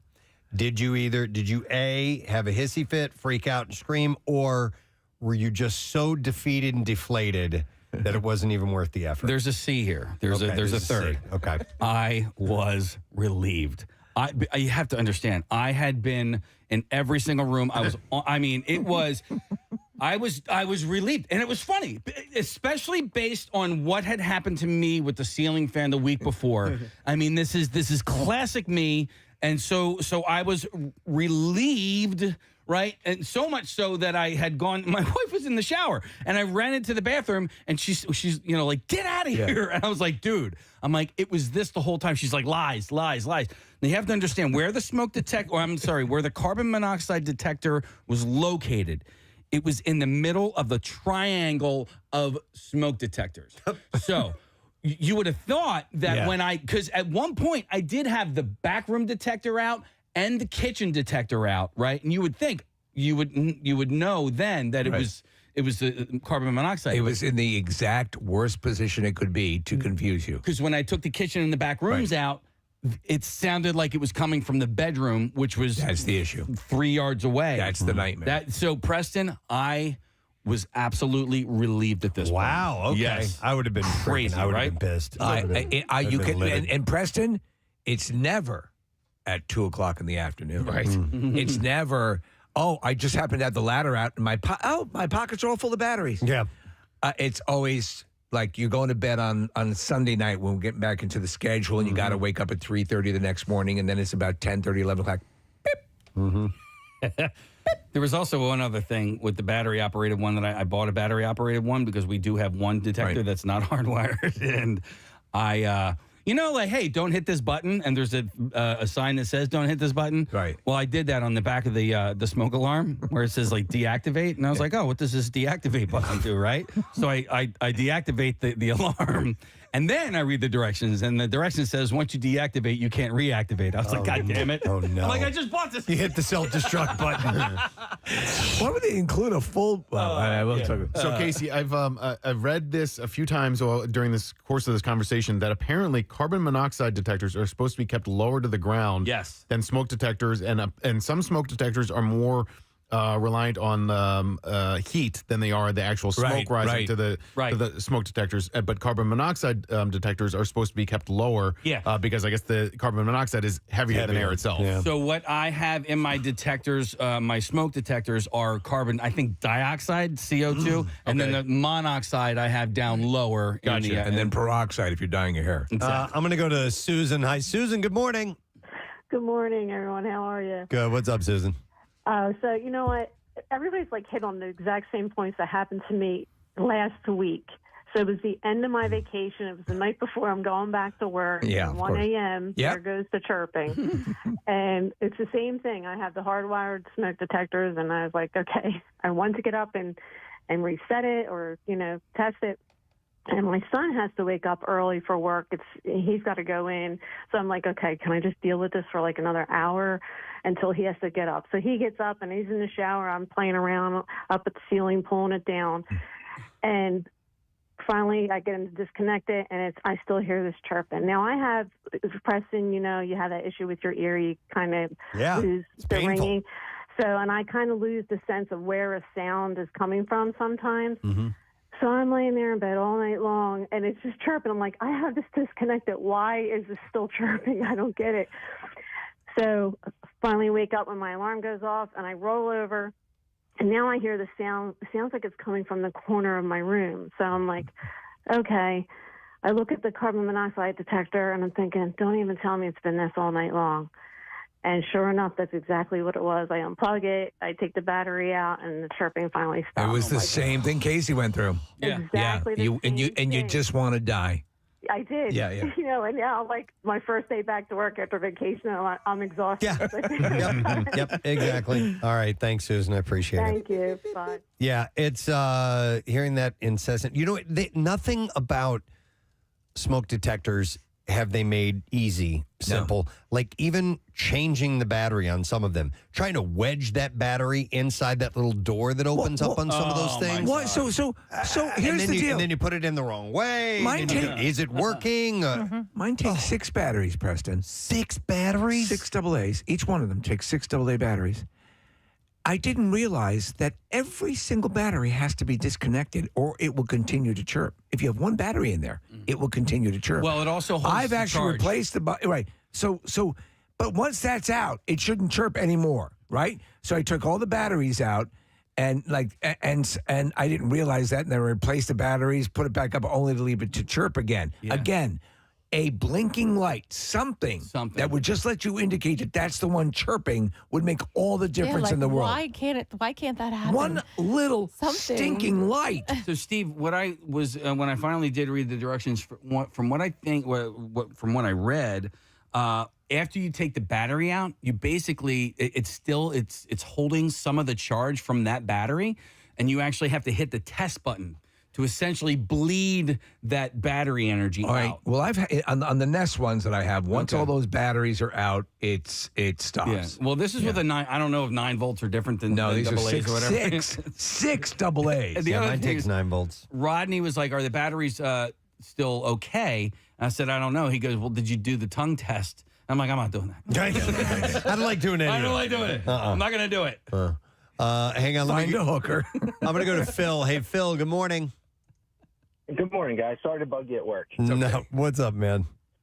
So, not so much smoke detectors, but on that finally moment. All right. I was doing some work in my home. We were getting ready for newborn, doing the nursery, the whole thing. Messed some wiring up, and I somehow put my water heater on the light switch for the basement. So after we were working all night, covered in insulation, go to jump in the shower, no hot water. Run down to the basement, water heater's running.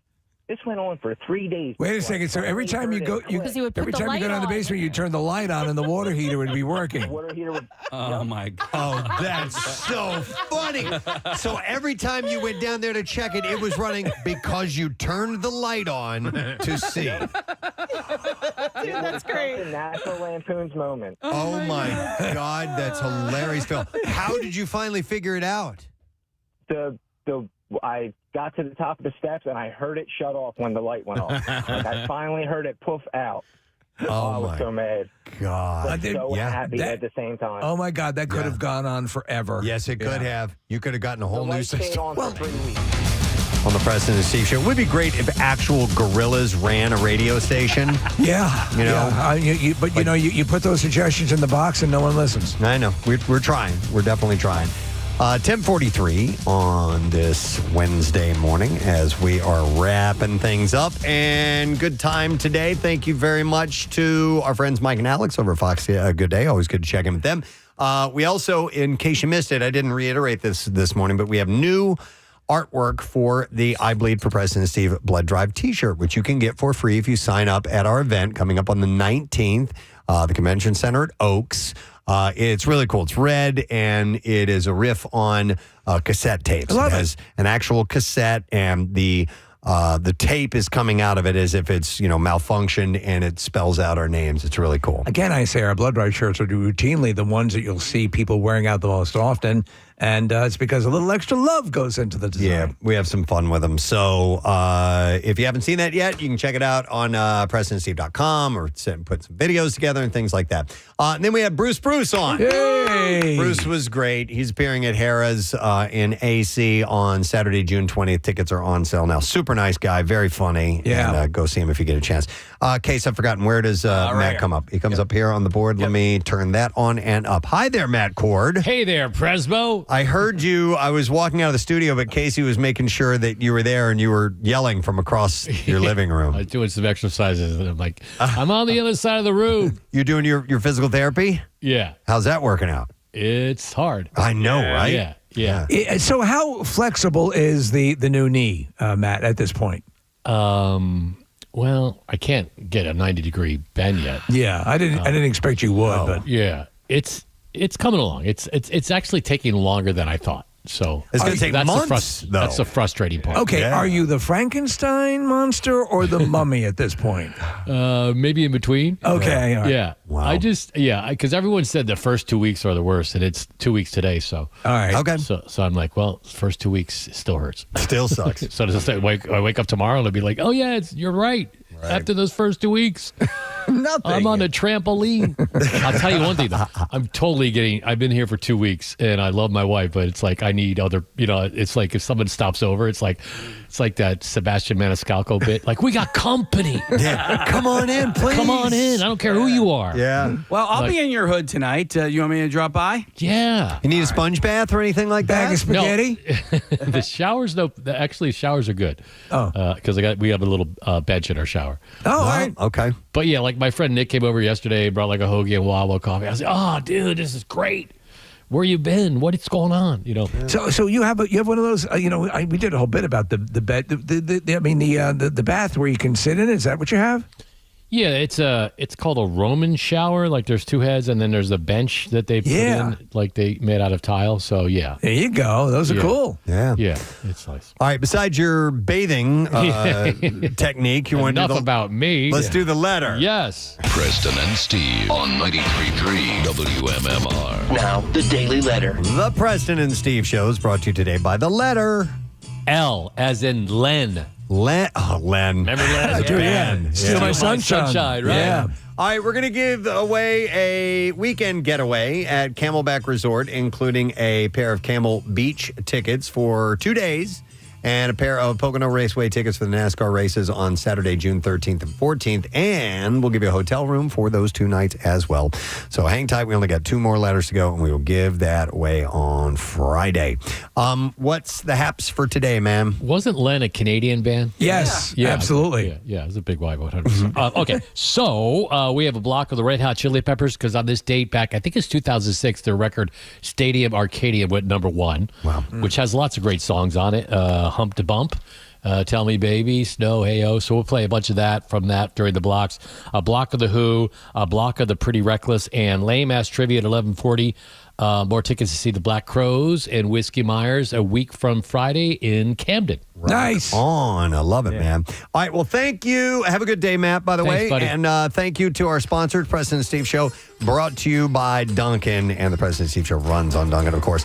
Tomorrow on our program, we're working on it. But one of the things I do know we have is our old intern, The Pitchuation, is going to be here. I guess he's got his 24-hour game show marathon coming up. So we'll have to play that. Have to play it all. We love Pitchuation. All right, that's it. We are done. Rage on. Have yourself a great day in the morning, friend. We'll see you tomorrow.